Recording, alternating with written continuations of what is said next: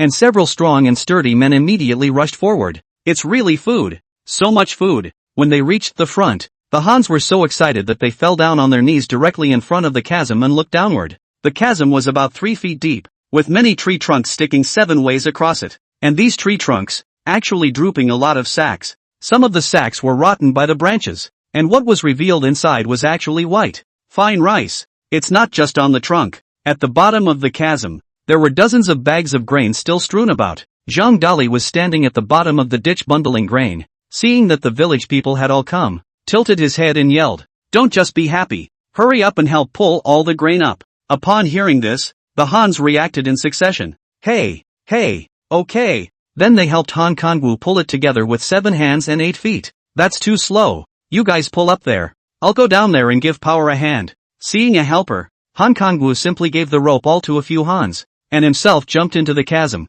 borrowing the force of the tree trunk, and fell to the bottom of the ditch in 3 or 5 breaths. See, they really found food. 30 feet away, a group of villagers chasing after them saw that the Yongtan villagers had discovered the grain, and their eyes were glittering. Village chief, what should we do now? A Han looked over greedily, and could not wait to say what was in his heart. We have many people. If we go up to rob it, we will definitely have a chance to win. The middle-aged man who was called the village chief glared at him fiercely. Shut up, do you want to be a bandit? The Hanyu bristled in dissatisfaction. It's such a situation. What can't you do as long as you can survive? When the middle-aged man saw that he was still being stubborn, he kicked his foot and viciously kicked him out. Well, if you're so capable, then go and rob it. Let's see if we're big enough for those masters to throw punches. The Hanyu fell out of the shelter with an ouch. And although he was unconvinced, he didn't dare to talk any more nonsense. The middle-aged man swept a circle of the village people behind him and whispered angrily, "Whoever wants to think like him, get out of here before it's too late.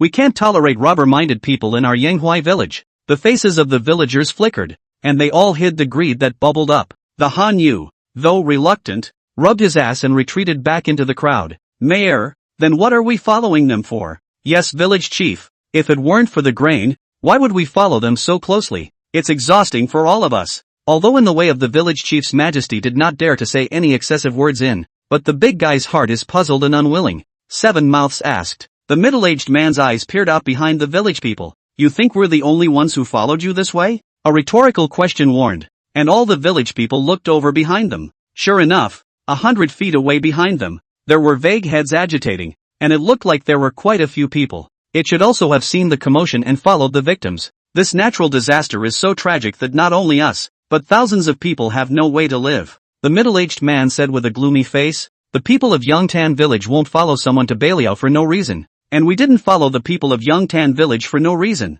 And by the same token, these people behind us won't follow us for no reason either. The big guys are just looking for a glimmer of hope in the midst of hopelessness. And the ones who took the people of Yongtan village to Baliao are the hope. I'm an ordinary person without kung fu, and I can still realize that I'm followed by someone behind me. Do you think that those few people in front of us who are highly skilled in martial arts will not know that we followed them all the way? Upon hearing this, the villagers looked at each other, each coming to a realization. The man who proposed to rob the grain just now unconsciously perspired a layer of cold sweat behind his back. If they've already found us, then why haven't they gone after us? It is reasonable to say that in such a situation, if there is someone behind us who covets, anyone would choose to try to get rid of the hidden danger. And with their stature, it is as easy as a slap in the face to try to kill one of our villages. So why did they delay in laying hands on us? Yes, village chief, this is too unreasonable. The villagers were scared but even more puzzled. The middle-aged village chief reprimanded with hatred. Stupid, will you guys listen to the point? Those guys in the front, that's hope. Hope. The villagers froze. Why did those men take the people of Yongtan village to Baliao? All this way? Didn't you see how they treated the people of Yongtan village? The middle-aged village chief was annoyed and agitated. They're good people, and good people with skills. Not only did they look after and help the people of Yongtan village along the way, but right now they have found food to live on. This is a thorough enough statement. It was then that the villagers came to a complete realization. Someone cautiously said, Village chief, so what you're saying is that if we had really rushed up to grab the grain just now, we'd have offended those nice people in front of us and instead stolen the chicken without getting the rice? The middle-aged village headman was then relieved and nodded. It's more than that. Once we rush up to grab the grain, those people behind us are just yellow birds. What good can come of it? Mayor, so, what should we do? Yeah, you can't eat bark and wild greens all the time, can you? knowing what is at stake. The people of the village are in a state of shock. The middle-aged village chief snorted coldly. What? Still dislike the upper bark wild vegetables? If you don't want to eat, then starve. You guys are just seeing others find food. Heart coveted. So you think eating bark and wild vegetables is not willing. You also do not think about, if we did not follow up, now what should be? It's either that or wait to die. But anyone who wants to live has to find their own food. A chopping down. The village people's faces flashed shame. No one squeaked anymore. Seeing this, the middle-aged village chief sighed and said, let's first try to find something that can fill our stomachs. And when the people in front of us leave, we can go and see if there's anything we can pick up. We are still lucky to be able to follow them closely. If there is anything can also be the first time to know. Those behind can only look at our wind direction to act. Be satisfied with it. Saying this, the village people again all felt that it made sense. And they all put away their unwillingness and split up to look for food. Plus this end of Young Beach Village. It took more than an hour to bring up all the grain below the divide. There were more than 30 bags of grain. The bag of grain weighed about 70 or 80 pounds.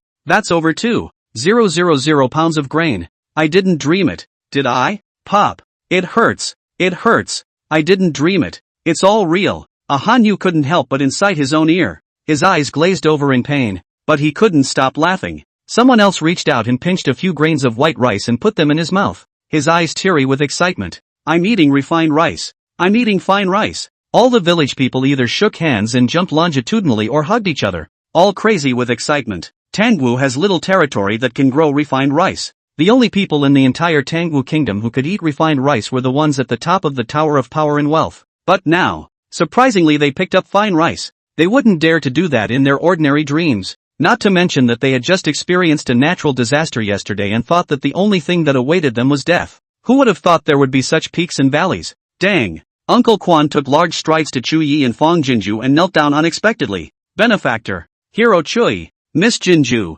You are our benefactors. Fong Jinju and Chu Yi were both startled for a moment, then hurriedly reached out to help.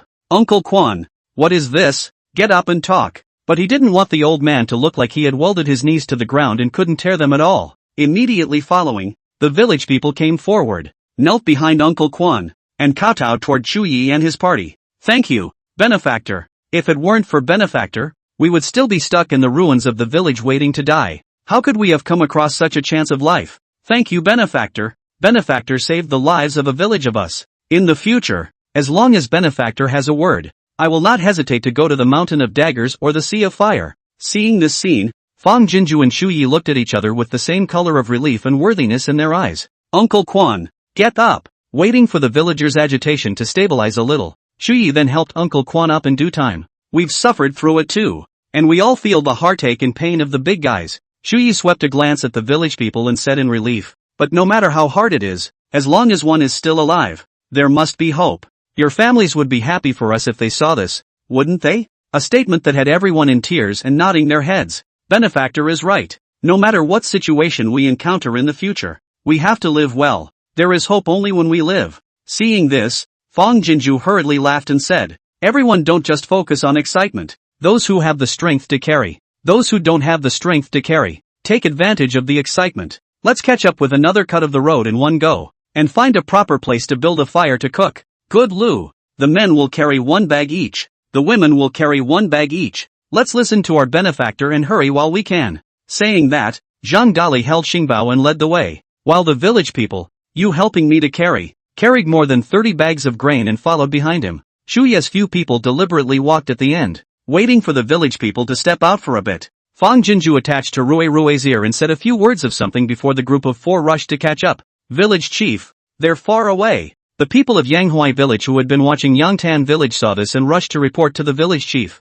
The village head Zhao Liangpeng looked forward and then backward, then said, there's no hurry, it's hard to find food, so fill up all your stomachs first. With that, he sat down as if nothing had happened and pulled a piece of bark from the fire, blowing on it casually before taking a bite out of himself. Seeing this, the village people had to hold back their desire to go up and find out what was going on, and sat down. Eating bark and drinking soup made from leaves and weeds barely muddled his stomach to fullness. Seeing that all the food that he had worked so hard to find had been eaten without wasting a single bit, Zhao Liangpeng then got up and ordered a few Hans. You guys come with me to scout the front. Everyone else stay put and wait. The calamity at the back was keeping an eye on their movements, and if all of them went forward, the commotion would inevitably be too great. The head of his own village always had an idea, so the village people obediently waited where they were. Only then did Zhao Liangpeng bring 7 or 8 men to the place where the people of Yongtan village had found the grain. Can't wait to get to the chasm. The line froze in unison. Chapter 134, Have we met a fairy?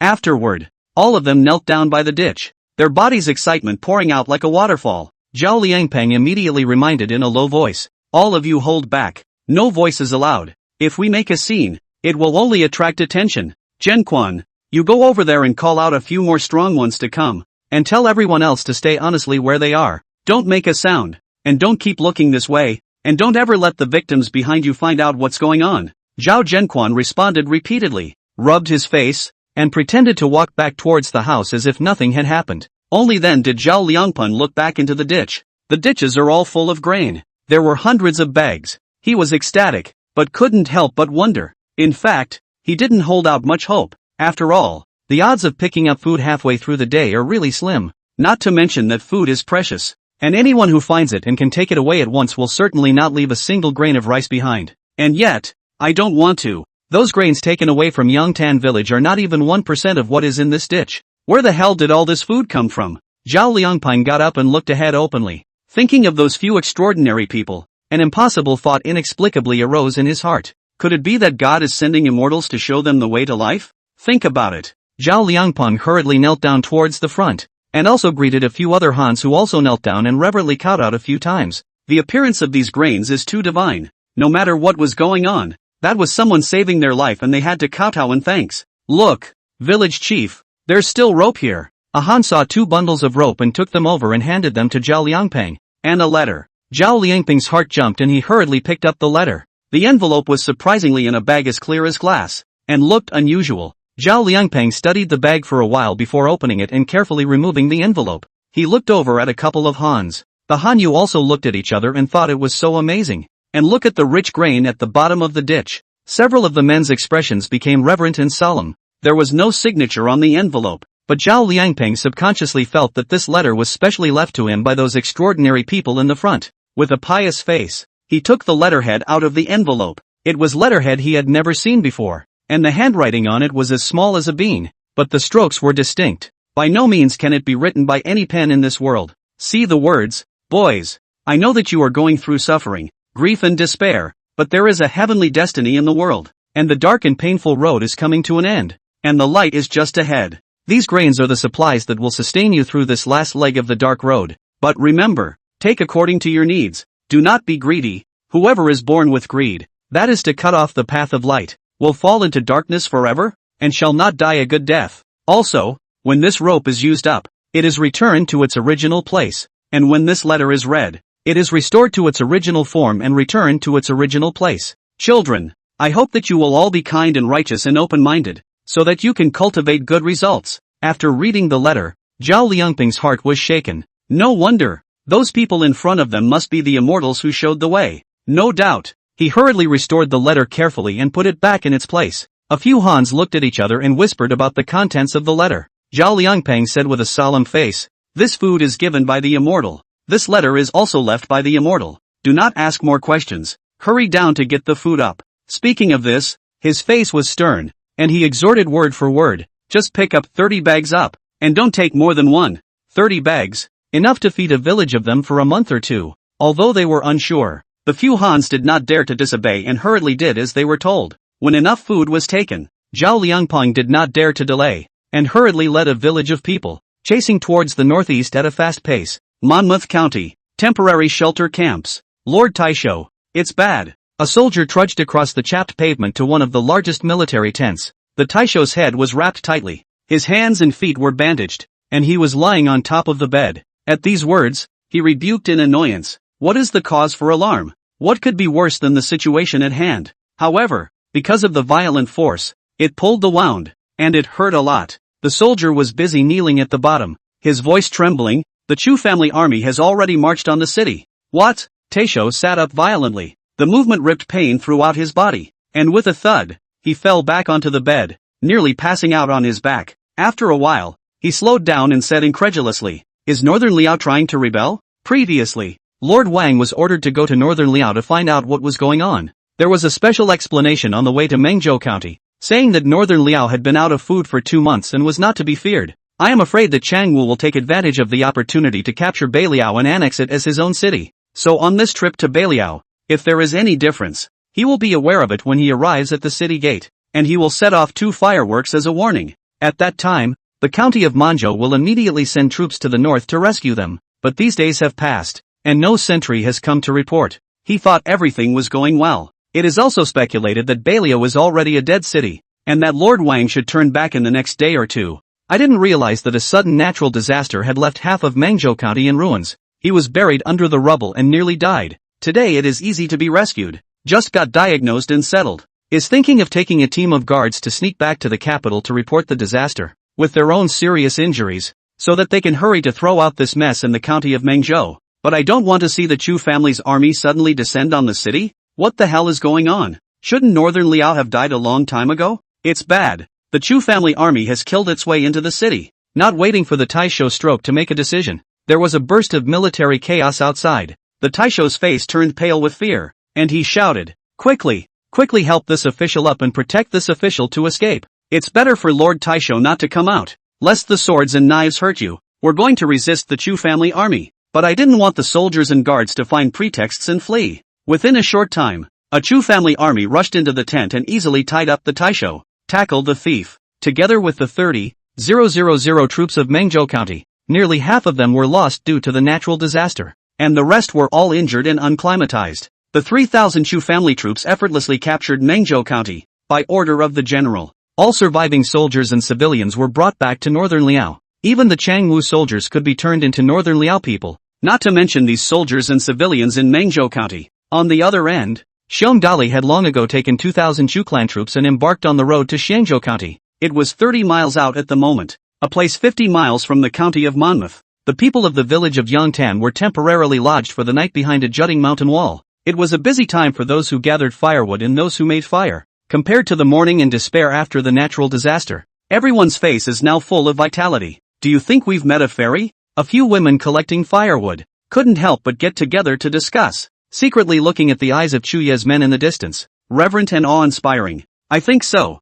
Although the hero and Miss Jean Zhu and the others said that the grain was left behind after the passing caravan was shipwrecked, it's really unimaginable that the grain bags didn't break a few when they fell from such a high place. Yes, and along the way, we either picked up pots and pans, or lady baths, and even oil and salt. It's almost like we can pick up whatever is missing, and it's just too godly. Yes, yes, yes. Earlier I didn't believe Hero Chui's claim that there were immortals in Beiliao, but now I do. And I think that it's not likely that Hero Chui is the immortal sent by the heavens to save us. Hush, let's keep our voices down. Since they're hiding it, it must be because the identity of the immortal is not easy to reveal. We can't poke through this window paper. What if it leaks out and the immortal disappears? Right. As long as we know it in our hearts, we mustn't chew the cud and upset the immortals. With that, the few women hurriedly shut their mouths and focused on starting to collect firewood. You guys come over here and look. Not far away, another woman suddenly exclaimed out in surprise, still holding a handful of greens in her hand and waving them around. I found wild greens. Lots and lots of wild greens. At the sound, everyone dropped what they were doing and ran over. This is a wild vegetable? These vegetables grow so neatly and lushly. It's almost as if they were grown by people. We can grow such beautiful vegetables? I've never seen vegetables that grow so well. Suddenly, a man lowered his voice and said, "Don't you think we've been a little too lucky this way?" Everyone nodded in unison. It's not that we're lucky, it's Chui Hero and the others who are lucky. I think that we've just stumbled upon the immortals. Chui Hero and the others are the immortals. Shoo, just know it in your heart and don't say a word. Quickly, go ask Hero Chui and Miss Jinju and the others to see if we can pick these vegetables. Immediately, someone trotted in front of Chu Yi and his party,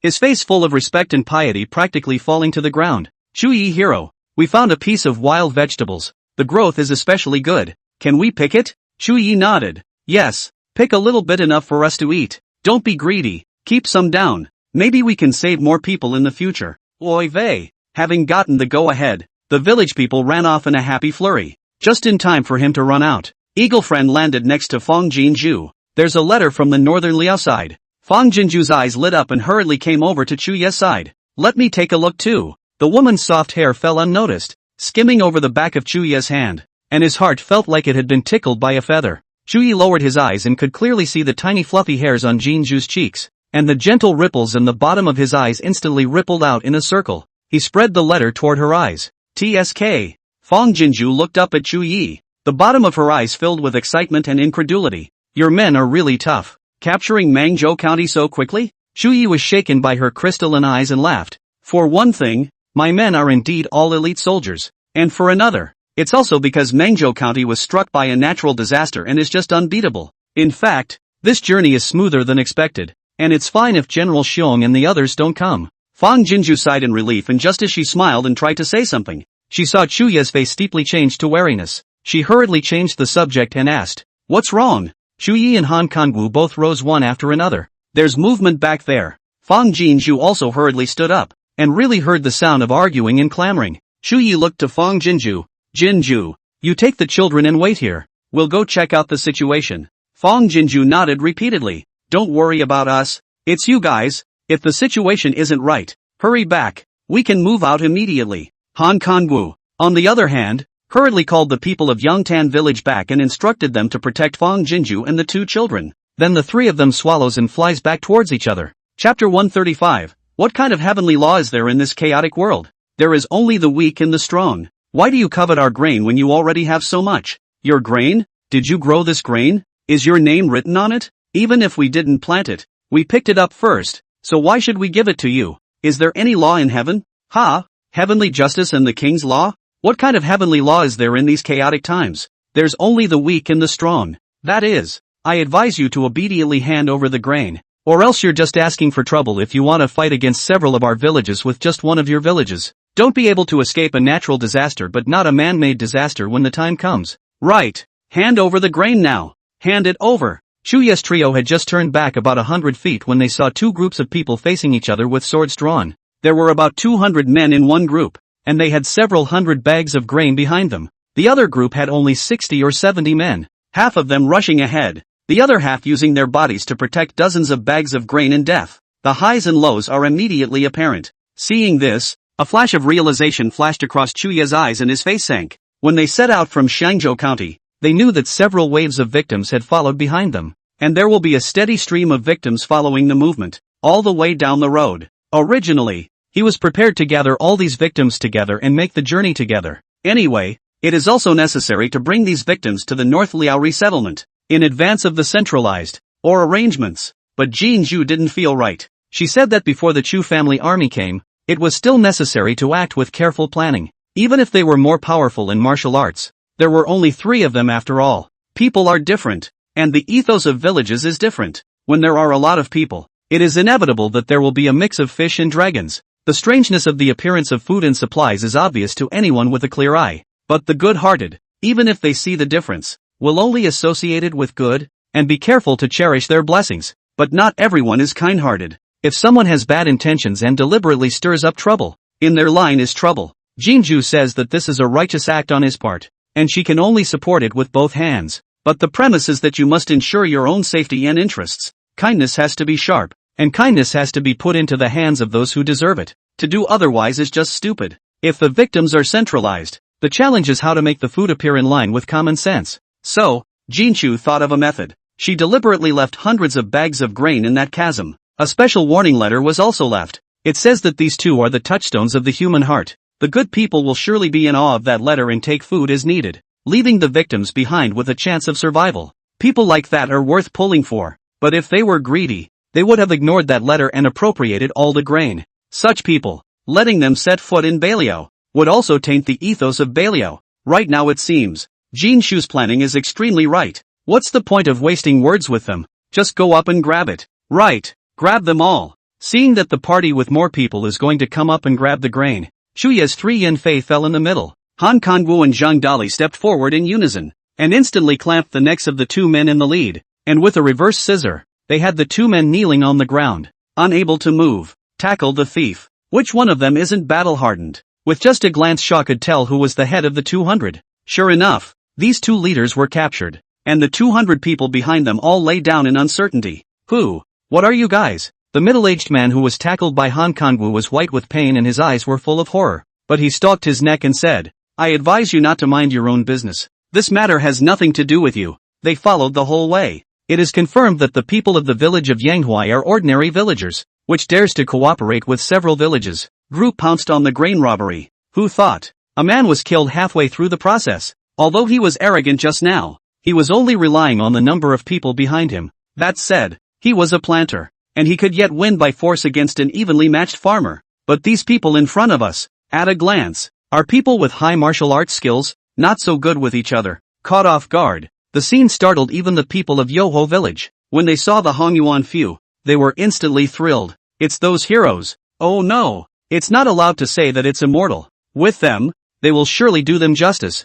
Zhao Liangpeng hurriedly took a step forward and respectfully said towards Hongyuan, "Many thanks to the heroes for coming to the rescue. If you had not appeared in time, a village of us could not have even lost our lives today." Chuya's stern eyes swept the circle. The grain behind them, it was robbed from you, right? Everyone froze in unison. Zhao Liangpeng also froze, and after reacting, a flash of shocked astonishment flashed across the bottom of his eyes. Right. The grain behind them is all robbed from our village. But they don't think it's enough to drive us to extinction. Please hero, do us justice. By the end of his words, his face and heart were filled with adoring admiration for the man in front of him. The grain-grabbing Han reacted with irritation. Don't think you can chew the cud just because someone is backing you up. Just as his voice fell, Han Songwoo's hands exerted a force, and the Hanyu then let out a miserable scream. The party that had been foolishly trying to rob the grain, the just raised temper instantly shrunk back, and could only jump to their feet in anger and dislike. Yes, these grains are ours, and you think you can change ownership with a mouthful? Bah! Don't think you can bite back just because someone is backing you up. There are so many of us. It's not certain who will suffer. That's right. Release our village chief or we're not done with you. Han Kangwu fiercely slashed down with a hand knife and knocked out the village chief they were talking about. Then flashed in up. Precise will be the leader of the clamoring. A few village people all pulled out. And then click a hand knife. All split stunned. This ruthless and decisive scene. The side that robbed the grain was frightened. A nest of porridge backward several steps. No one dared to randomly pick the head to say cruel words, seeing that they were bullying and fearful. The guts of the people of Yanghua village rubbed their heads and surged forward, staring at them intently. Chuyi swept his stern eyes at the side that grabbed the grain. Don't say I don't give you a chance. Saying this, he stared at one of the men. Tell me, where did all this grain behind you come from?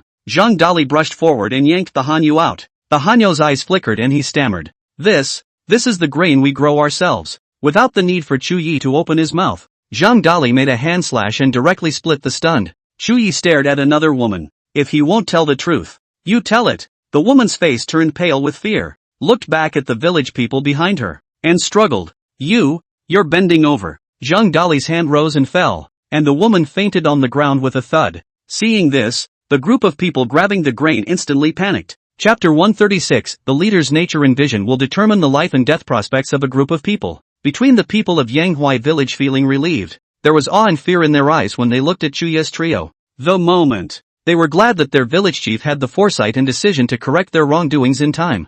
Chuya's eyes swept over the grain grabbers one by one. Anyone who locked eyes with him was struck with fear and hung their heads. Do you know the contents of that letter? After an instant, Chuyi opened his mouth and asked. At those words, everyone looked at each other with confused faces, obviously unaware of the existence of that letter. Chuyi glanced at Han Kanwu after realizing what was going on. Han Kanwu would have touched on the fainting case Han. Sure enough, he didn't return the letter to its original location and kept it in private. The people of Yoho village looked at each other and reacted to something. The feeling was that these village people had been kept in the dark by the village chief and did not know where the grain came from or the warning of this letter. Chuyi authorized. Han Kanwu read the letter aloud in front of a group of people. Listen to the end. The group of grain grabbers had their faces horrified. Hero, we didn't know about it. Yes, hero. The village chief said that it was our luck to find these grains, and he also said that this world is the world of the weak and the strong, not only in the imperial court, but even between countries, and that the more ruthless people can live the better.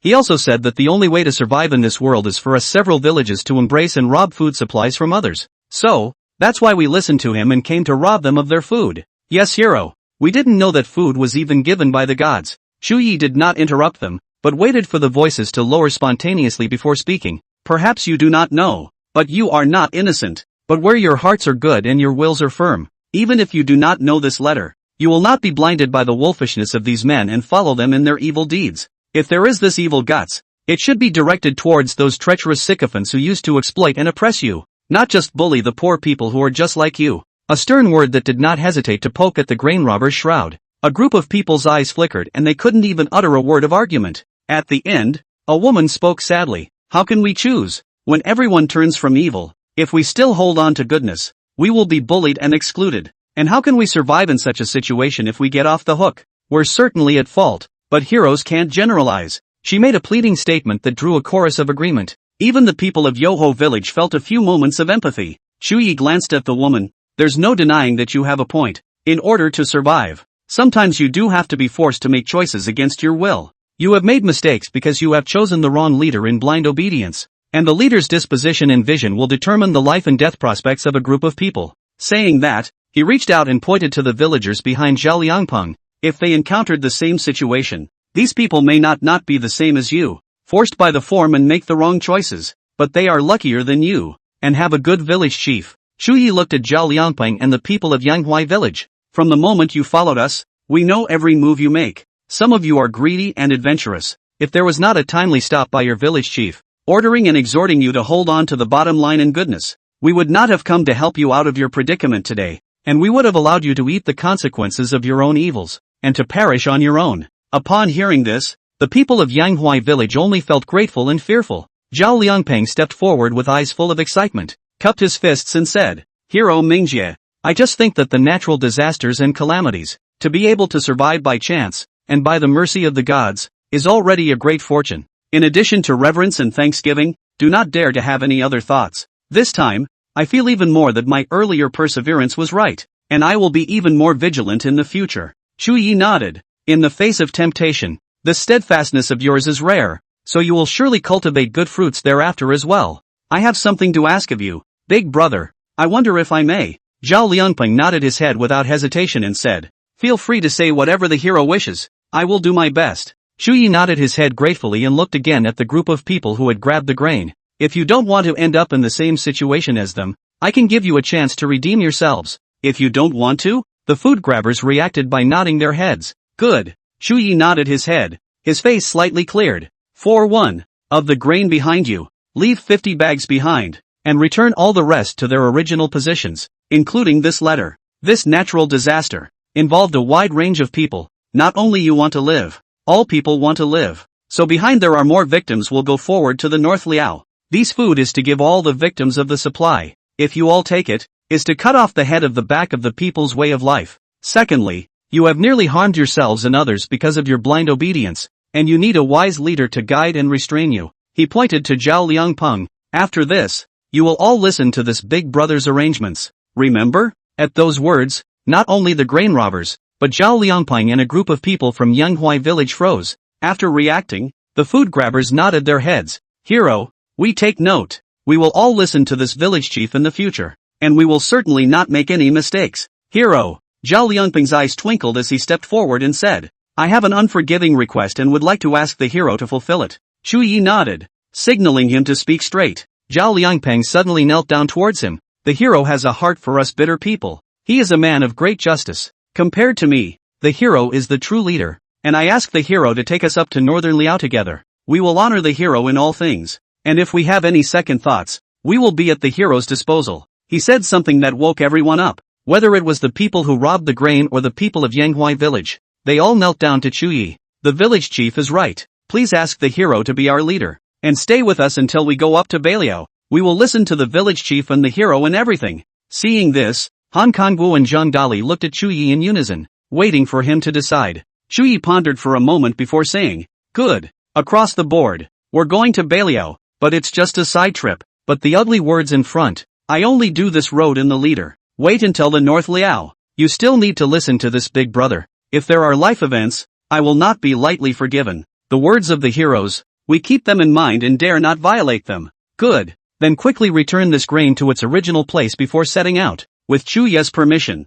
a group of people seemed to have found their backbone and were overjoyed. Half an hour and it was done. Chuyi then took the lead and led a group of people to move forward in a vast manner. He had just approached the place where Yangtan village was camped at a distance of about 10 feet. The group suddenly paused in their steps in alarm. Chapter 137. It turns out that he is the head general of the Chu family army, the lord of Northern Liao, where the village of Yangtan is camped ahead. A black armored military unit came face to face. Yangtan villagers got up one after another, fearfully protecting Fong Jinju and the two children behind them. Looking over with a guarded face, the group from the village of Robinia was uncertain and also cowered in fear. This is the county of Montgomery. These troops must have come over from Manju County without a doubt. I just don't know what they intend to do with this visit. When they thought about it, the victims were really apprehensive and frightened. It is reasonable to say that after a natural disaster, even fleeing should be in the direction of the capital, but they fled in the opposite direction. It was so out of character that they were bound to be questioned. If any of the timid ones were to be scared again and say something they shouldn't,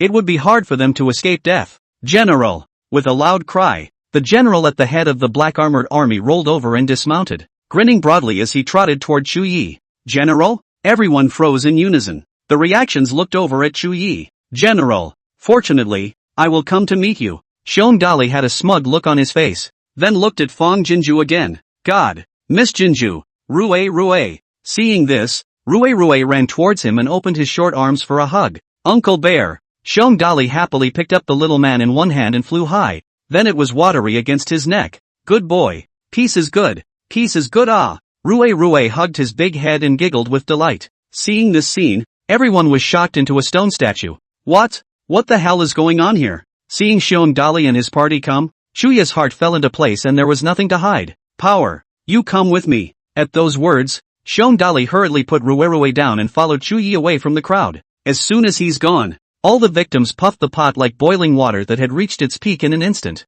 That general just now called out General Chihiro. Is that correct? That's right. I heard it for real. Chihiro is a general. He's actually a general. So he's the general of Manju County? Nope. Hiro Choi is taking us to Baliao. He must be a general of Baliao. General of North Liao. North Liao has only the Chu family army. Among the crowd of murmurs, Uncle Quan and Zhao Liangpeng were the only ones who didn't say anything. Chu's army. Chu. The Chu family. Through the murmurs of the victims, they looked up as if they had thought of something at the same time, and snapped their heads to meet each other's eyes. Choi is a pseudonym for the hero. Chuyi must be the descendant of the General Chu family without a doubt. The two were thrilled beyond words to learn the truth. No wonder the Chu few were so relentless in helping those of them who had been affected. It turned out that he was the head general of the Chu family army, the Lord of Northern Liao. If this corrupt and chaotic world there is what is worth the expectations of the people at the bottom, it is only the Chu family such a loyal and clean generation. When the court gave up Northern Liao,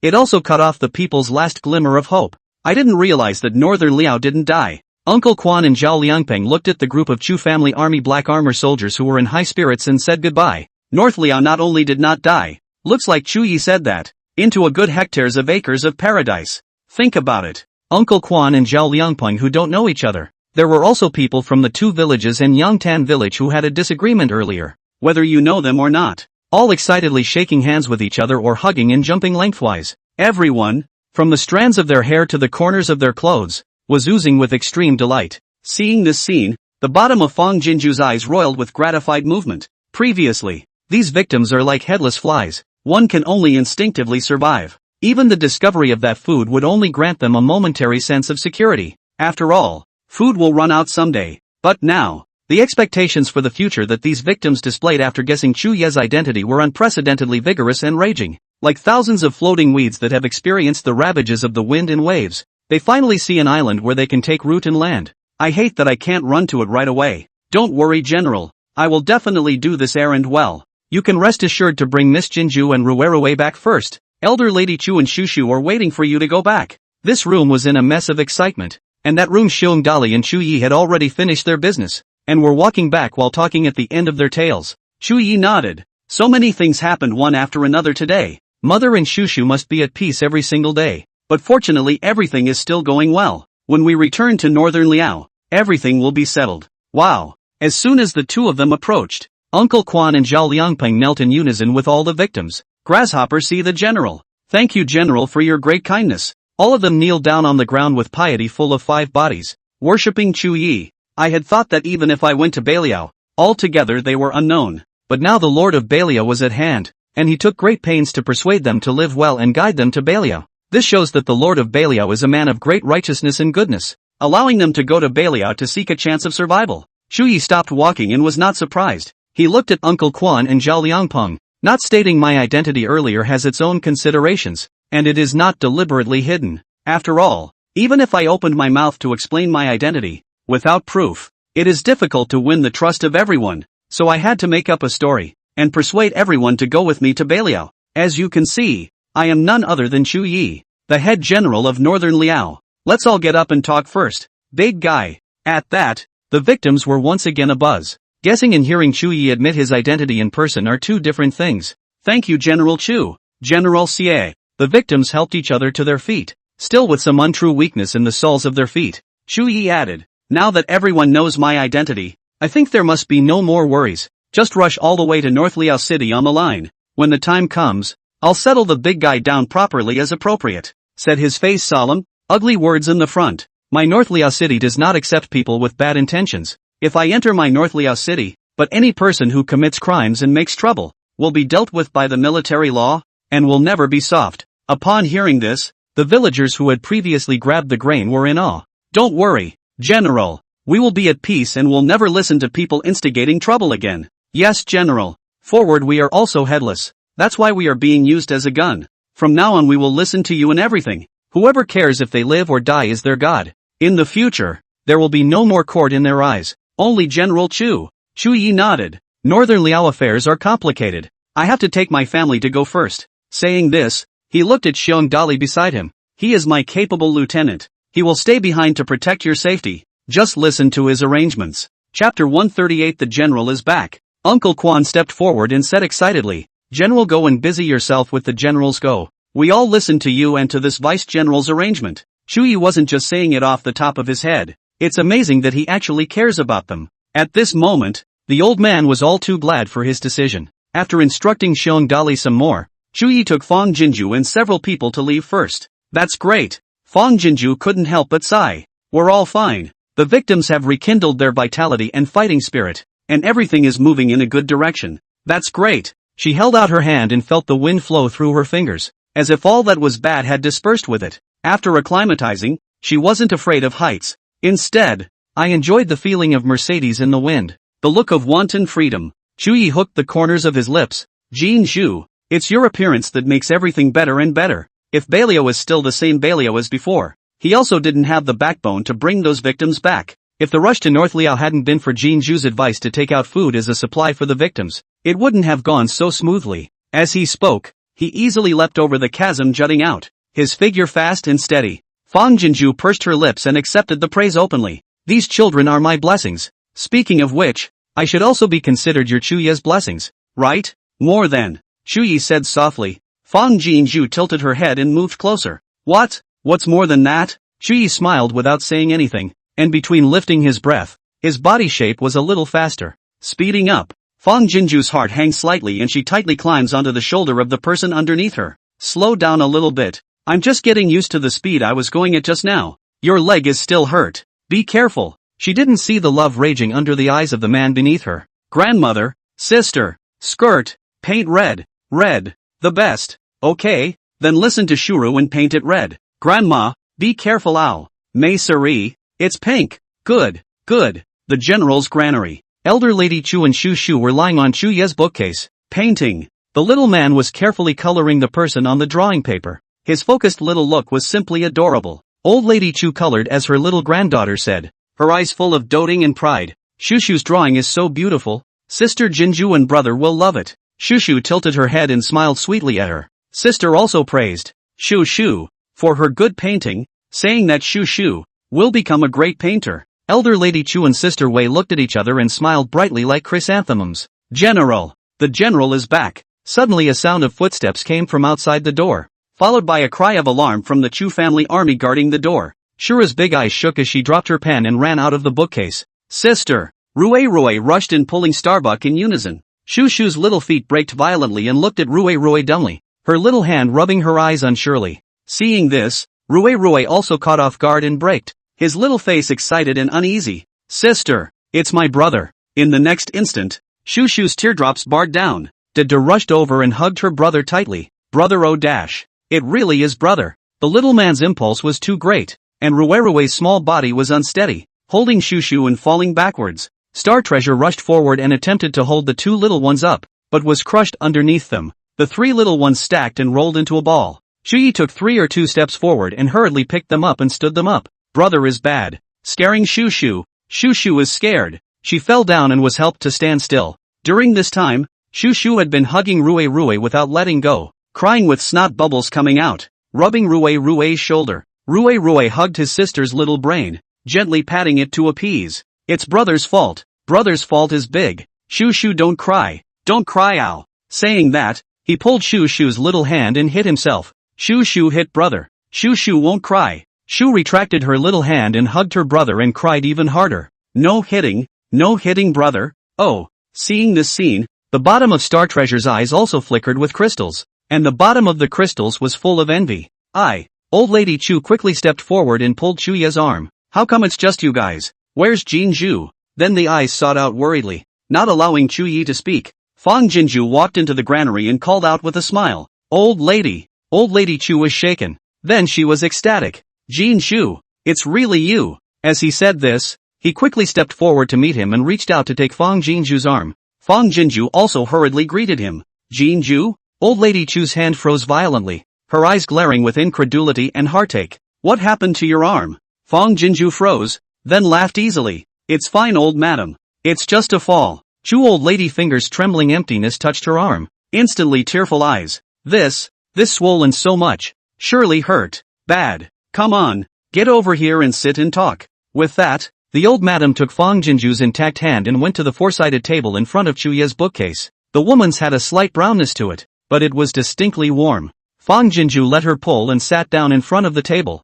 Old madam, it's really fine. It's just looking horrible, but I actually stopped hurting a long time ago. Old Lady Chu wiped the tears from the corners of her eyes with a handkerchief. How can it not hurt? You child, how is it that you're just like Yi, wanting to carry everything on your own? Yi, hurry up and call a doctor from the barracks to come back to give Jinju a look. How can the arm recover well when the wooden bars are all loose? Chuyi nodded his head, the corners of his lips filled with relief and joy. I ordered someone to go to the barracks to ask for it when I first entered the city, and this time, the military doctor should be on his way here. Chu old lady nodded repeatedly, eyes and retracted to fall on the face of Fang Jinju. Softly said, Jinju, earlier you were a person, injured and aggrieved had to carry their own. But now it's different. The general's residence is your home. We are all your family. You have to shout out when you're in pain, and you have to say it when you're wronged. We'll stand up for you. Hearing this, Fang Jinju's eyes flooded with tears, but the corners of her mouth rose high.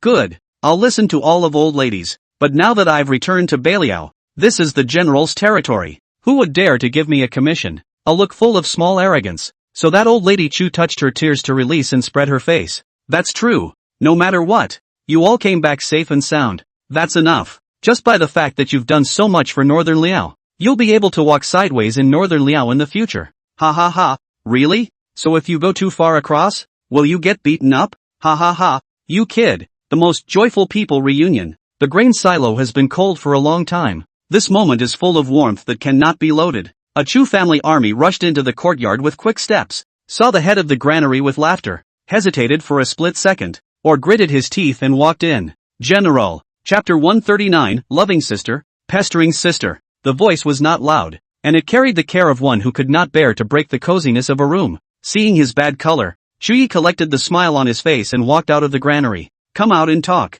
Chu Jiejun hurriedly followed. Fang Jinju's eyes flickered slightly as she looked out after him. Sister. While she was lost in thought, Shushu Dida ran over and jumped headfirst into Fang Jinju's arms, tilting her tear-stained little face up and deflating her mouth. Shushu, I miss my sister. Fang Jinju returned to her senses and hurriedly hung her head and the little person against her forehead, then pressed against her little face again. Sister also misses Shushu.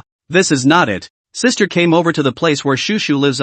And sister saw sister and brother is not around Shushu this period of time. Shushu have eaten well, sleep well, very good, especially good. On the way Chuyi talked to her about Shushu. The thought of this soft little person not eating or drinking because something had happened to them. The essence of the little man was gone, and she choked with heartache. The first moment she came in just now, she wanted to hug and kiss the little man properly, but couldn't bear to interrupt the cozy reunion scene between the two youngsters. The soft mass nestled in her arms at the moment, and her heart softened to the core. At those words, Shushu couldn't help but grin her little mouth. Her big eyes were bright with attachment. She reached out her small hand and cupped Fang Jinju's face. Then, sister, will you always, Stay with Shushu? Fang Jinju nodded her head vigorously. Aha! Stay with me all the time. Stay with me until the day Shushu gets tired of her sister. Shushu was stunned. Then she shook her head like a rattle drum. Not annoying sister. Love sister. Pestering sister. When sister. Little tail. Said verified as if zipped into Fang Jinju's arms. Small arms tightly ringed her waist. Small face full of happiness. Ha ha ha. Fang Jinju smiled brightly like a flower. Hugged the little person and kissed her brain fiercely. Good. These days sister lost a little tail. It's hard to be bad. Sister doesn't even want to drink water without Shushu to feed her. Gee, that's nice. My sister's little tail is growing back. And Rue and obediently waiting for a short time in the side. See the situation cannot help it, but also jumped up and down cheerfully to brush the sense of existence. Rue also want to be sister little tail. Pestering sister. Fang Jinshu smiled and beckoned the little man into her arms as well. Starbuck watched, carefully following with a grin and giggle, dripping with envy. Fang Jinju blinked at him and beckoned her finger. What about Xingbao? Is Xingbao willing to be sister's little tail? Star Treasure froze before nodding vigorously. Yes, Star Treasure is willing. Then he stepped forward and hesitantly opened his small hand.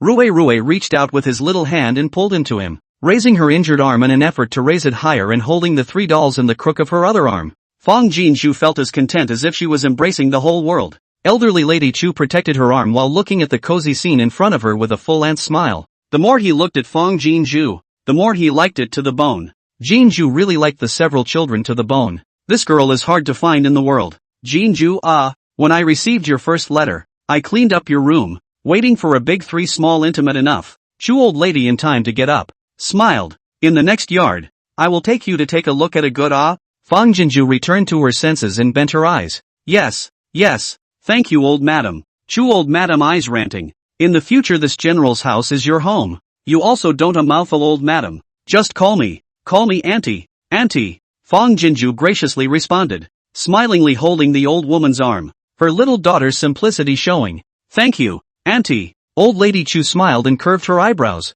reached out and patted her shoulder and covered the back of her hand again. Go! Looking lovingly at the 3 little ones again, he said, Rue Shushu, little Xingbao, let's join together. Good act. Shushu naturally took Rue's hand, blinking her big friendly eyes at Xingbao, and extended her little hand. Brother Xingbao, hold hands. Starbuck's eyes twinkled as he carefully took the small hand in front of him. Let's go. Shuru jumped up and down, and Shuangma grabbed and danced happily along with her, looking at my wonderful siblings around me, and then looking at the kindly old lady in front of me. Was it the sister who gently looked back at me? Starbuck thought he must be dreaming, and his little mouth grinned behind his ears. He hoped that this dream would never, ever wake up. Wow! Just after stepping into the courtyard, Fang Jinju was amazed by the scenery inside. The yard is clean to the point of being spotless. There are 2 large unknown trees in the south corner. Next to the tree was a side of stone tables and benches, and a recliner that was incredibly comfortable just to look at.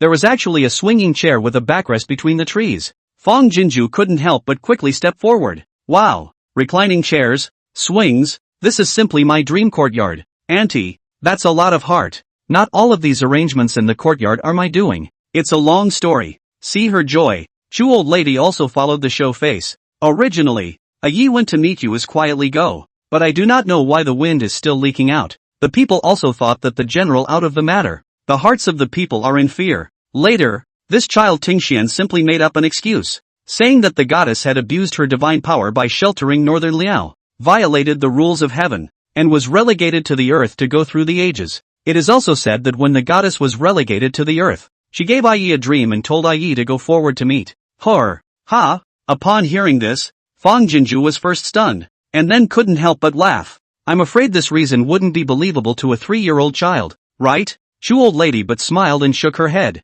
What is not believable? The truth is, although you do not have the power of God, but with your own power to bring a city back to life, in our hearts is to save the suffering of the goddess. Tingxian, that child is just to be rendered just. Hearing that you were relegated to the earth, the people of the city even came to kneel in front of the general's residence for a whole day. It's just to bless you, and to bless ye to safely fetch you back to the city, said the old madam, pointing to the swings and recliners. Everyone knows that if the goddess comes to North Liao, she will definitely live in the general's residence. So in this short period of time, the people have sent quite a lot of things one after another. This swing, and this chaise longue, but a few of the best carpenters in the city came to the general's house on their own initiative to make it. And not only that, even the bed in the room and a whole range of wooden utensils, they all built brand new ones. None of it is anything of value, but it's all stuff that's been made with the best of intentions, and it's hard to beat. Hearing all of this, Fong Jinju was self-conscious that her heart was full. Subconsciously, he reached out and hit the swing rope and froze.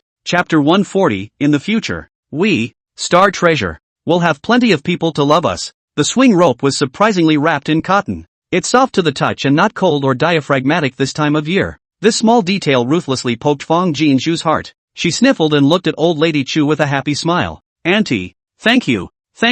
Everything here is strange, yet it feels like home everywhere. It's reassuring. This child, never say those two words again. As long as we can make you happy and comfortable, nothing we do is too much, said Chu old lady and pulled her said, go, let's go into the room to see. Your room bedding are newly made.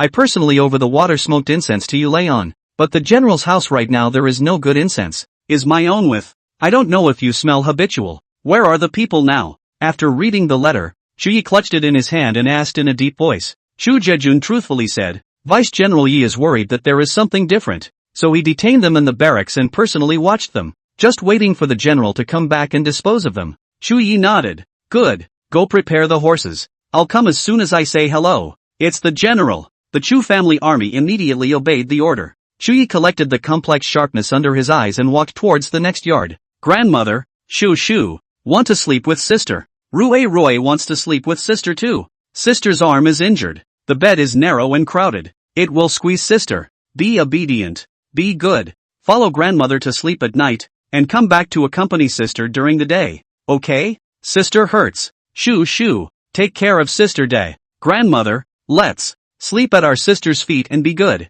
Okay ba? Before even entering the house, I saw that the two little ones were hugging old lady Chu's legs and pampering her, saying that they wanted to sleep with their sister. Auntie, this bed is so wide. Let the children sleep with me. Just prepare 2 more quilts. Sitting on the edge of the bed, Fong Jinju laughed. I'm a bit afraid of the dark, and am looking forward to their company. Mrs. Chu hesitated. But this arm of yours. Fong Jinju smiled and interrupted. It's fine. Don't look at them as small. Every one of them is a top knowledgeable. Surely they won't touch and hurt me. Seeing Chu Yi coming over in the afterglow, she hurriedly got up from the edge of the bed. Chu Yi, just as he was about to ask him what had happened, he reacted to the fact that the children were in the room and shut his mouth sharply. Seeing this, elder lady Chu hurriedly greeted the several children and said, since sister has agreed that you'll sleep with him, let's go. Move all your little quilts over with grandmother. With that, she took the initiative to take Star Treasure's hand and smiled kindly. Let's go. As she walked, she said,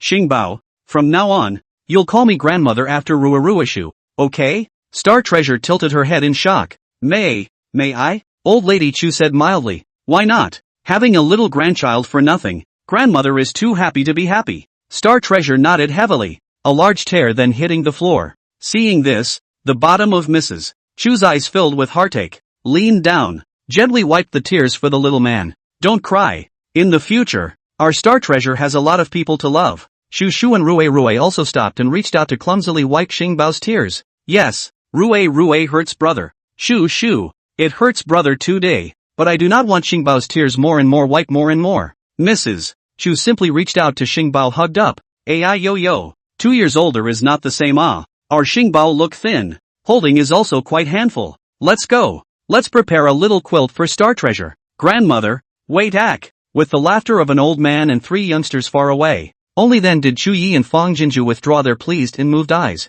Sights collided. Chu Yi's heart throbbed uncontrollably, and he lowered his eyes to hide the sentiment under his eyes. Fong Jinju restrained the anti-smile on her lips before asking, how is it? Did something happen? Chu Yi handed over the letter in his hand. Chang Wu sent a messenger over. Fong Jinju raised her eyebrows in surprise and hurriedly took the letter. They want to buy food from us? After reading the letter, Fong Jinju was more and more surprised and raised her head. And they didn't even mention a single word about Grand Prince Tuoba Jun? Chu Yi nodded, his eyes holding a hint of complexity. Didn't you say that Grand Prince Tuoba Jun is the prince that Lord Shangwu thinks most highly of? Fong Jinju folded the letter and looked skeptical. Moreover, the 40,000 Changwu army has become our northern Liaos. Isn't their country's master a vindictive and tyrannical person? How come they not only don't seek revenge, but instead want to buy food from us? When things go wrong, They go wrong. Indeed. This is not how the Lord of Chengwu acts. Chu Yi nodded approvingly. That's why I'm going to make a trip to the barracks now,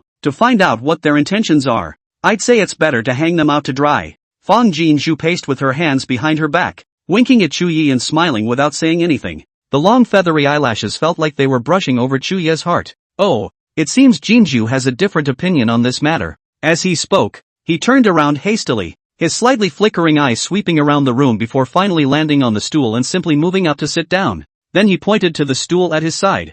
Jinzhu, sit down and talk, and speak your insights well to me. I don't really know anything about leading armies and fighting wars, state politics and power and so on. I'll just say it off the top of my head. You can just listen to it, and if it helps you, then naturally it's the best thing to do. Fang Jinzhu obediently sat down, came a few points closer to say, if according to what you said earlier, Chengwu country has always been the existence of a rampage, relying on its own military strength is strong. On the surrounding countries has always been a wanton aggression to seize the resources, from the no chapters and laws to speak of. The capture of the Grand Prince and the rebellion of the Chengwu army to return to the north is simply a strange shame for such a tyrannical and prideful-minded lord of the country. So how could he send an envoy to do any business with us? I guess, after these two battles, he should be on the North. Liao's theories of the gods have some scruples. Do not dare to move rashly. This time the explicit mention is to buy food. Looks like a piece of peace and goodwill, but in fact it is want to use this to test. A few words. Will Chu Yi hard hazy thought dial clouds see the sun? When he got up, he was already full of realization. If I go to the barracks and meet that messenger, it means that I still care about every move of the Chengwu kingdom. The more we probe, the more we will actually be exposed, and it will be to our disadvantage. Having been blessed by the gods, one should be fearless and ignore them. Fang Jinzhu echoed and summarized. Right. Not to mention that just a messenger has come. Even if the Lord of Chengwu Kingdom himself comes, there is no need for you to go and meet him in person. They have previously bullied Northern Liao so much, there is no need to give them face. Let them think nonsense self-internal consumption is good. Chu Yi nodded his head repeatedly. His heart had made up its mind, but seeing the woman's eyes bright Xinhui, he couldn't help but want to ask for her opinion. Those few messengers, how does Jinzhu think it's best to dispose of them? Upon hearing this, a flash of cunning flashed under Fang Jinzhu's eyes, beckoning him to come closer. Chapter 141 If the General and the Goddess Could. Chu Yi's eyes flickered slightly as he obediently leaned over. Fang Jinzhu words between the lines are all teasing meaning, said to the Xing, eyebrows and eyes also raised a playful leap. It was very different from the usual gentle and benign look, but as long as it was Jinzhu, no matter what it looked like, in his eyes, it was all good. Dogs can't change their ways, and to such a nation of robbers, the courtesy of robbers should be extended. After Baba said a whole lot, Fang Jinzhu was thirsty and was about to pick up the kettle on the desktop to pour water to drink, but Chu Yi gently pressed his arm. I'll do it. Fang Jinzhu was stunned, then laughed. No need. It's not like both my hands are injured. It's just pouring water. Chu Yi hooked his lips without saying anything and insisted on pouring water for her. General, the medic is here. A Chukka soldier with a medic carrying a medicine chest walked up to the door. Dr. Huang sought to look in, his face full of excitement and anticipation. Earlier he had felt that he was older and had more energy than he could keep up with the younger generation. But this moment, again, he feels that seniority is his biggest card. Otherwise, why would the general personally name him to come and treat the goddess? Those juniors in the barracks were envious. Chu Yi hurriedly said, come in, then looked to Chu Jejun. You go to the front to greet. No need to prepare the horse. When to go to the barracks and then decide. Chu's army led the way. I'm sorry to trouble the doctor to make this trip. It's been hard work. Fang Jinzhu flashed a polite smile at the military doctor. Dr. Huang was flattered and said, no hard work, no hard work. It is a great blessing to be able to see for the goddess. How can it be hard? Not bad for a goddess. Eyebrows like goddess of mercy. Face like Buddha, with which the gaze is simply like a spring breeze. Even when she was relegated to the status of a mortal girl, it was hard to hide her compassionate immortal temperament. Fang Jinzhu hurriedly said, it's fine for the doctor to call me Jinzhu. Although it had been known that the North Liao people regarded her as a god, but looking at elders who could be her uncle, looking up at her with eyes like a god's residence, she felt that she just couldn't afford it. Oops dash. Dr. Huang, however, let out an exclamation of surprise, his eyes falling directly onto the arm in Fang Jinzhu's hand, his eyes full of pain. How did you get hurt so badly? Whoever is so bold as to dare injure the goddess, this is going to be bad luck for 8 lifetimes. Then with eyes full of indignation and horror and pain, he looked at Fang Jinzhu. Goddess, you endure, I will heal you now. Fang Jinju hurriedly stretched out her injured arm. Thank you, doctor. Dr. Huang was extremely gentle, carefully removing the bandaged wooden stick from her arm and cutting it off. Master God, it's swollen so badly. This kind of injury, men can't even endure it. Goddess, you have held on for so long. This, alas, old me will heal you here. Goddess, I have to probe to determine the extent of the injury. It will hurt. You have to bear it. Fang Jinju nodded her head repeatedly, unimpressed. You are generous with your treatment. I can endure it. That's not a light word. She's on painkillers. Even if it hurts, it should be within tolerance. The bottom of Dr. Huang's eyes flickered, and between his outstretched hands, he hesitated before ruthlessly probing and pressing up. Hiss! The sharp pain that caught her off guard ruthlessly broke Fang Jinju's cognition. She couldn't suppress a breath of cold air and subconsciously grabbed Shu Ye's arm beside her. Cold sweat instantly dripped from his forehead. She's on painkillers. How can it still hurt so much? Shu Ye's body was tense, the bottom of his eyes instantly covered by heartache and self-blame. On this journey Jin Zhu had been talking and laughing with him, completely free of pain, making him also much neglected. Thinking that the injury was not serious, seeing the full extent of her arm now, and seeing her pale face, he realized, Jin Zhu must have been silently enduring so that he wouldn't worry. Almost subconsciously, Shu Ye's hand tightly covered Fang Jinju's hand, looking to Dr. Huang. Can you probe out? If it came again, he couldn't even begin to think what she would be in pain. Dr. Huang is also full of cold sweat, hurriedly nodded. Probed out. Then there was a frown. The goddess's arm should not be broken, but it is also fractured and contused flesh and blood, which is what caused the swelling to be so bad. Possibly cured and restored as before? Shu Yi interrupted sharply, holding Fang Jinju's hand, so nervous that it was slightly sweating. Upon hearing this, Fang Jinju also frowned and endured the pain, looking at Dr. Huang. It's good that it's not a fracture,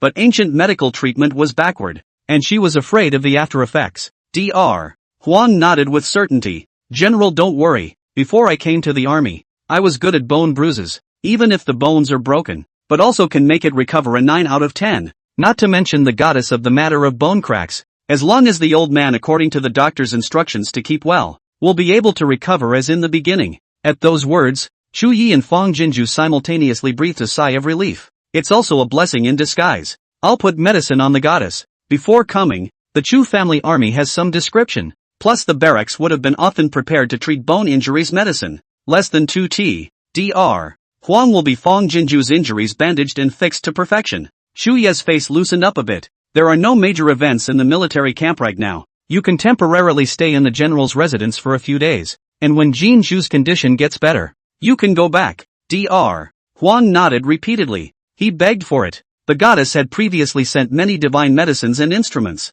and they had studied them for quite some time. Their formulas unknown. Right now, taking advantage of the daily pulse request to the goddess, it was impossible to say that one or two things could be asked. Shu Yi. After the pain grew stronger, Fang Jinju realized that Shu Yi was holding her hand tightly, and joked and laughed. The hand hurts. Shu Yi was stunned and hurriedly let go of his hand, his ears suddenly burning like fire. Yes, I'm sorry, I didn't mean it. Fang Jinju pursed out a hint of a smile at the corner of her lips. What's there to say sorry for? Concern is messy. Don't tell me, you're squeezing my hand so much it hurts, and forked my injured arm rather less than it should. At that, Dr. Huang covered his mouth to block his aunt's smile. Master God. The general's face seemed to redden. Who but he is blessed to see the general like this. You don't think the general is interested in the goddess, do you? It's no wonder. What man wouldn't adore the beauty of a goddess? In the past, when the goddess had not yet descended to earth, it was unattainable. Now it was different.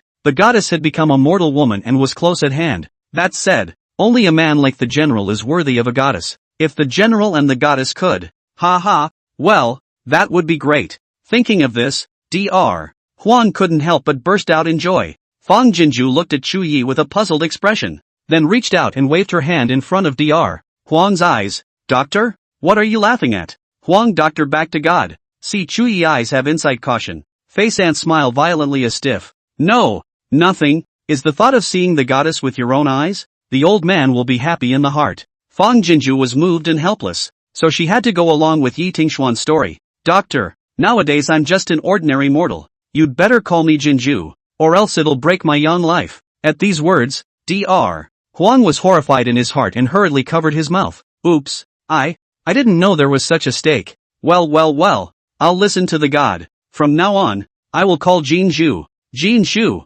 Doctor, the general's leg is also injured, but also please hurry to give him a look as well. Fang Jinju breathed a sigh of relief and added, we only gave to let him stop the bleeding and bandage him earlier, but his wound is a bit big, and he still needs to be stitched up a bit to recover better. Dr. Huang and Chu Yi were stunned in unison. Stitches? Chapter 142, will the time gate reappear? Then, Dr. Huang's eyes glistened and he asked urgently, how do you sew? Fang Jinju truthfully told the method of clearing and suturing the wound. Dr. Huang listened with eyes like cows, sighing. At the end, Fang Jinju remembered something and looked at Chu Yi. The cell phone I gave you, can it still be networked? Small medical equipment farms for debridement and suturing are available, but she wasn't a doctor, and the sight of that hideous wound gave her chills. Still have to get the doc to operate, but even if the doctor had the guts, he didn't have the skill to stitch it up. The good thing is that it's relatively easy to suture exotics, but you do have to watch a video to train on it. Chu Yi shook his head.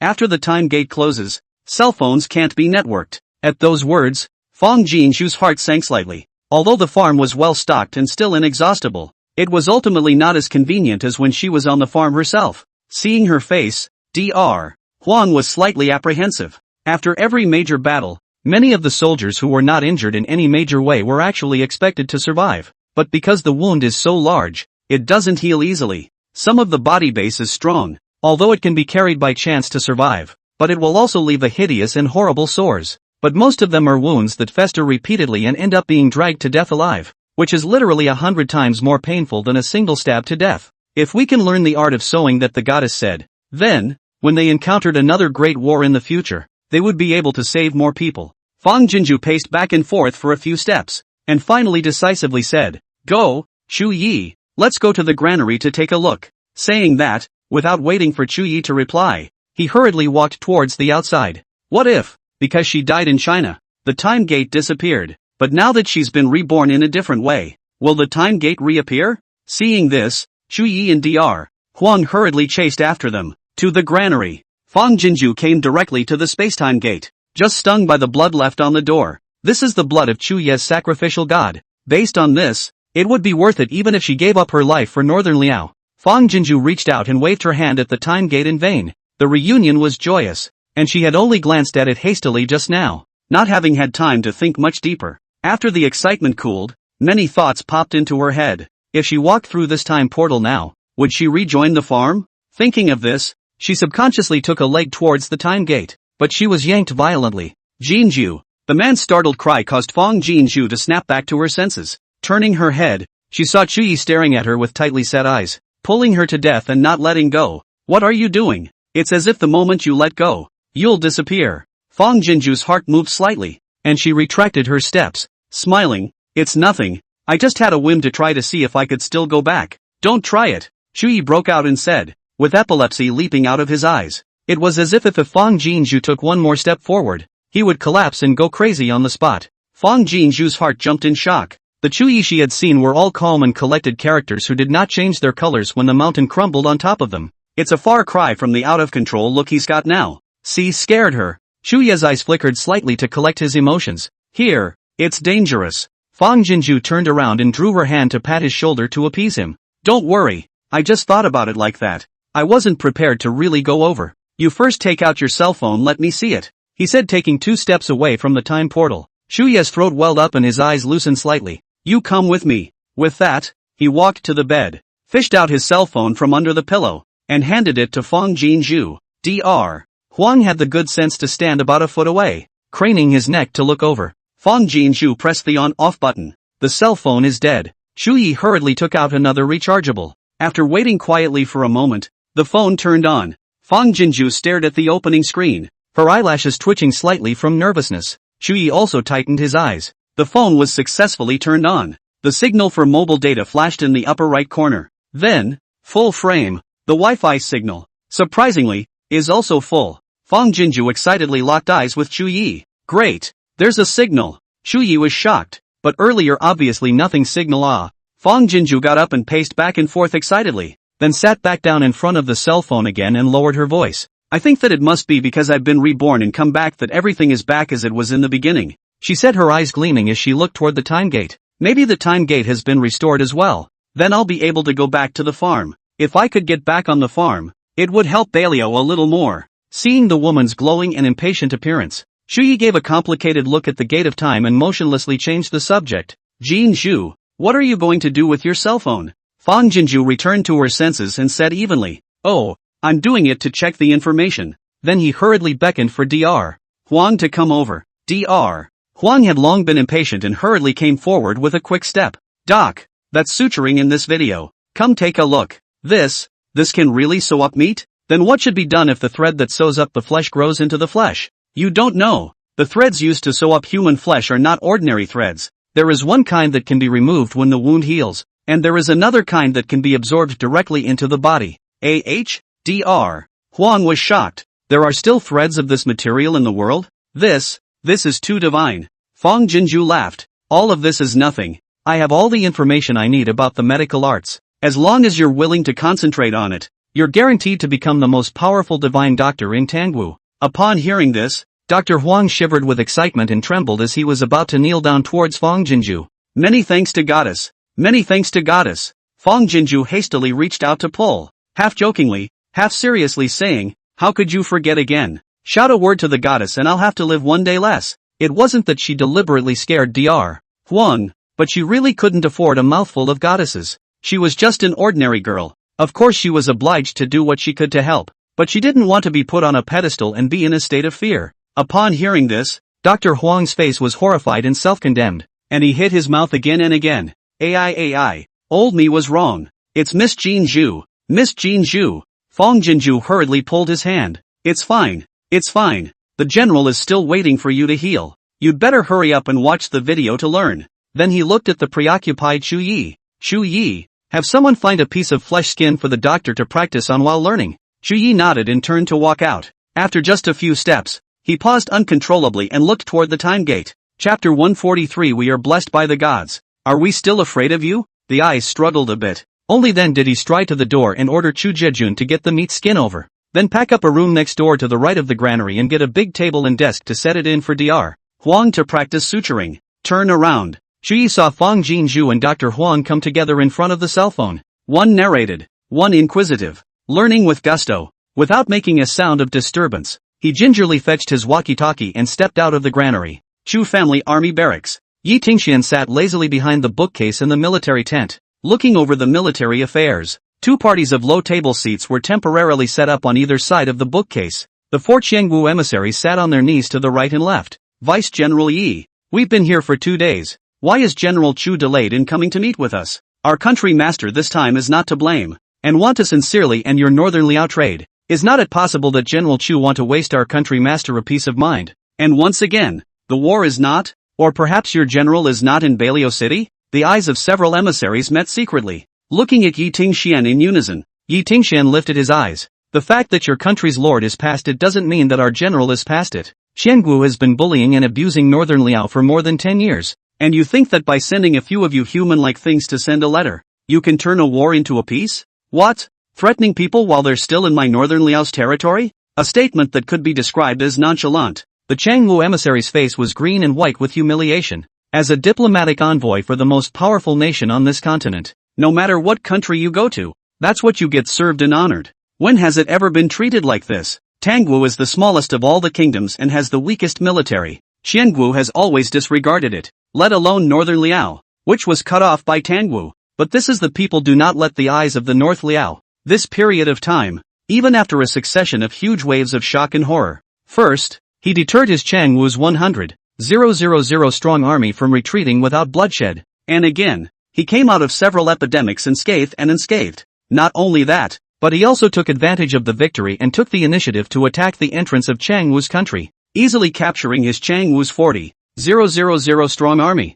At the end of the day, the scouts stationed on the border brought back another shocking story. Beiliao 10,000 acres of poor land, surprisingly in a few days all sown grain, turned into a good hectare. It's one thing and one thing only. It forced the lord of the land to take notice. Naturally, the lord of the kingdom wanted to raise his troops to level northern Liao, and even Tangwu wanted to destroy it as well. Earlier, it was just a matter of willingness or unwillingness for Qiangwu, but not anymore. Beiliao seems to be truly blessed by the gods. Even if you want to move it, You have to know your enemy and know yourself before you can make a decision. That's why the lord of the land sent them deep into the enemy's front, just to find out the truth. But the day before yesterday afternoon just arrived. The Chu family army will have no mercy on their accompanying 200 guards, all detained in a side of the army tent. Eat, drink and spread all in the head, may not come out half a step. As for them, arranged to live in a military tent with 2 lieutenants. It was a little freer than the guards, but it was limited to walking between the army tent and the hut,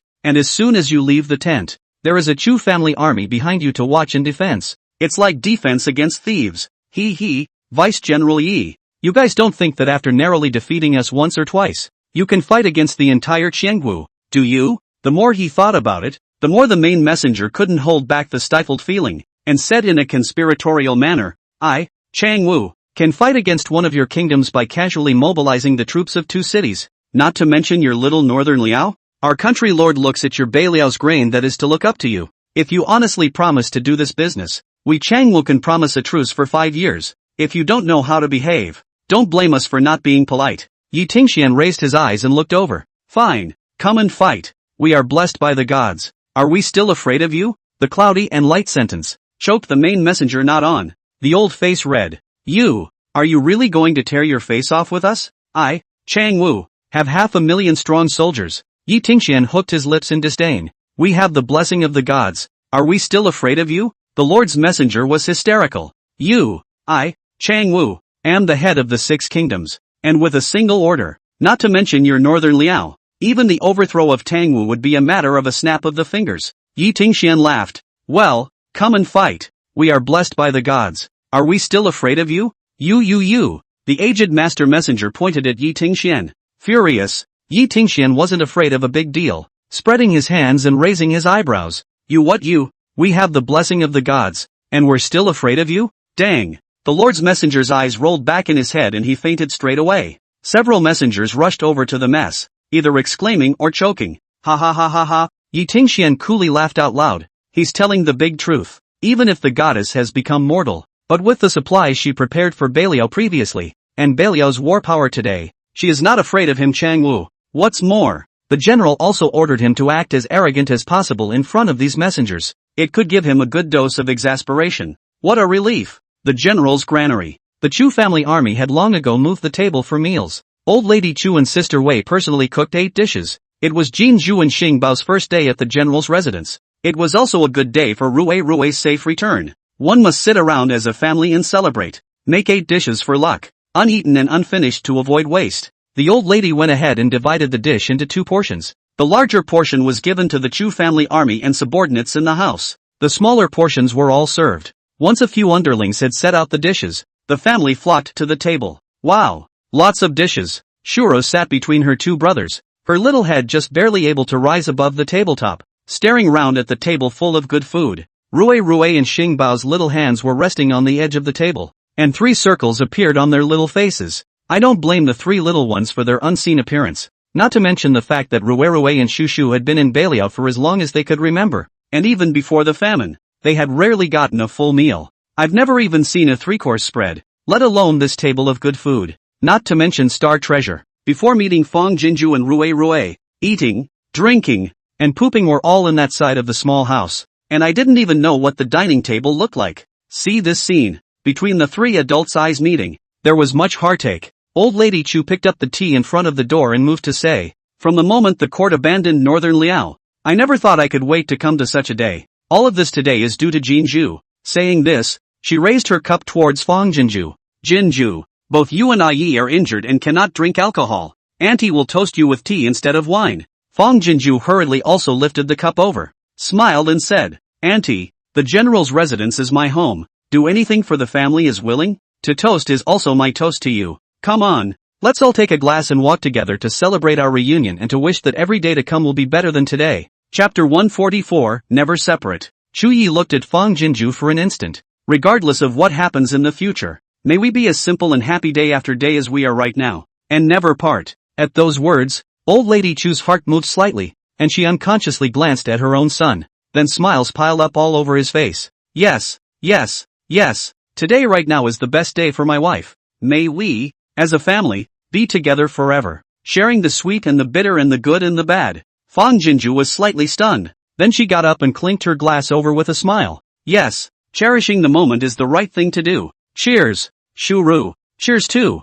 I'll have a toast too. The three little ones' eyes curled in smiles and they too scrambled to pat over and raise their glasses. Cheers, cheers. Fang Jinju laughed crisply and raised her glass over to clink glasses with the three little ones one by one. May our three big babies be happy every day. Shuru grinned her little mouth cheerfully and said, He, sister is happy, master mother is happy, little uncle is happy, everyone is happy. Let's eat, let's eat, let's eat. Fang Jinju smiled and reached out her chopsticks, giving each of the three children a piece of chicken. Come on, give our three big babies a big piece of meat each first. Eat meat to grow taller. A little more radish and small greens, to keep our bodies safe. Ha ha ha. This room is cozy with words and laughter. In that room, Dr. Huang had locked himself in his room and had been practicing for a full half day. No food, no drink, gone off the deep end as it were. But, it is natural to practice with dedication. Chu Yi and his party had just finished their meal. Dr. Huang then invited both he and Fang Jinju to his room and performed suture surgery on a piece of pork skin on the spot for them to examine.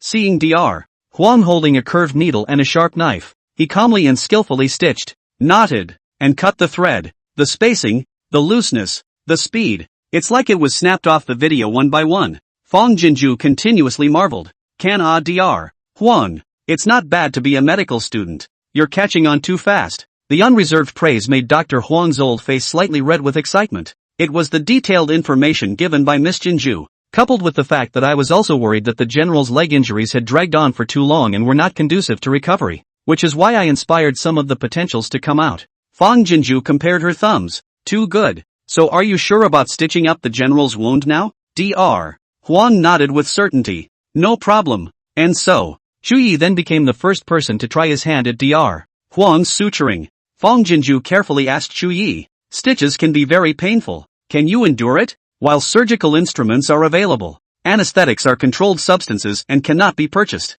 So right now sewing up the wound, Chu Yi has to carry it raw. Seeing her eyes full of pity and worry, Chu Yi's heart was sore and swollen with favor, smiling and shaking his head. Compared to your injured arm, this pain is nothing. Miss Jinju, don't worry. I can decoct a bowl of mabo-san for the general, which can relieve 80% of the pain. Dr. Huang just said half. Chu Yi shook his head and said, no need to be so troublesome. Directly suture it. This wound can't sew a few stitches. Your hands numb. A few times will pass. Upon hearing this, Fang Jinju first brightened up, then hurriedly glared at Chu Yi. Since there is a method to avoid suffering pain, why do you have to have bitterness to suffer? She looked at Dr. Huang and said, please trouble Dr. Huang to decoct a bowl of mabo-san out for him. Dr. Huang subconsciously looked at Chu Yi. Chu Yi glanced at Fang Jinju and nodded honestly. Listen to Jinju. Fine. Listen to Miss Jinju. Dr. Huang continuously said good. The corners of his mouth irrepressibly raised anti-smile again.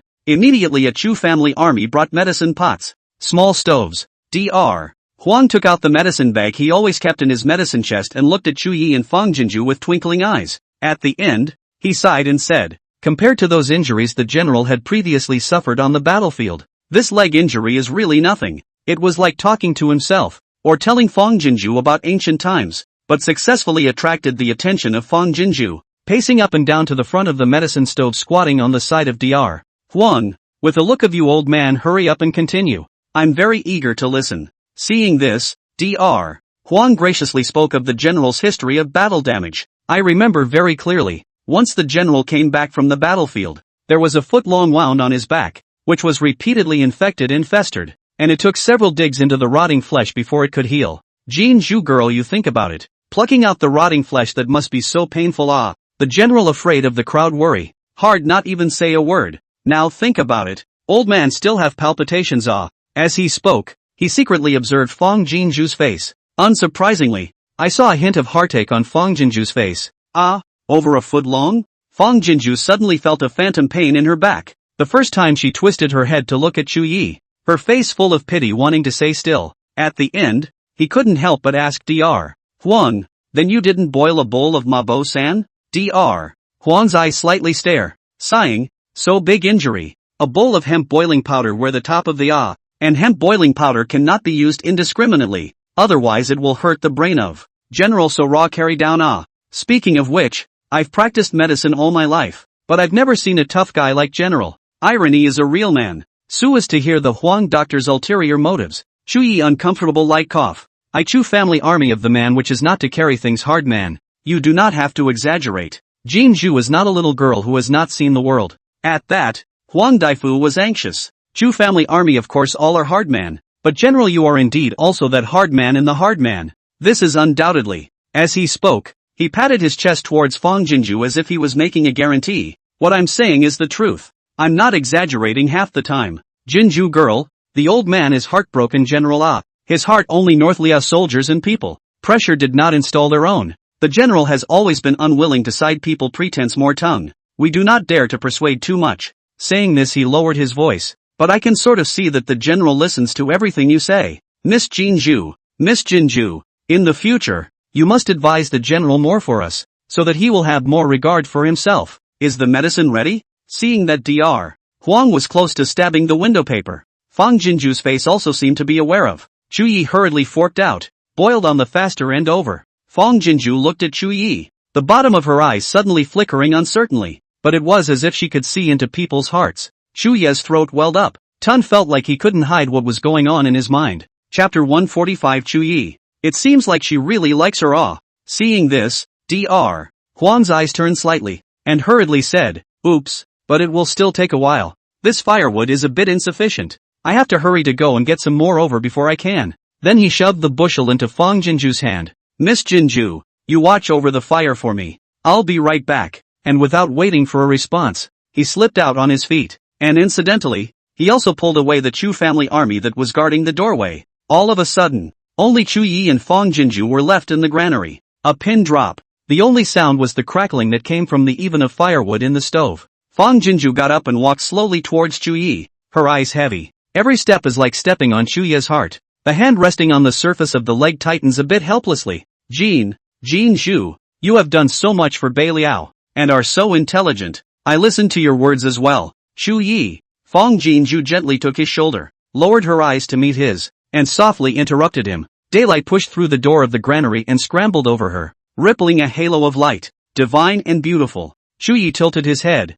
his eyes stagnant, fixing the woman in his heart. Even though we haven't known each other long, I think I know you a few times. Fang Jinju bottom of the eyes of the heart takes solemn austere, resting on Chu Yi's shoulders of the hand is into the party general firm. Dr. Huang is right. You should have more regard for yourself and be mindful of yourself. But it's really easy to lose sight of yourself when you have the fate of a city on your shoulders and the pressure is on. Chu Yi's eyes trembled slightly in anticipation. The more he restrained himself the more he struggled to get out. Don't you worry. Fang Jinju patted his shoulder, with a frank expression of being a friend. In the future, I'll have a friend to keep an eye on you and feel sorry for you. Let's take care of both our careers and our personal lives, and make sure that none of them will be left behind. But when the time comes, don't mind my nagging. Chu Yi's eyes froze. Jin Zhu's friendship with him is frank and open to the sun and the moon can be seen. After all, it is his heart is not pure. But even the luxury of her love for his own more than that. He then released a smile. With Jin Zhu's concern, I couldn't ask for anything more. How could I be disliked? Outside the door, Dr. Huang and Chu Jejun were lying down and listening to the wall. At those words, several people looked at each other with somewhat complicated expressions. It sounds like there's nothing wrong with the Jinju girl talking to the general. It seemed to take Dr. Huang's words in for a few moments. But, again, what seems to be wrong? Dr. Huang, what are you guys doing sprawled out here? A Chu family army hurried into the courtyard and asked suspiciously. Dr. Huang. A few people jumped in shock and hurriedly waved their hands to indicate that he should not make a sound to divulge. If you don't come in, the medicine will boil over. Chu Yi's slightly stern voice came. Huang Dafu. Several people hands and feet face awkwardly busy for a while, hurriedly returned to their respective positions. General, the people have surrounded the entrance to the general's residence, all wanting to see the face of God and kneel to thank the goddess. Chu's army reported truthfully. Many of the people saw the general as he returned to the city. At that time, Vice Admiral Yi made up that story again as a reason. The people were naturally impatient. In just a few short months, the radical changes that have taken place in northern Liao are all thanks to the divine feminine blessing. When they learned that the goddess had been deposed and punished because of them, the people were all ashamed in their hearts. It was only then that Fang Jinju responded that there was indeed a cacophony of noise coming from outside. She subconsciously looked at Chu Yi and shook her head. She had only done what she could, and really couldn't afford to be thanked on her knees by so many people. That scene is stressful just thinking about it alone. Chu Yi understood and got up. Jin Zhu, you stay right here. I'll go out and take a look. With that, he walked out with Chu Jejun. Just as he reached the door, he violently stopped his steps again and turned to look at Fang Jinju. Jin Zhu, it's dangerous there. Don't do anything rash. Fang Jinju followed his eyes and instantly realized when she saw the space-time gate, nodding her head repeatedly. Aha, don't worry. Chu Ye's eyes were relieved, which made him leave, looking at his back, and then at the time gate. Fang Jinju frowned thoughtfully. Dr. Huang peeled the fire down a bit and said smilingly, Miss Jinju, the general really cares about you. Fang Jinju's heart moved, and then laughed. That's right, I also feel it. He treats me as a great benefactor. Can't not be more concerned about a few points. More than. Dr. Huang smiled meaningfully, but it's more than that. Fang Jinju froze. Because, she's not stupid and unenlightened, and she's not exactly a blank slate emotionally. Naturally, he heard Dr. Huang's strings. Could it be that Chu Yi cared about her because he liked her? Once she thought about this aspect, it was as if she had been opened up. Instantly the eyes clanked together. Many details scrambled to emerge. Taste it carefully, Chu Yi. It seems like she really likes her. The entrance to the general's house. The people of the world are waiting for it. Chu Yi walked out, causing a commotion. It's the general. The general is really back. It's good to be back. It's good to be back. Hundreds of people face excited, hanging for some days of the heart a moment of solid return to place, have stretched their necks to look in. The general came out alone with no one behind him. Where's the goddess? See everyone puzzled expectations. Chu Yi swept a circle. The sound is not young, but just so that everyone can hear clearly. Goddess was relegated. The memory still exists. This is a heavenly opportunity. Vice Admiral Yi leaked the information to reassure the military and civilians, but he cannot escape military justice. Instead of being grateful to the goddess, you're flocking here right now, and you're inviting trouble for the goddess. A word of solemnity. The people's hearts were horrified. General, we didn't mean it. Yes, General, we just wanted to come and kneel to thank the goddess. We don't know the merits of the situation. We're leaving now. Wait. Chu Yi stopped in a deep voice. This general naturally knows that you all have a pious heart, so today only admonish. Do not do punishment, but in the future, if anyone still goddess call, leaking the information, this general will not be lightly forgiven. Since everyone knows, this general can't hide it either. The divine maiden's name is Jin Zhu, and she'll be a permanent resident of the general's residence from now on. Previously, Jinju tried her best to protect my northern Liao, but now that she has become a powerless mortal woman, it is up to us to shelter her. It is good for everyone to keep the words of this general in their hearts, and there is no need to respond out loud, so disperse and return to your homes. The words fell. The people did not utter a word, but they nodded in unison and obeyed the tide dispersal. No need for the general to tell them that they will know what they are doing. Miss Jin Zhu has done so much for North Liao. After that her life was theirs. When Chu Yi returned to the granary, he only saw Dr. Huang alone inside boiling medicine. His heart hangs in the air, and he subconsciously looks at the time gate. Where's Jin Zhu? It was a little broken because of the urgency. Chapter 146. The general blushed. Dr. Huang hurriedly said, General, don't worry. Miss Jin Zhu just went to the next courtyard with the old lady and the children. Sheesh. As soon as Miss Jin Zhu was involved, the general's composure was all but gone. The general has truly fallen. Chu Ye's eyes flickered slightly. I just casually asked, is the medicine boiled yet? And when it's boiled, hurry up and treat my wounds. Dr. Huang smiled meaningfully. Boiled up.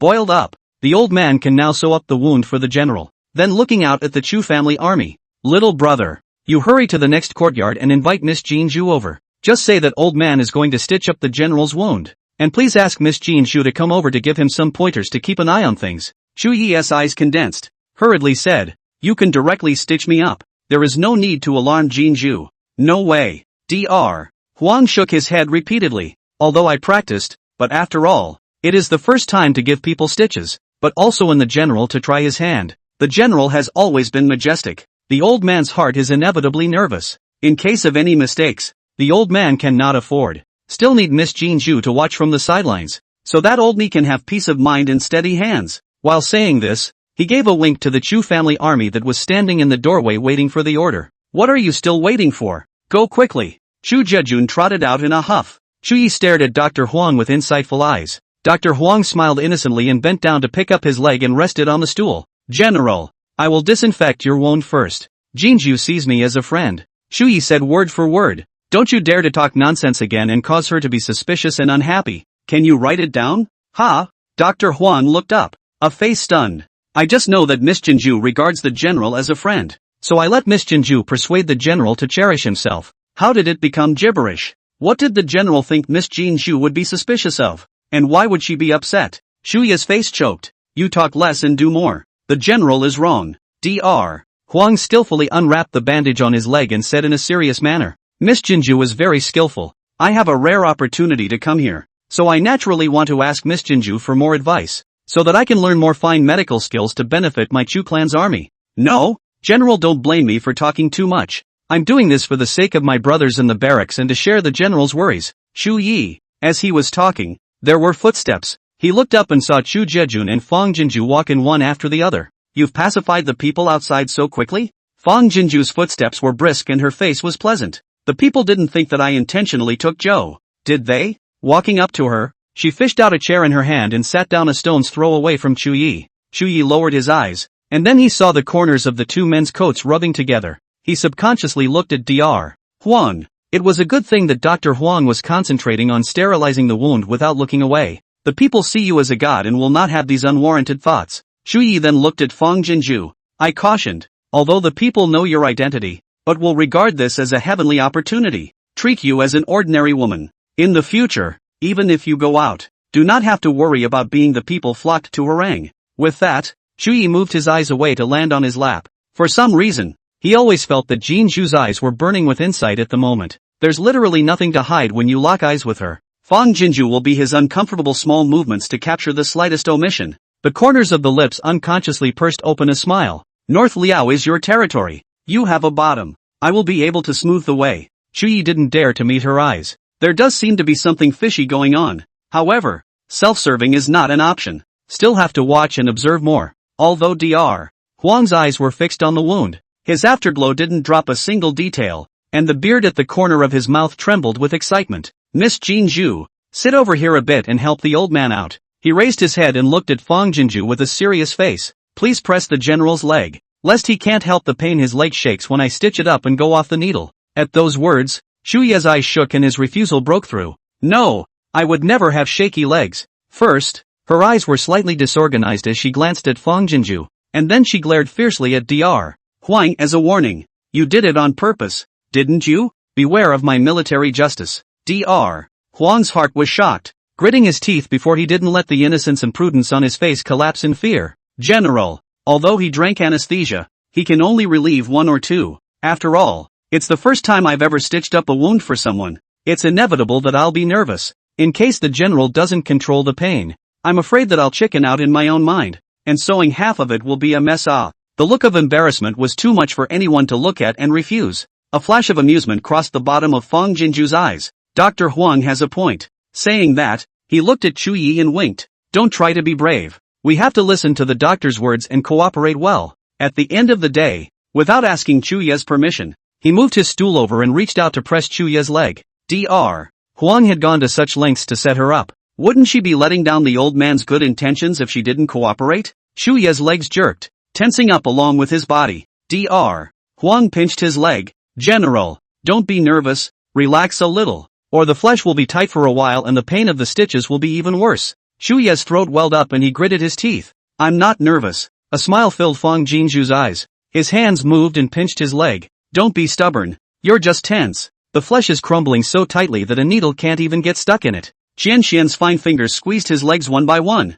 Relax, relax. The composure under Chu Yi's eyes collapsed. A piece of panic and helplessness. Both ears red and dripping blood. Dr. Wang twisted his head to fetch something from the medicine chest. Then a shudder went through his shoulders. The sky is good. The sky is good. The general blushed. The general blushed. This is just where it's at. Chu Yi, why is your face so red? Fang Jinju looked at Chu Yi and asked with a wink. Don't be nervous. This wound is at most 6 or 7 stitches. It will be over soon. Right, Dr. Wang? Dr. Huang turned his head back, and his aunt's smile converged in an instant. Yes, yes, yes. As long as the general's legs don't shake, only 2 T's of effort is enough. Looking at the man's ripe ears, parched red face, fidgety form and eyes that didn't dare to look him in the eye, The progress of the speculation in Fong Jinju's mind was directly pulled to 80%. You don't think so? Shuyi seems to really be more than a friend to her. And, realizing this, it seemed to her mind that she was kinda happy.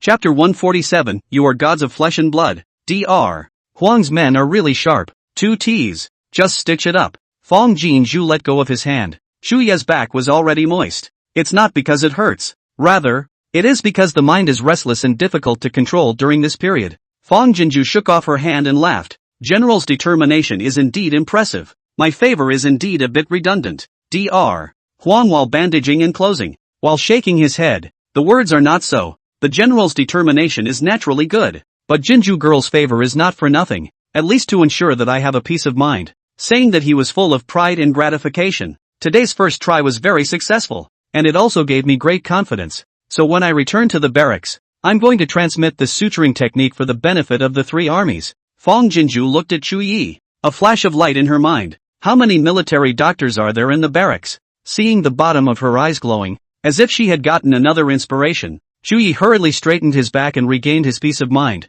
There are 26 people, 90,000 troops and only 26 dervishes? Fong Jinju instantly shook her head. Too little, too little. Dr. Huang concurred. What Miss Jinju said is very true. Every big war, the wounded more than 1,000. Even if we do not rest day and night cannot save over. In fact, many soldiers were not hurt to death. But why the medical treatment is not timely? Hard to drag the pharynx. Speaking here, the bottom of Dr. Huang's slightly muddy eyes dipped with wetness. But those children, in order to prevent us from being busy, obviously in pain, but would rather bite their tongues to death without shouting out. They also want to live. It's okay not to mention it. At the mention of it, those miserable post-war scenes scrambled into the mind, turning into heartbreaking, powerless tears that rolled out from the bottom of Dr. Huang's eyes. But we really can't save them. Every time this time, the old man hates to be able to grow 3 heads and 6 arms, hates to be able to feather into an immortal, and with a wave of his sleeve, he can save all the people. Woo! At the end, Dr. Huang even covered his face and cried out in pain. But we are not God after all. We really can't do anything about it. In the bottom of Chuya's eyes, a layer of thick sadness also condensed. Dr. Huang's tearful words are also where his pain lies. War is brutal and death is inevitable. It would have been just as well if those brothers had died in the midst of the struggle. At least they were spared a lot of pain. But as Dr. Huang said, most of the brothers, in fact, could have survived. But it was not enough medical power to drag it out alive. There is nothing in this world that is more desperate than watching yourself bleed to death little by little. Fong Jinju hurriedly got up and gently patted the old man's spine.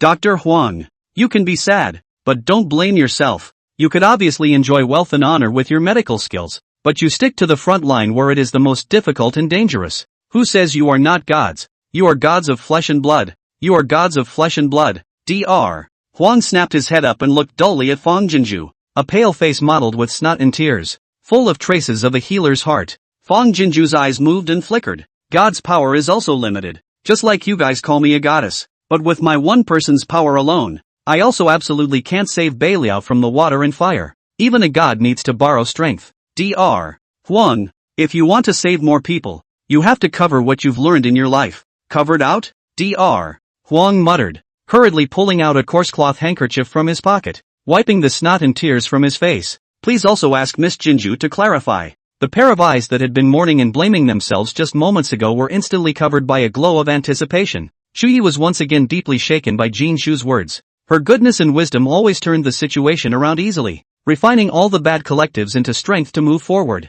Think about it. What would happen if everyone knew first aid to help themselves? Fong Jinshu's eyes wandered over Chu Yi and Dr. Huang's face as she asked rhetorically. Dr. Huang was shocked. Everyone knows first aid and self-help? How is that possible? Learning medicine for 10 years, before a doctor who can cure the sick and save people. The world knows that the medical road is long and arduous. Without this talent is even more difficult to ascend to the sky. So few people are willing to carry out this road. It is not that I don't agree with what Jinju girl said, but, rather, her words were simply heavenly. He didn't say the latter words, because even with a questioning heart, he didn't want to disrespect Miss Jinju. You think it's a pipe dream, right? Fong Jinju, however, smiled and said what Dr. Huang could not say easily. The bottom of Dr. Huang's eyes flashed and he didn't say anything. Fong Jinju looked to Chu Yi and winked. What about you? Do you think so too? Chu Yi was silent for a moment before truthfully saying, indeed. difficult to realize, but for Beiliao to be where it is today,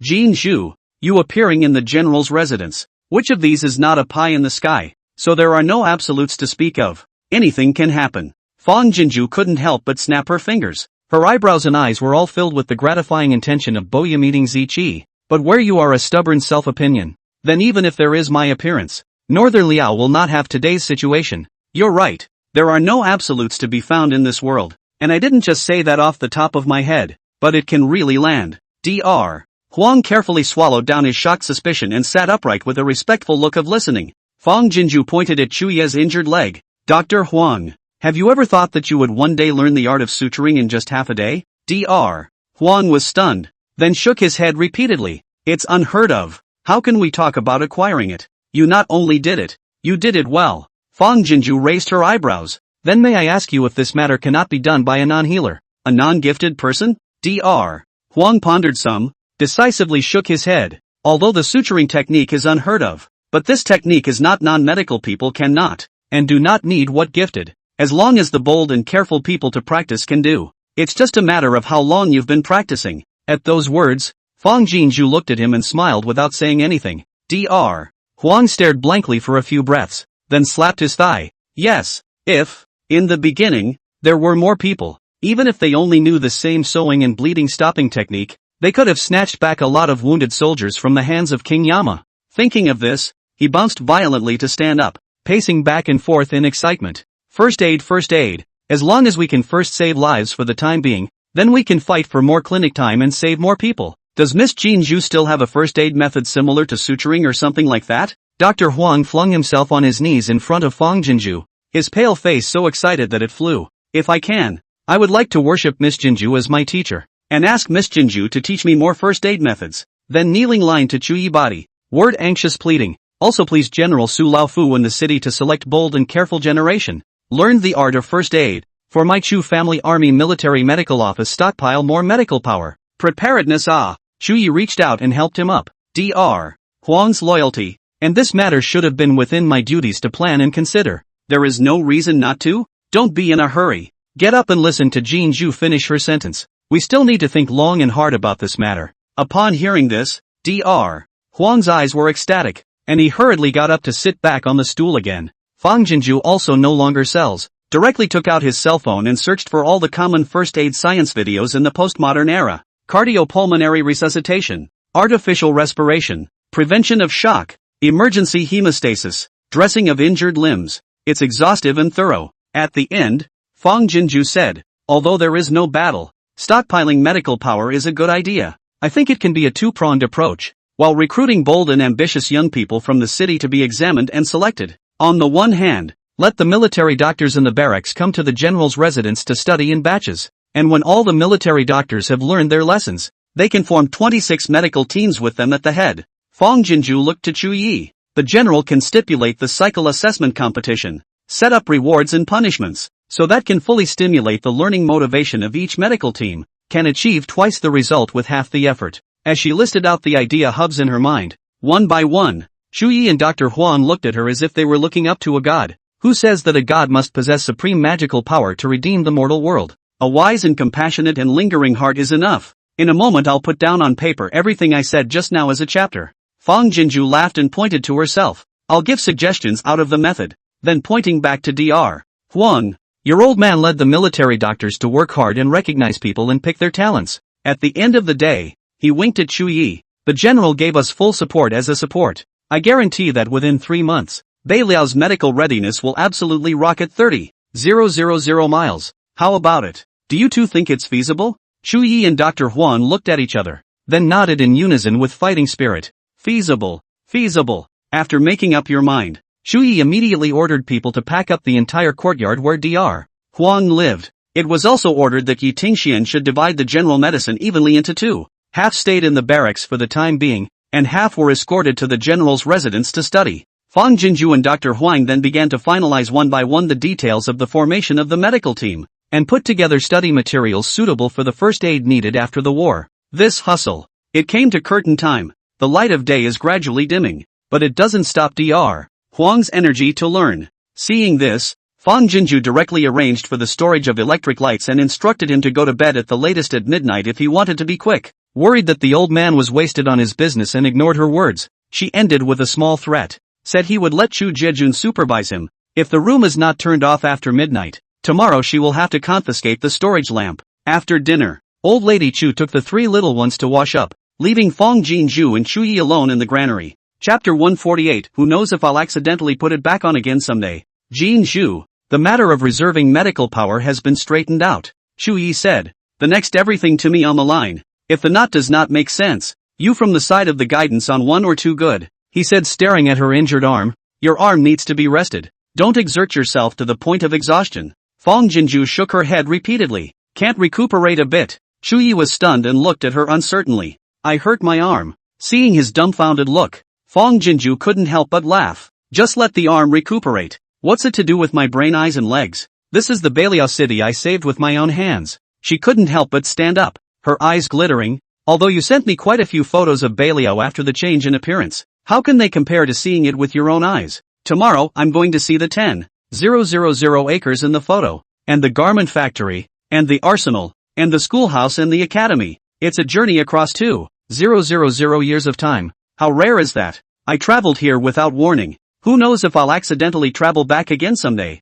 If I step on Baliao's soil and don't get to see it, I'll cry with regret. Shu Ye's eyes darkened violently. You're going to the barracks tomorrow, aren't you? Fang Jinju pulled the stool to sit in Chu Yi face to face. Eyebrows flying colorful said. You just go to busy you. Do not have to care about me. Tomorrow I am going to take a good stroll through the northern Liao city. Ruwei Shushu and Xingbao will definitely stick to me. Can you arrange for a few Chu family troops to protect us and show me the way in the meantime? Looking at the woman's exuberant appearance, Chu Ye's disapproving words clogged his throat and could not be uttered, and he couldn't stop echoing her words in his head. Who knows if you'll accidentally put it back on again someday, said without meaning to, but heard without meaning to. How could he let her out? Seeing his hesitation, Fang Jinju was anxious and reached out to pull his sleeve. Don't you worry, I will definitely not touch my arm. He couldn't help but shake Chu Ye's coat corner as he spoke. You said you would listen to me on everything, and you've done it on the big things, so you won't refuse such a small request, right? The woman's eyes flowed with petulance,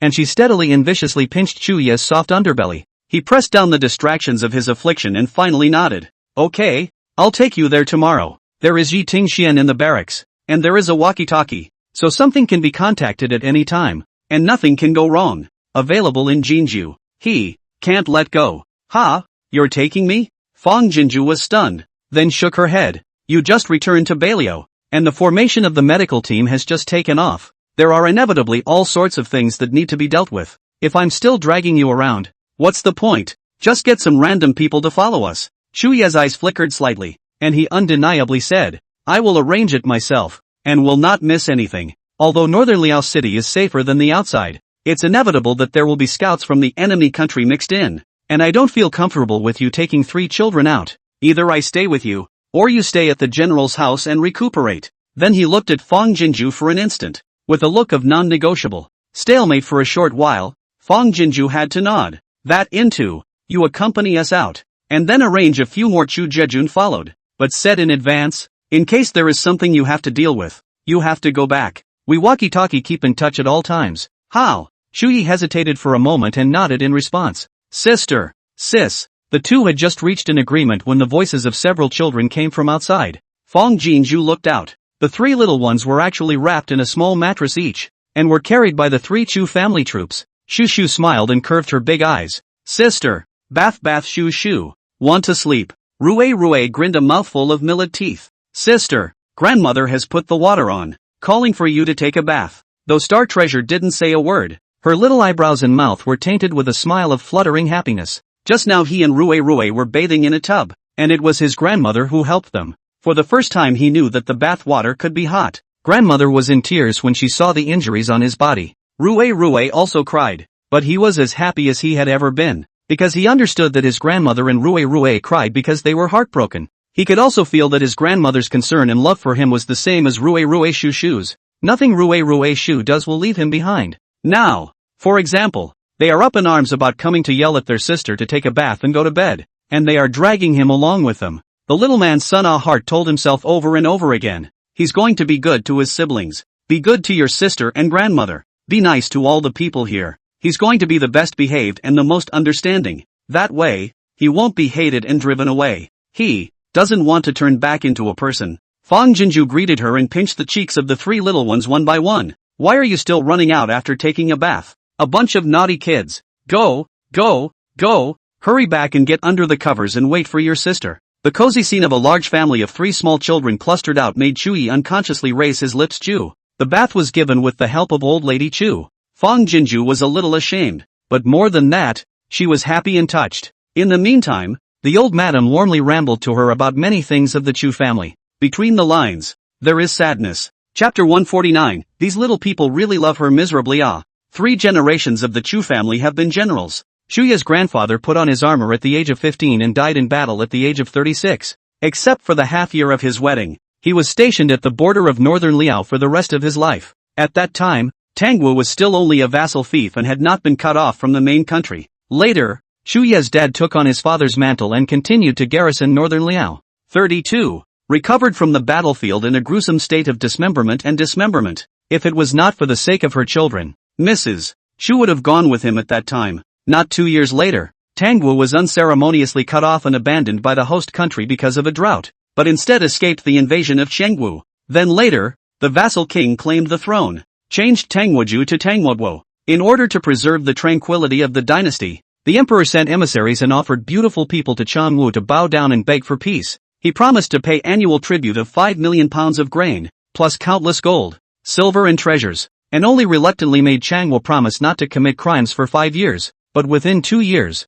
Changwu felt that the tribute was not enough for them to stuff their teeth, and unilaterally broke the promise. Following that, the 3 to 5, cat and mouse tossing and humiliating aggression began again. Weak Tangwu. There are very few generals available. Coupled with the barren hardship of North Liao, and directly facing the Chengwu enemy, who came to be humiliated by death. Naturally no one wants to come. The court then took the family members of the Chu family army as blackmail, forcing Chuya's eldest brother to wear armor to defend the north. Chuya's eldest sister-in-law was also a tiger daughter of the general's family, and she had just given birth to Ruwaruashu, just out of the month. She couldn't let go of her brother, so she entrusted a pair of children to Mrs. Chu and accompanied her husband on his journey. In the fall when Ruwaruashu turned 2 years old, her brother and sister-in-law both fell in battle. Changwu will be the entire northern Liao food looting. 60,000 Chu family army lost more than half. The people have no food for the winter. Stupid to influx into the central plains. Chuyi was ordered by the emperor to immediately rush to northern Liao to control the situation. Chu old lady to the court held Chu family drink blood pressure doings disheartened. Insisted on taking Ruwerue Shushu with Chuyi together to run to North Liao. It is only because the husband had predicted it earlier, saying that the Chu family's forward and backward movement is nothing more than a dying struggle won't change anything. Tangwu will die in less than 10 years. Since the horizontal and vertical cannot escape a death, then her Chu family must be neatly gathered in one place. When the old lady mentioned this, although her tone was sad, her face did not ripple too much. It was as if the hurt had gone through the roof and all the emotions were feathered. Fang Jinju was shocked, pained, and lost for words. Warm water carefully poured down from the shoulder. The corners of Mrs. Chu's mouth pursed out a gratifying arc. If they could see what Northern Liao looks like today, they don't even know how excited they would be. They can also rest in peace. Not only them, but all the brave souls of this land, can rest in peace. Inch by inch, she gently wiped for Fang Jinju, just like treating a rare treasure. This has been the best and most peaceful period of time since decades in Beiliao.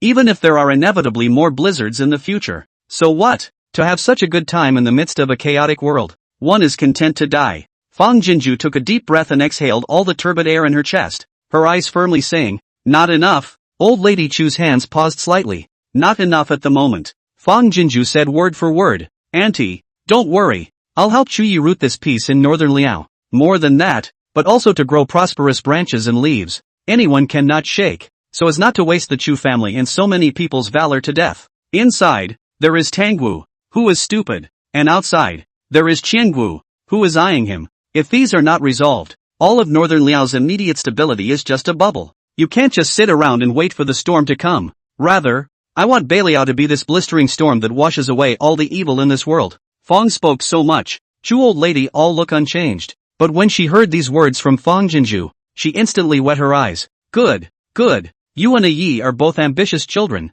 With you guys, Aunt believe that there will be that day. There will definitely be that day. The water is cold. Auntie will wipe you clean. Go to bed quickly. As soon as he got dressed and entered the room, he saw the three little ones looking at him in unison with their big buring eyes. Rui and Xing Bao slept on the inside end of the bed, their two little heads close together, their little mouths grinning in the same arc. Shushu slept at the head of the bed, her small body scrunched up inward, blinking her eyes and smiling at Fang Jinzhu. Sister. The voice was low and soft, wrapped in full attachment. Then the little body surged and shrunk toward the inside for a long time. Quickly, sister, come. Quilt. Warm hot la. The moment. What a farm. What a country of China. All by Fang Jinzhu left behind. Only think this bed a place. The little man sighed. Is the belonging. Fang Jinzhu smiled and got under the covers, reaching out her good hand to gather Shushu into her arms, dropping her head to give her a hard kiss on her tiny forehead. Oh, good baby, how so sweet nah.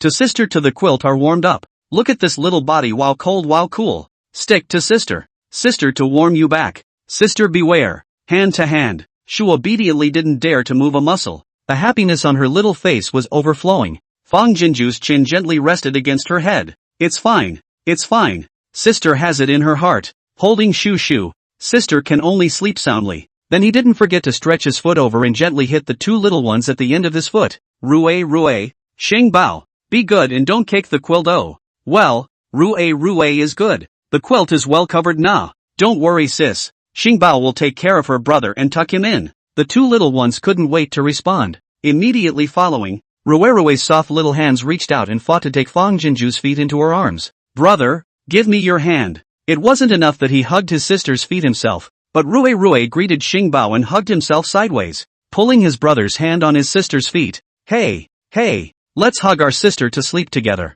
With his sister's warm feet under his hands and his brother's warm little body in his arms, Starbuck's little mouth grinned happily behind his ears. Fang Jinzhu was stunned, and then her heart was a soft mess. These little people really do love her. The warmth and happiness of this moment, she must make it stretch long and hard. Seeing this scene, Mrs. Chu was also full of happiness. Reaching out to Fang Jinzhu and a few small people carefully tucked into the corner of the quilt, before turning off the lights and closing the door to leave. Will you guys go out with your sister tomorrow? Fang Jinzhu cupped her throat and whispered. Good ack. Although the three little ones were leaping, their voices were suppressed as low as Fang Jinzhu's. In the dark night, Fang Jinzhu closed her eyes, but the corners of her mouth rose high. Good. Then hurry up and go to sleep. See which baby gets up the earliest tomorrow. And tomorrow when she goes out, sister will hold whoever she wants first. Sister. Rui is asleep already. Hello. LOL. Shuru. Also asleep. Fang Jinzhu couldn't help but grin, and drifted off to sleep with a heart full of pleasurable solidity. The next day, when Fang Jinzhu took the three little ones to the granary, breakfast was already on the table.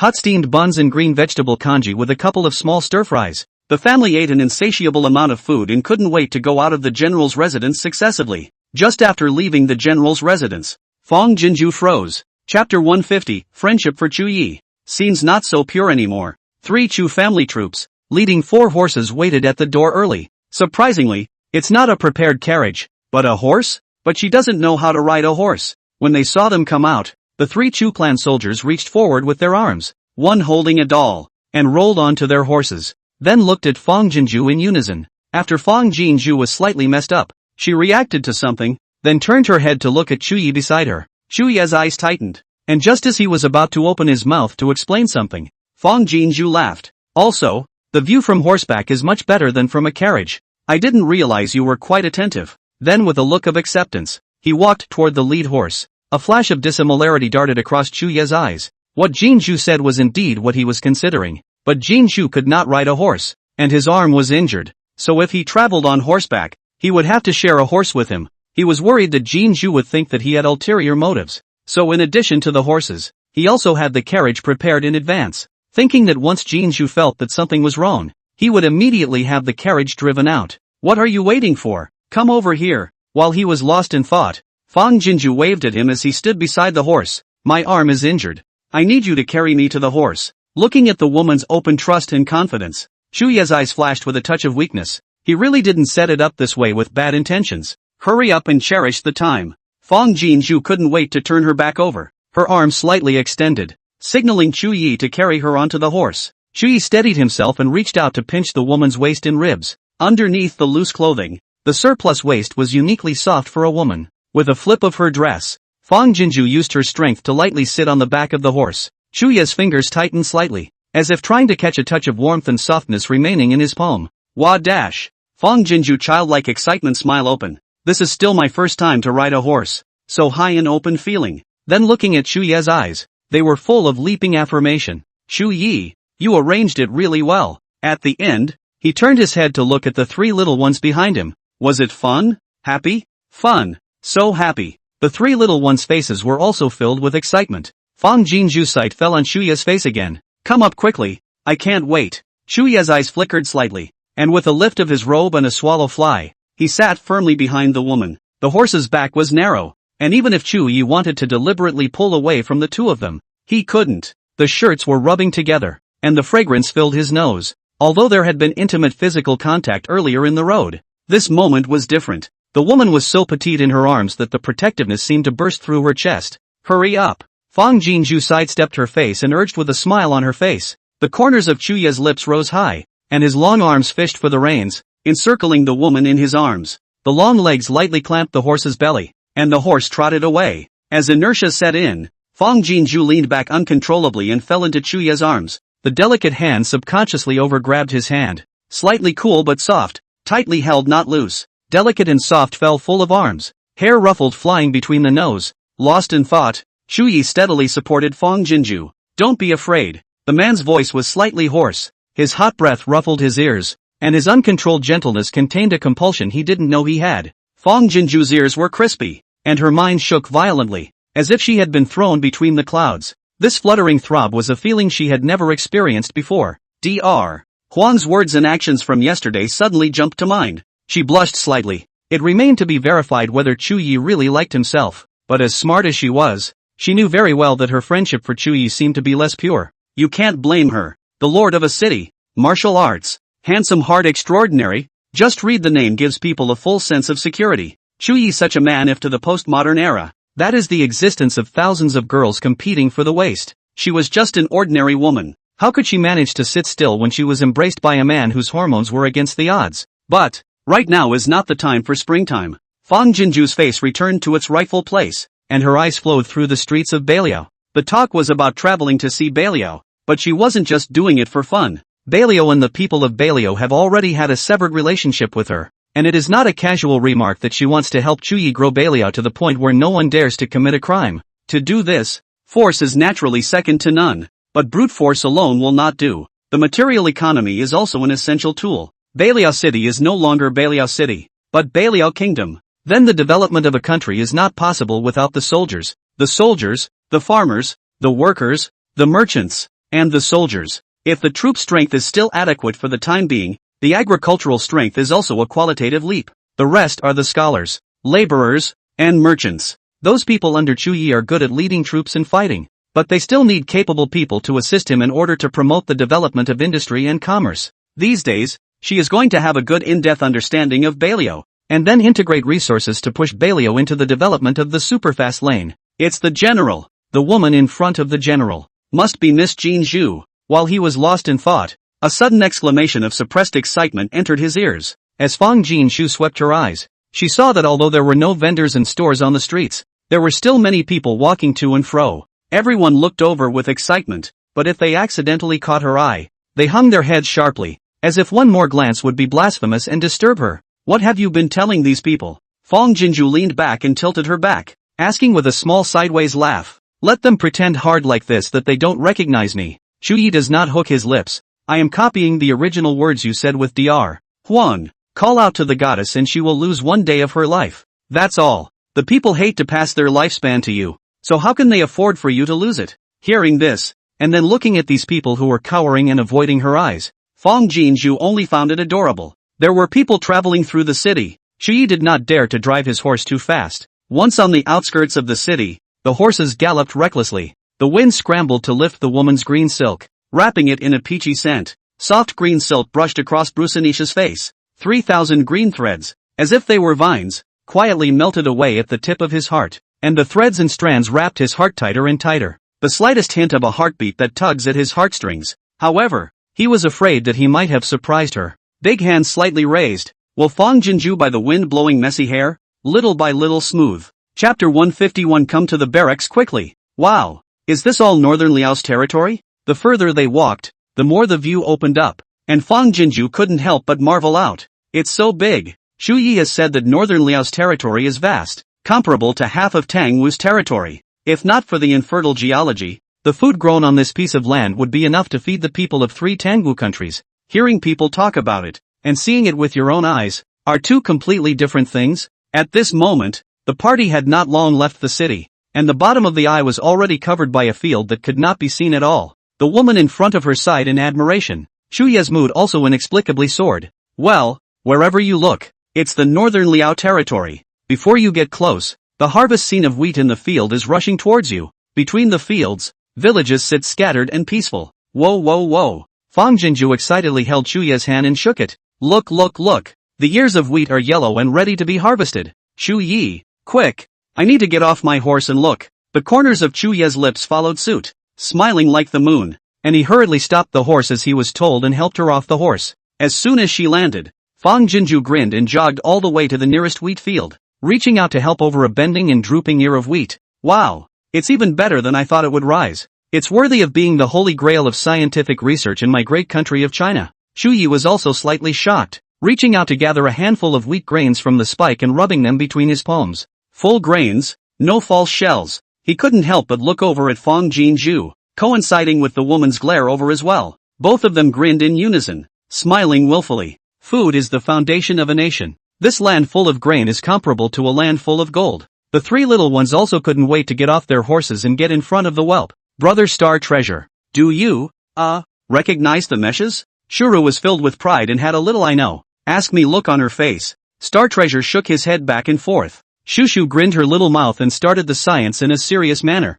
Brother Xingbao, meshes are grains. Yo, between some. The little man pointed his little finger toward the sea of wheat in the distance. Those? They're all ours. Yo! Xingbao's eyes roiled with adoration as she looked at Shu. Wow! So many, so powerful. Shuru's eyebrows arched in joy. Rue, on the other hand, patted her small chest with bravado. Brother Xingbao, in the future, we'll raise you all. You can eat as much as you want. 10 meals a day can be de. Ha ha ha. The childish but earnest words, amusing Xu Yi. Several people could not help but laugh out loud. Fang Jinju looked at Xu Yi and winked. Now do you know why I bring them with me everywhere I go? Xu Yi nodded with a knowing smile. A child's innocence is the best source of joy. At the end, Fang Jinju picked a grain of wheat and put it into her mouth and chewed it. In these 2 or 3 days, it will be ready for harvesting. It's a good thing I had the foresight. Or else how long would we have to harvest so much grain by human labor alone? When she first sensed that she might be in danger, but whatever Bai Liao could put to use, she bought. What rototillers, planters, harvesters, 10 of each kind were arranged. Not to mention all the hoes and sickles and other farming tools that were sent over by the thousands. Xu Ye's face moved. What Jinju has done and considered about North Liao is far deeper and longer than I am. Fang Jinju reached out and patted his shoulder, laughing. What deep, what long-term awe. That's because God loves me enough to give me nightmare warnings ahead of time. Otherwise how could I have prepared for this ahead of time? Alright, I'm relieved to see Henlai growing so well. You can show me again how the corn and sweet potatoes are growing. The group drove their horses forward again. It's not just hangmai. Corn and sweet potatoes as should of course grains are also growing well. After this round of shopping, Fang Jinju's heart was as magnificent as the good hectares that could not be seen. Xu Yi, it's still early before noon. Let's go to the garment factory and the academy again. After entering the city, Fang Jinju was in high spirits and proposed. Xu Yi has nothing to disobey. Good. Zila. General. I'm Yi Tingxian. The walkie-talkie on Xu Ye's waist suddenly rang. There was a slight gravity to the tone on the other end. He frowned slightly and hurriedly removed his walkie-talkie. I'm here. What's up? Fang Jinju's heart tightened and she pricked up her ears. General. The voice on the other end lowered a bit. Come to the barracks quickly. At that, without waiting for Xu Yi to open his mouth, Fang Jinju hurriedly said, you hurry to go to the barracks. Don't worry, I'll just stroll around the garment factory and also immediately go back. Xu Yi looked at the garment factory that was only 100 feet away, hesitated for a split second, and nodded his head in response. Alright then, don't stay out there for too long. Wait for me to take care of things before I take you for a stroll. Fang Jinju nodded her head like a peck of rice. Aha, I remembered. Then you quickly help me down. Xu Yi rolled over and dismounted. carefully carried her down to the ground, and twisted his head one by one to look at the Chu family army behind him. You quickly go back to the mansion to bring the carriage over. The two of you must ensure the safety of Jinju and the 3 children. Don't worry, General. We will protect you with our lives. The 2 Chu family troops straightened their backs and solemnly answered. Yi looked at Fang Jinju again, his eyes worried. Fang Jinju was helpless and simply reached out to push him toward the horses. They all said they would protect him with their lives. Are you still not assured? Besides, even without your men around, I'll protect myself and the children. Go on. You greeted me this morning. If it weren't for a major incident, Vice Admiral Yi and the others wouldn't have disturbed you so easily. I'll go in and wander around for a bit, tops, and then I'll take the kids home. Yi rolled over and mounted his horse under Fang Jinju's shove. Say yes. Don't linger too long. Fang Jinju nodded her head vigorously, her face just short of writing the words I am obedient. After taking a deep look at Fang Jinju, Yi then drove his horse away. Only when his back was out of sight did Fang Jinju frown. What happens in the barracks? Even called Yi Tingxian are not good to declare in the mouth. That must be worried about leaking out, causing panic. The only threat in the barracks was those few Qingwu emissaries, but with a few of them they couldn't make any waves. Think about it. Fang Jinju beckoned towards Xingbao, who had already been carried off the ground. It wasn't her style to wait around in a hurry. With Star Treasure as a ready-made golden finger, why worry about prying for information? Star Treasure gave a little chirp and a lark landed on his shoulder. When the lark flew off in the direction of the barracks, Fang Jinju was slightly relieved and greeted the 2 Chu family troops, and the group walked towards the garment factory. Whoosh! A few cracking sounds came from the air, and Fang Jinju's left shoulder was violently painful. Chapter 152, Harming All 3 Children. Miss Jinju, rush into the garment factory with the children. Before she had time to react, the Chu family army behind her shouted sharply. Fang Jinju did not think too much, wanted to fly forward to pull the 3 little ones, but his feet were soft and fell out directly. The whole person lost energy. The 2 Chu clan troops also fell to their knees with a bang. It's soft tendons. Chu Jejun pulled out the dart in his chest and looked horrified. The dart is coated with soft tendon sand.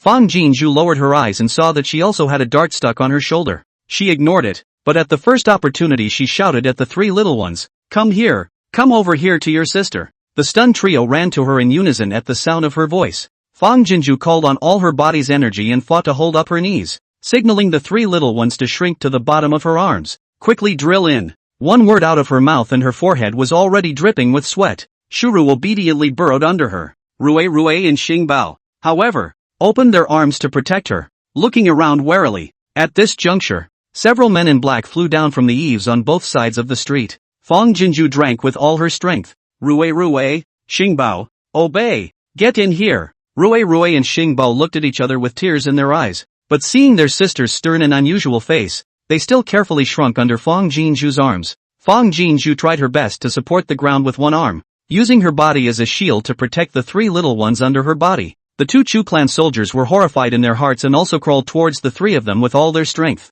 Come on people, protect Miss Jinju. While crawling, the Chu family army shouted, come on people, Miss Jinju is in trouble, come quickly. Because of the poison, although they used all their strength, their voices were so weak that it was difficult to hear them more than 10 paces away. In an instant, the man in black was already in sight. They directly skipped over the Chu family army and arrow-stepped towards the 3 Fang Jinju, reaching out to yank out the 3 children under her. Ah, badass! Shuro cried out in direct fright. Rue then bit down hard on the black man's hand. Fang Jinju wrapped her arms around the 3 little ones and glared angrily at the men in black. Who are you guys? What do you want? Don't ever take my child. After all, having been poisoned, even if she did her best, she still couldn't protect her 3 children. The men in black easily pulled several children out from under her. Ah! Rue seemed to be hurt and screamed miserably. In an instant, Fang Jinju's heart broke. Rue.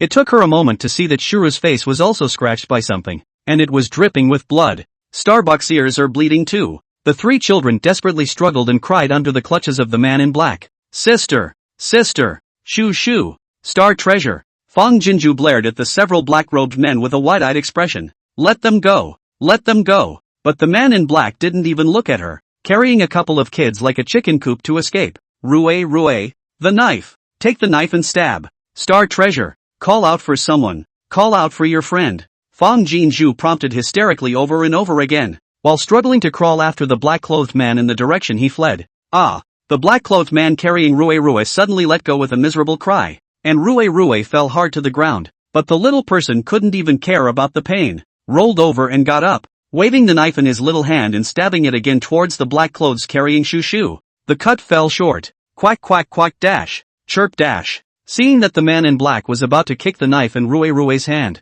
a flock of crows suddenly flew in the air, with a few vultures in the center, circling and swooping towards the man in black. Ah! A vulture's sharp talons scratched viciously across the black-clad man's face, clawing off his mask and gouging out one of his eyes as well. The man in black instantly let go of the child in his hand and rolled around covering his eyes in pain. The attacks of the crows and vultures were airtight, and the few black-clothed men, who could care less about the children, waved their swords to resist while holding their heads. This bizarre and chaotic scene finally caught the attention of the people passing by in the distance. People from the garment factory also came out to see what was going on. Come and save Miss Jinju. Save the general's little nephew. Seeing this, the two Chu family soldiers rushed toward the people to call for help. Miss Jinju? General's nephew? At that, the people exploded in unison, swarming towards the man in black. Ungrateful thing, how dare you harm Miss Jinju? I'll fight you. Where did the dog come from? How dare you harm the people of the general's residence? I can't beat you. Flock of birds attack. Hundreds of people are having seizures. In just a few dozen breaths, he had a few black-clothed men stacked up dead underneath him. Stay alive. Fang Jinju was so weak that when she shouted, her body was washed in water. But she didn't dare to stop. Keep them alive until the general tortures them. The Chu family army also reacted in succession, shouting in unison, stay alive. Be careful of the poison in their mouths. Pick it out. Words. The people were alarmed and hurriedly got up and moved out of the way, pressing the black-clad man's face to the ground and reaching toward his mouth for a moment to gouge and search. I didn't expect to pick out the pills. The three little ones who got free ran towards Fang Jinju in unison. Sister. Shushu knelt down in front of Fang Jinju, her small hand pulling at the corner of her coat, her tear-stained eyes filled with panic. Fang Jinju reached out and painfully stroked Shushu's injured little face, her fingertips stained with blood. Don't be afraid. Sister is in. His voice was as weak as a mosquito, and his body was moist with cold sweat. Then she gently touched Xing Bao's ear.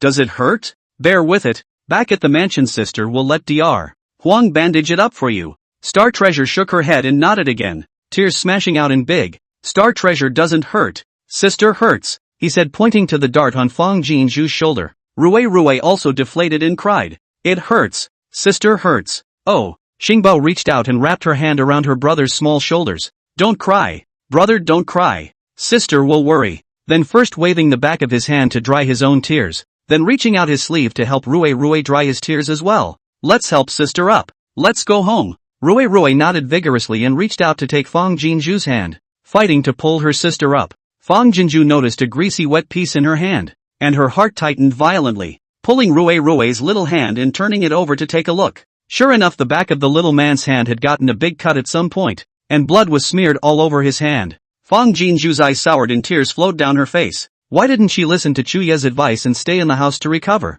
Why did she come out? Hurt all three kids. Fang Jinju blamed herself and wiped the little person's blood with tearful eyes. Rue doesn't hurt. Sister hurts. Rue drew out her small hand and pointed at the dart on Fang Jinju's shoulder. Fang Jinju hung her eyes, her pale face, and reached out to pull the dart from her shoulder viciously. Hot blood seeped out, instantly staining his shirt red. Rue panicked. Sister is bleeding. Lots of blood. Fang Jinju haphazardly pressed the injury on her shoulder and shook her head. It's fine. Sister is fine. The blood will stop in a while. She didn't see it. Beneath her own palm, the shimmering blood of several people mingled together, seeping quickly back into her wound. Chapter 153. This general is to declare war with you. Chan Wu. What happened? With a messy sound of footsteps, the Chu family army patrolling the street arrived at the sound. The leader of the Chu family army swept a glance at the black-clothed man who had already been clamped down by the people, and immediately ordered the people to go up and securely tie him up. With another glance at Rue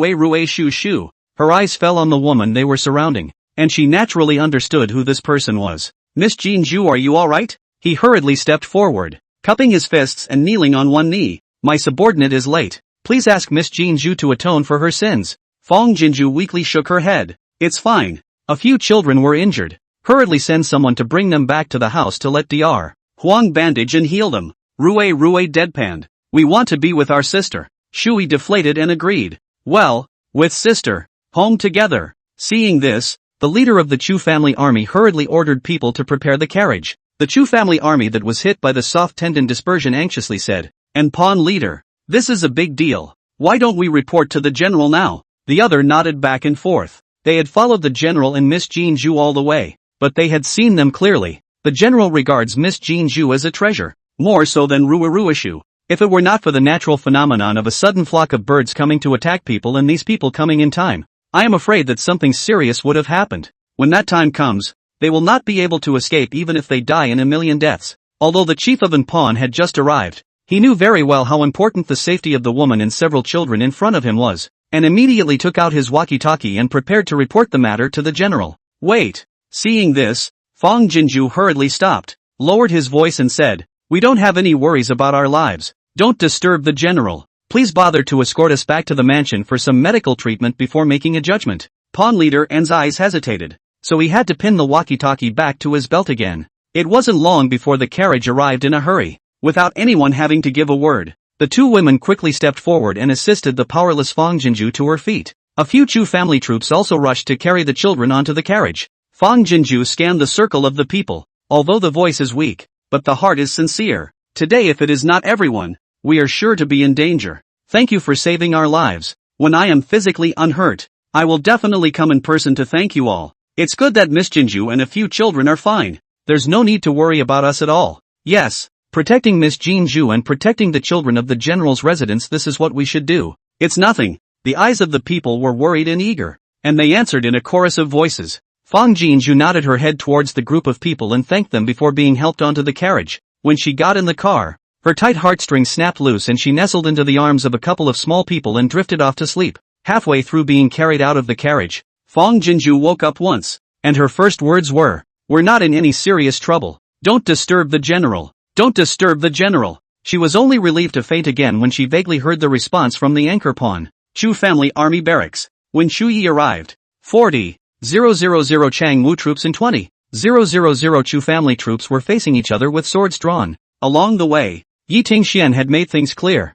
This morning, several emissaries took advantage of the meal to grace the 40,000 Qiangwu troops with an attempt to make them rebel, and it did disturb the hearts of 40,000 Qiangwu troops, because the messenger first Chan Wuju in family life as blackmail, and promised as long as you can overthrow the Chu family army, the camp all the military pay armament all belong to them, and in the future will also be reported to the master of the country. According to the Chu family army camp food and conditions to treat them, 80% of the Qiangwu army were not alone, with their parents, wives and children in Qiangwu. In fact, they feel that Beiliao is very good, although more laborious, but well-fed and warmly dressed, and will not be deliberately harsh treatment. Moreover, all of them drank the water of the God of goodness, and if they rebelled, they would definitely die with their guts pierced through their bellies. But compared to that, the lives of family members are more important. After struggling and weighing the situation, the Chan Wuhu army with their families could only choose to follow the messenger's orders. It's the general. Seeing Chu Yi and Yi Tingxian striding over, Han Kangwu and Lu Qi hurriedly sidestepped out of the way and respectfully called out, "Chu family army instantly military heart." The handle of the gun all pestle on the ground. Shocked 40,000 Changwu army heart are all a tremble. Upon seeing Chu Yi arrive, the pressure rose in all directions. Several messengers instantly guessed his identity. The main messenger's eyes rolled back in his head and he said in a conspiratorial manner, "So General Chu is in Beiliao City. We've been in Beiliao for a few days, but we haven't seen General Chu come to meet with us. Dare I ask where General Chu has put our country lord?" "That's right, deliberately leaving us out of sight. What do you intend to do?" Chu Yi stopped walking and looked coldly at the main messenger. With just a glance, the main messenger inexplicably shuddered, but thinking of the 40,000 Qiangwu army behind him, he stalked his neck to glare over. Chu Yi hooked his lips and stepped forward. The lance in his hand swung back and passed through the chest of the main messenger without the slightest hesitation. "You!" The main messenger stared unbelievably with bloodshot eyes,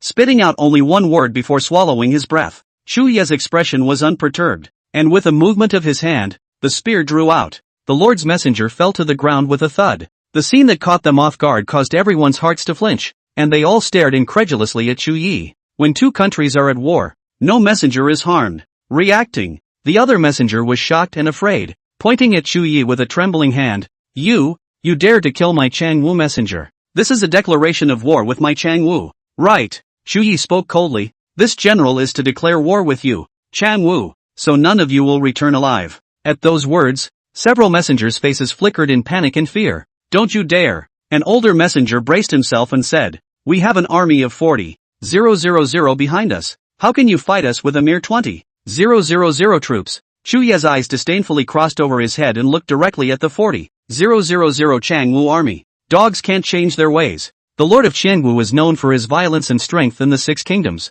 and for you to surrender to my Bailia without a fight would be a great shame for him, let alone the fact that your rebellion against my Chu family army is certain death. Even if you narrowly win and return to Chengwu, you will still be dead. As for your families, as he spoke, he swung his spear across and casually slashed the neck of another messenger. It was these few who made it up as they went along in order to save their lives and bully you into being a shield. This will kill them all. At that time, when the Lord of Changwu reacts, he will only be furious and raise his troops to crush my northern Liao. Where will he care about the lives of your families? As long as you properly redeem your sins? When I will take the head of the Lord of Chengwu and attack the city of Chengwu, not to mention the lives of your family members, the entire innocent people of Chengwu will be able to live a day 100 times better than the present. Swoosh. One sentence. One life. One warning. After a few words, the Chengwu emissaries were all dead on the spot, none of them alive. The 40,000 troops all looked remorseful, and they all threw away their weapons, kneeling down in unison and throwing themselves on the ground. They know. What the Chukchan said was not a rant. The current Bailio is not the same as the original Bailio. They would have liked him to capture Chengwu and become the new lord of the country. In this way, not only can they lead a peaceful life, but even their families can lead a peaceful life. Han Kangwu, Lu Qi, along with the 20,000 Chu family troops are all face exhilarated, stomping their feet in unison. General Mighty. General Mighty. A seemingly menacing storm was diffused in a matter of moments. Chu Yi swept a glance at the Chengwu army and ordered, each person will be given 10 army sticks and punished with no food for 1 day. This is a one-time opportunity only. If there is a rebel heart in the future, kill without pardon. The 40,000 Chengwu army shouted in unison. Thank you, General, for not killing me. Thank you, General, for not killing me. Seeing that the matter was resolved, Chu Yi instructed Han Kangwu and the others, then left the barracks without looking back. Although he didn't show it on his face, he was actually panicking in his heart, not worried about the Chengwu army rebelling and making trouble, but worried about Jinju and the girls. As he flew onto his horse, he removed the walkie-talkie in his hand. Have Jinju and Rue returned to the house? With a zip from the intercom, the opposite side said, reporting back to the general. Miss Jinju and Rue they have returned to the house. Chu Ye's heart sank. General, are you done with things on your end? Well, it's done. Well, then, please also return to your house at once. General. Chu Ye's eyes tightened violently. What's wrong? The head stammered. Miss Jinju has fainted. Chapter 154. You're afraid of me. What? Fang Jinju was not sleeping heavily. In a daze, she heard elder lady Chu's thin cry of worry, and the 3 children took turns calling out for her sister. Finally someone carried her to the bed. The familiar fruity scent hit her nose, and it took a moment for her heart to return to complete peace. So tired, so sleepy. I don't know how long she had been asleep, but she noticed her hand being held tightly in a pair of large, hot palms. Jinju. The man's anxious voice rang softly in his ears, as if he wanted to wake her up, but also as if he was afraid of disturbing her as repressed. It's all my fault. I shouldn't have left you alone on the street. It's Chu Yi. Fang Jinju wanted to open her eyes, but she was too weak and her eyelids were too heavy to do so. General, don't worry. Miss Jinju was just poisoned by the soft tendon dispersion. The old man has already administered needles to her to detoxify part of the poison. It won't be long before she wakes up peacefully. Seeing that Chu Yi just entered the room and couldn't help but hold Fang Jinju's hand, the whole person was in disarray. Dr. Huang quickly relieved. The words fell. He and Chu old lady to look at. The bottom of the eyes insight and slightly heartbreaking. The general's affection for Miss Jinju is evidently impossible to hide. But I didn't know that Miss Jinju felt the same way about the general. After telling the whole story, old lady Chu and Dr. Huan left the room with the 3 children. When she was about to leave the room, old lady Chu paused and folded back. Chu old lady softly but solemnly said, Jinju and the poison of soft tendons. Still do not forget to take life to protect the children, but also pour out their hearts and lungs to the North Liao. Look at the world is afraid that it is difficult to find such a woman. Mother knows you have scruples. Mother is like you. Jinju doesn't belong here with us. We don't know when, but it is precisely because of this that you are all the more necessary to take out the determination to lead an army into battle, to reveal your heart in a generous and timely manner, and no matter what happens in the future, to fight for the moment and cherish the moment, so that you won't have any regrets. Chu Ye's figure stiffened slightly, and he was silent without responding. Several children are understanding. Tonight I will take them to sleep. You take good care of Jinju here. Don't need to worry about other. Elderly Lady Chu looked deeply at her son's back, not forcing him to affirm anything or respond to anything, and after saying that, she quietly left the room, covering the door of the room in the process. The woman on the couch, still slightly frowning in her sleep, her long feathery eyelashes trembling uneasily, each time pulling Chu Ye's heart. He held her soft, slightly cool hand and gently pressed it against his cheek, deep emotion raging out of his ink-like eyes, all out of control. Jinju, he murmured, with a slight tremor of affliction. Mother is right, and she is not. I have never been afraid to lead an army into battle, because that is my mission as a general, and it is my duty to do so. Available at your. Chu Ye's thumb gently stroked the back of the woman's soft hand. Each stroke was loving and deep. I have too many dares, hesitations, fears. There was a slight tremor in his voice as he said this, and his throat welled up as he swallowed the latter words back into his heart. It's just. Jinju's tryst at the time gate yesterday had shown him that she wanted to go home. Bailia was her home in Tangwu, but in any case, Bailia was not as good as China by a long shot. Jinju had done enough for Bailiao. If she could return home one day, how could he bear to hold on to her? Once he opened his mouth, it was the end of his regrets for him, but for her it was the end of her bondage. As long as Jinju was by his side,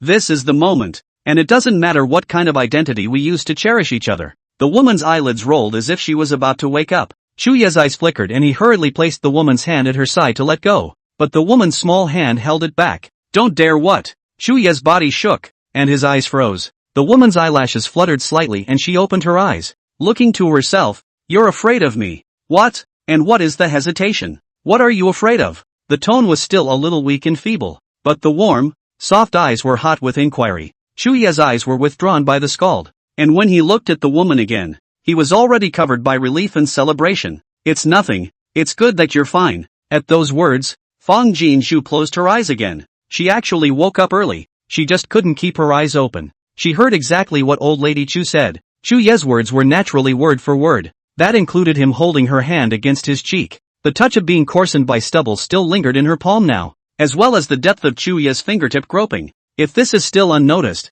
she's a fool. Fang Jinju even clearly felt her heart thumping in anticipation. Expect Chu Yi to speak up, but she seemed to notice the hesitation behind Chu Yi. His feelings for her were deeper than she had ever imagined. This deepness alarmed her. Chapter 155. Yes, I belong to you. And her own mind? Have to say. A man like Chu Yi was something she had never seen before. There's no way to go into detail about his strengths, because there's treasure all over the body. In addition to, Fang Jinju opened her eyes, a decision already made in her bottom. She braced herself violently to sit up, and forgetting that one of his arms is injured. Jinju, watch out, Chu Yi exclaimed, reached out and fished her body, but because of the tension out of chaos, his feet stumbled. Holding the woman in his arms fell on the bed. In the heat of the moment, he held the back of the woman's head with one palm, and held her back with one palm, and his two elbows propped down on the bed, protecting Fang Jinju from being safe and sound. Slightly cool thin lips, however, due to the inertia of falling down, heavily pressed kisses on the soft lips of the woman underneath. Thud, thud, dang. Time stood still and all was quiet. All that could be heard was the sound of each other's heartbeats trembling like thunder, a sound that races, orchid breath around the nose to take in the soul, and softness under the lips to capture the soul. Chu Ye's mind went blank and buzzed. Well, the woman underneath her grunted softly, her eyebrows furrowed slightly, and her fair face flushed red. Reacting, Chu Yi snapped away, his eyes flustered. I didn't mean to offend. I'm sorry Jinju. Fang Jinju let out a big breath. The rigid aura of the man's body was too strong, and in just a short moment, it had already invaded her blood around her body like a siege. She just felt her whole face burning. No, her entire body burned as if it were on fire, and it alarmed her. But this physical and mental ground shaking made her more and more determined to party. She twisted her head and looked over at the man at the side of the bed who had made a huge mistake and was generally at his wit's end. Get over here. Chu Ye's throat welled up and he approached the bed with hard, slightly stiff steps. Fang Jinju's eyelashes blinked slightly. Help me up. Chu Ye's eyes flashed with a flash of struggle, reaching out to carefully help her sit up, then hurriedly retracted his hand as if it was hot, subconsciously taking 2 steps back. You come back. Fang Jinju looked at the edge of the bed, her pink face calm. Sit beside me. Chu Ye's eyes were hesitant, and he stood rigidly still. Fang Jinju looked at Chu Yi for an instant, You're so tall. My neck is so sore from tilting my head to talk to you. Chuye's eyes softened as he reached over and pulled the stool next to the bed and sat down. Hands on his legs, body back straight, a look of confession to be beaten and scolded. The corners of Fang Jinshu's lips lifted and her body moved outward, leaning closer to him. The hand on Chuye's leg tightened violently, and his body subconsciously tried to avoid toward the back. But Fang Jinju caught him off guard and tugged on the lapel of his chest. No hiding. The woman's eyes burning people. Chuye only felt that the heart that thing like to pop out in general. The eyes also do not know where to fall. Jinshu, when the battlefield was at its most perilous, he had never been so flustered. You like me? Fang Jinju stared at him for an instant, without any tugging and testing, directly opening the door. Chuye's narrow eyes snapped wide, the blood in his ears spreading wildly all over his face. Ha, think about it before you. Fang Jinju's hands moved slightly, pulling him a few more points closer to himself. There's only one chance, and if it's not, then it's never. As she spoke, there were clusters and clusters of astonishment exploding in the bottom of her eyes, and her face was even more colorful and red. Previously, Fang Jinju also felt that Chuye was the most handsome man she had ever seen, but now a stone's throw away, she felt that the word handsome can only be interpreted Chuye's 6 or 7 points of the appearance of the posture of the skin. This face is already outstanding, and after the bloodbath sharpened Nirvana's flame, without any expression, every centimeter is a ripoff of the human line of sight. It's a sight to behold, but one that you can't take your eyes off of. Seeing Chuye's face reddened, Fang Jinju tugged him closer again, the bottom of her eyes filled with hatred. Yes, or no, I don't blame her for being in a hurry. How can a man who is so dry and leading an army to war be so hesitant in matters of love? Chuye's eyes flickered and roamed between the woman's eyebrows, and the word in his heart almost broke out, but was blocked in his throat by concerns. Seeing this, Fang Jinju's eyes darkened and she loosened her hand. Okay, I know the answer. Yes. Chuye's heart tightened, and without much thought he broke out. Yes, I belong to you. After saying that his whole body seemed to be drained, his originally firm figure was caught off guard and crossed over. I know I shouldn't have thought of Jinju in any way. I like you too. Fang Jinju interrupted him unawares, instantly smiling like a flower, and repeated word for word, I like you too. Such a treasure of a man opened his mouth and confessed his heart to her, but any hesitation for a second would be disrespectful to the word love. Boom! The ground shook in Chuye's heart, and unbelief leaked out from the bottom of his eyes. Outside the door with the soup and medicine to listen to half a day of the wall, Mrs. Chu's hands trembled. Excited almost did not fall out of the bowl. Oh, God, did she hear right? Jinshu girl said she likes Yi. This Nell dared to love and hate the outgoing nature. Simply let her like can not stop. What's wrong with Yi? Why isn't he responding? Elder Lady Chu was so anxious that she couldn't wait to transform into her son's arms and embrace Jinju into her arms without hesitation. But I don't dare rush in and ruin the atmosphere. Seeing Chu Yi stiffen into a stone statue, Fang Jinju pursed out a hint of a smile at the corner of her mouth, reached out to pull his figure a little lower, and attached her ear. Is it that you didn't hear it? I said, I like. Before the words were out of her mouth, her entire body fell into the man's fiery arms and was held tightly. Shocked, ecstatic and as good as new. A variety of emotions set off a wild storm in the bottom of Chuye's eyes, his voice trembling and slightly hoarse. Really?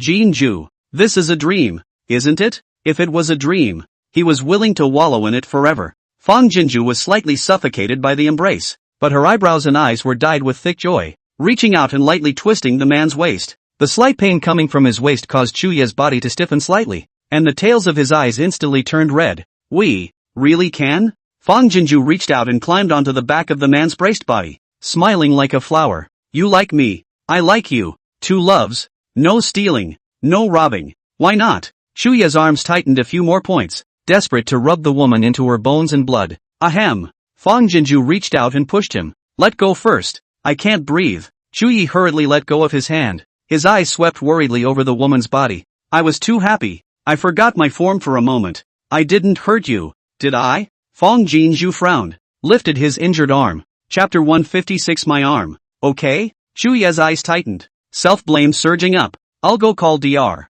Huang, he said, pulling out his legs and rushing out. Wait. Fang Jinju stopped it in a row. Outside the door, Chu old lady just turned to escape a few steps, and folded will come. Face and happy and hate. Yi, this child is only really happy and crazy. Why is he so weightless? As far as Jinju's thin body was concerned, how could it withstand such recklessness on his part? This arm of mine. Fang Jinju tried shaking her arm as she said, it doesn't seem to hurt at all. Chuye's figure shook and said incredulously, It doesn't hurt anymore? Shu Yi, bring the teacups from the table. Fang Jinzhu was also incredulous and reached out to point at the four-sided table in the room. Shu Yi hurriedly took the cup and handed it over. Looking nervously at the woman's injured arm, Fang Jinzhu took the cup with her injured hand and surprisingly held it. And, it doesn't hurt. She made another effort in her hand. It still doesn't hurt. As Fang Jinzhu exerted her strength inch by inch, her face became more and more agitated with it. It doesn't hurt anymore. It doesn't hurt even if I grip it hard. Shu Yi, come and help me take the bandage off. As she spoke, she couldn't wait to start undoing the bandage knot with the good one. Shu Yi pressed her hand to stop her. Jinzhu, stay calm. I'll go ask Dr. Huang to come. Fang Jinzhu shook her head repeatedly. Unwrap it first and take a look. Don't alarm Dr. Huang. Seeing her insistence, Shu Yi had no choice but to comply with her wishes, carefully removing the straps and wooden strips from her arms. Upon seeing the bare skin, both of them were shocked between glances. The swelling had gone down as far as the naked eye could see, even though the medicine was still on the skin. Fang Jinzhu suddenly remembered that when Fang propped herself up, she had also used the injured arm. That unintentional click put a lot of force on the arm, but there was no pain. Thinking of this, Fang Jinzhu hurriedly propped both hands behind her again, carefully giving the force a test bit by bit. Shu Yi's eyes were full of tension, and he reached out to protect her side, just waiting for her to feel the slightest bit of discomfort before immediately lifting her up. It wasn't until his entire body was hanging by his hips that a twinge of pain came from his arm. Fang Jinzhu looked at Shu Yi and rounded her almond eyes. It's too divine. This arm of mine seems to be healed. Shu Yi was stunned and also incredulous. Well, but Dr. Huang said that the injury is at least daylight. Shu Yi, go fetch a basin of water. I want to wash the medicinal mud off my arm to see what's going on. Fang Jinzhu's heart was thumping, and the sleepy feeling in her body when she was unconscious had dissipated. Old Lady Chu pushed the door open at the right time and came in. What's wrong? I heard you guys outside asking for water. What for? Jinzhu, why did you take the bandage off your arm? She hurriedly placed the meal in her hand on the table and hurried forward to inquire with concern. Oops. Jinzhu and Yi's faces were so red. Elder Lady Chu almost didn't strain to laugh out. Hurriedly covered her mouth and feigned surprise and worry. Jinzhu, why is your face so red? Geez, Yi, why does your face look like a red shrimp too? Fang Jinzhu and Shu Yi couldn't help but look at each other. Seeing each other's reddened and unfading faces, the former was frankly unable to hold back their laughter, while the latter felt immediately rushed and overwhelmed. Shu Yi, you quickly go and fetch a basin of water for me. Seeing the man's face burning redder and redder, Fang Jinzhu hurriedly gave him a wink. Shu Yi obediently turned to go out. There were only two people left in the room. Fang Jinzhu winked at Old Lady Chu, with insightful pouting. Auntie, you are asking, knowingly. You were out there a while ago, but you've heard enough for a long time, haven't you? Old Lady Chu's face stagnated for a moment, then she let go of looking at her hand, revealing a face full of Auntie's smile. Oops, how did you know I was outside? But I didn't make a sound at all. Fang Jinzhu mischievously came a few points closer to her, her eyelashes blinking playfully. Although Auntie has covered her mouth, the smile under her eyes is not blocked. Seeing being recognized, Mrs. Chu simply and generously sat on the edge of the bed, pulling Fang Jinzhu's hand, smiling from ear to ear. Great, great, Auntie's heart is happy until Rue Shu Shu was born. I have never been so happy. Fang Jinzhu followed suit and smiled openly, reaching out to gently cover the back of her hand. Then don't you think I'm too unreserved? This was 2,000 years ago in ancient times. Just her demeanor just now was enough to scare a random group of ancient elders to death. Old Lady Chu smiled a smile full of compassionate lines. How could it be? You do not know. Aunt just outside how anxious. Yi, this child do everything is thunderous, but never experienced love affairs. Although I did not see, but know the son is not like a mother. Guessing I'll guess that he just now certainly and a wooden as dull as a. As she spoke, she lovingly stroked Fang Jinzhu's hand. I can't wait to come in and help him talk. Fang Jinzhu snorted out a laugh. The old lady is too cute. Then I heard you step by step, take him by the horns, and force the words out of his heart. The old lady smoothed her chest. I'm so happy in my heart. The door to the room creaked open. Shu Yi carried a basin of water and looked at Old Lady Chu with a complicated expression. The two women in the room looked at each other and couldn't help but laugh out loud. While laughing, Old Lady Chu wisely got up and walked out. Yi, you must take good care of Jinzhu. Mother has to go back to take her 3 grandchildren to bed. Walking to the door, she glanced encouragingly at her son, her mouth nuzzling the meal on the table with a know what mom means look on her face. Shu Yi's eyes crossed a touch of helplessness, and he nodded to show that he understood. Mrs. Chu walked out of the room and thoughtfully closed the door to the room again before she left with a heart full of joy. From the time Chuyi entered the door, Fang Jinju's eyes were on him, her almond eyes curved, a look of contentment and complacency in a delicate manner. Fang just went out and washed his face with cold water, and the burning heat that had easily subsided spread again on Chuyi's face. Fang Jinju put her arm out.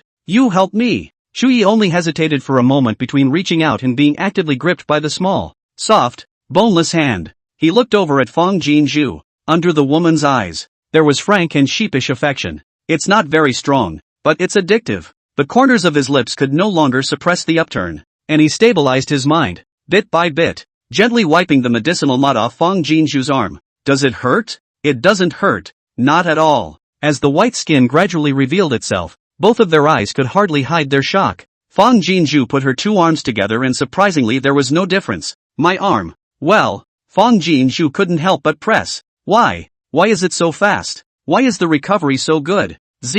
Just when he was wondering, a mouse leaped out from some corner, squeaked twice, and whooshed away again. Fang Jinju's eye snapped. Chapter 157, instead of being blessed with a golden finger? Seeing that her face looked different, Chuyi worriedly said, What's wrong, Jinju? I don't know. The ground was already shaking in Fang Jinju's heart. It was only after a while that she took a deep breath and looked at Chuyi with a single word. Just now. I heard a mouse talking. Oops. Someone. Scared to death. Yes, that's what the mouse said. She heard it loud and clear. Chuyi was filled with shock. What? Arms inexplicably better and you can understand mice? What had happened to Jinju and the others during his absence? Fang Jinju herself was puzzled, biting her fingers in contemplation. It must be a hallucination, right? Otherwise this would be too evil, wouldn't it? She then looked over at Chuyi. Before he could speak, Chuyi understood. Wait, I'll find it. With that, he spun out. As if remembering something, Fang Jinju hurriedly reached out and peeled her clothes away,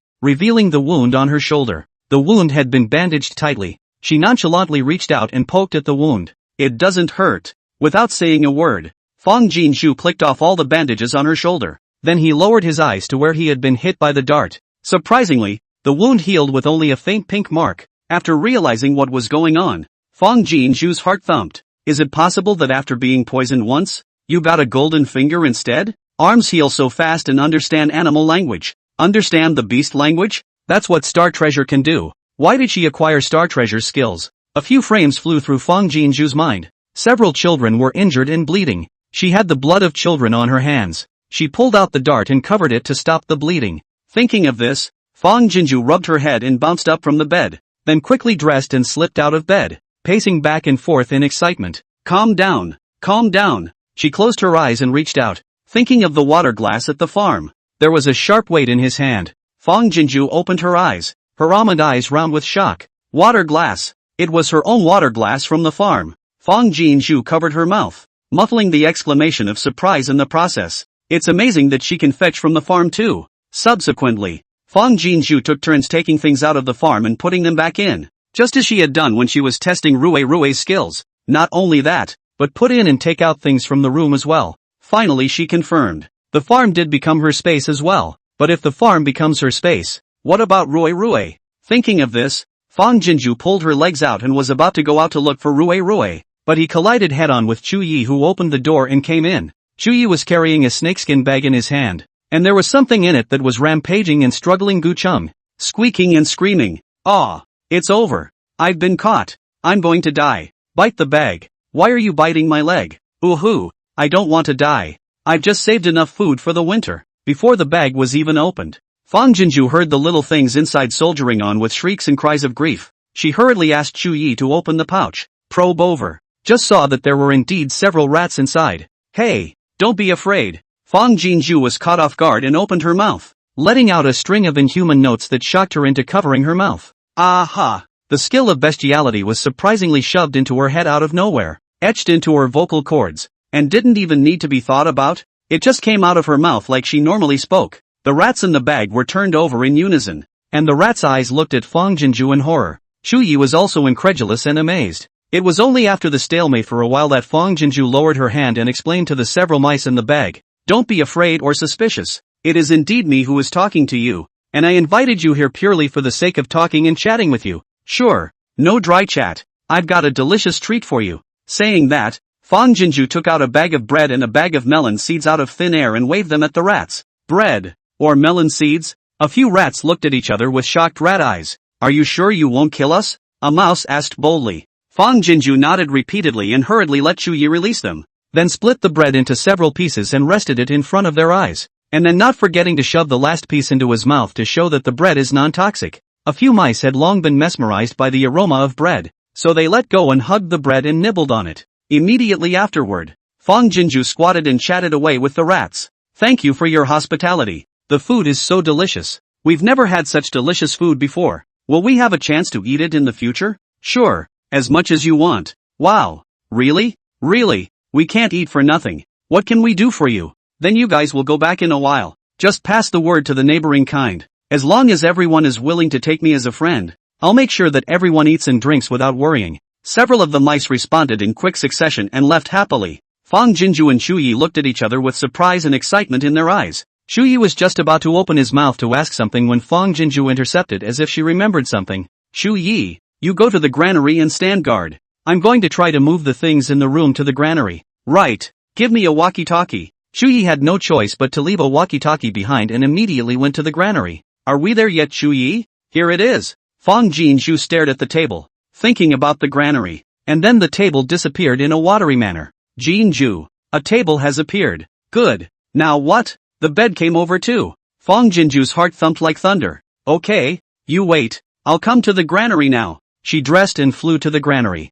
After first teleporting the bed and table back into the room, the two sat at the dining room table, wide-eyed. How do you feel? After a long time, Shu Yi opened his mouth and asked. Fang Jinju got up, whimpered and swung her arms and legs a few times, then sat back down at the table. I feel like it's trivial for me to run 3 or 5 miles now. Shu Yi's eyes glittered with shock. But what the hell is going on? It was naturally a great thing that Jinju had suddenly grown so capable, but it was too shocking. Fang Jinju truthfully told his guess. Are you saying that you and the blood of the 3 children melted into one place and that's why you have the children's abilities? Shu Yi said with a complicated expression. But your arm inexplicably recovered. What does that say? It's not just my arm. My shoulder is all healed today. For this, Fang Jinju was also puzzled and shook her head. No matter what, it's always a good thing. Wait for the children to wake up tomorrow and then study what's going on. As she spoke, her eyes fell towards the time gate and suddenly froze. Chapter 158. So the time gate has reappeared? She snapped to her feet.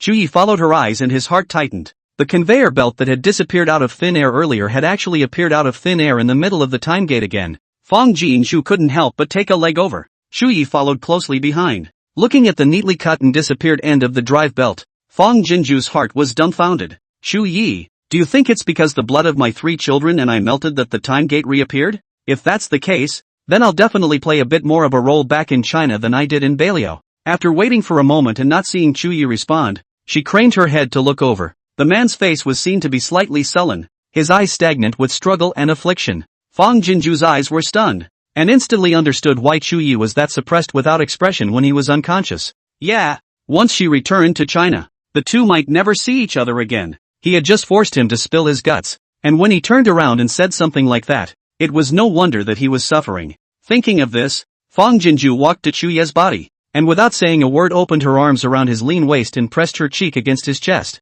But I can't afford to go back now. Shu Yi stiffened, all the bad emotions under his eyes collapsing in an instant, his hands hanging helplessly at Fang Jinju's side, not knowing where to land. Although he had already revealed his heart to each other, he was still worried that his words and actions had desecrated the woman in his arms, and he was afraid that if he let it go, he would gain an inch and not be able to control himself. The man's thunderous heartbeat came to his ears, one more urgent than the other. Fang Jinju's heart followed the thumping away, pursing her lips and smiling away. If you don't hold me again, I'll push you away. At those words, Shu Yi's eyes tightened, not caring about much. His long arms tightly embraced the woman into his arms. Fang Jinju rubbed against his chest with favor. That's more or less the same. In the future, how I treat you, how you should respond to me, do you know? Shu Yi's chest was tingling, and the bottom of his eyes were soft into pieces. Got it. Noticing that the man had calmed down a bit, Fang Jinju then wanted to reach out and push him away. But I do not want to. Shu Yi does not let go.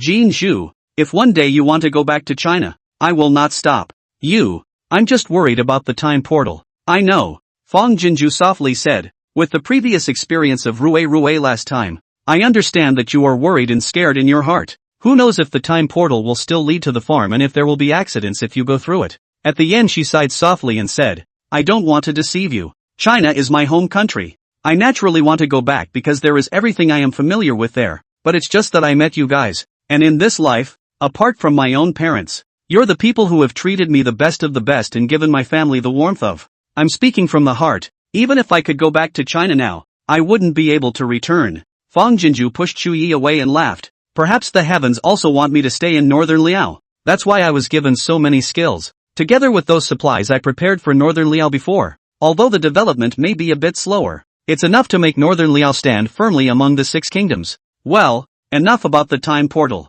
She reached out and pulled Chu Yi back to sit at the table. You still haven't told me what happened in the barracks. Were those messengers causing trouble? How did you solve it? Chu Yi truthfully palatized out what happened in the military camp. Damned if you're going to hold your family hostage. Fang Jinju listened with a stunning look in her eyes and lamented. It's a pity that I didn't get to see the scene of great joy. Chu Yi's eyes flickered slightly. Jin Zhu, the messenger was killed. Matter will not take long. Qiangwu State Lord will be informed. According to his violent and good nature, I am afraid that he will immediately gather troops to sanction North Liao. Qiangwu has raised a national army of more than 500,000 men. I'm only afraid a bad battle is on the horizon. Fang Jinju staggered. 500,000 troops? That's equivalent to the total population of a 3rd or 4th tier city. Jinju has nothing to worry about. Seeing the woman's face color change in shock, Chu Yi opened his mouth to pacify. Our side said, is the Qiangwu lifting the country's military force? But one to Qiangwu State Master will certainly not gather all the military force, only to deal with a small northern Liao,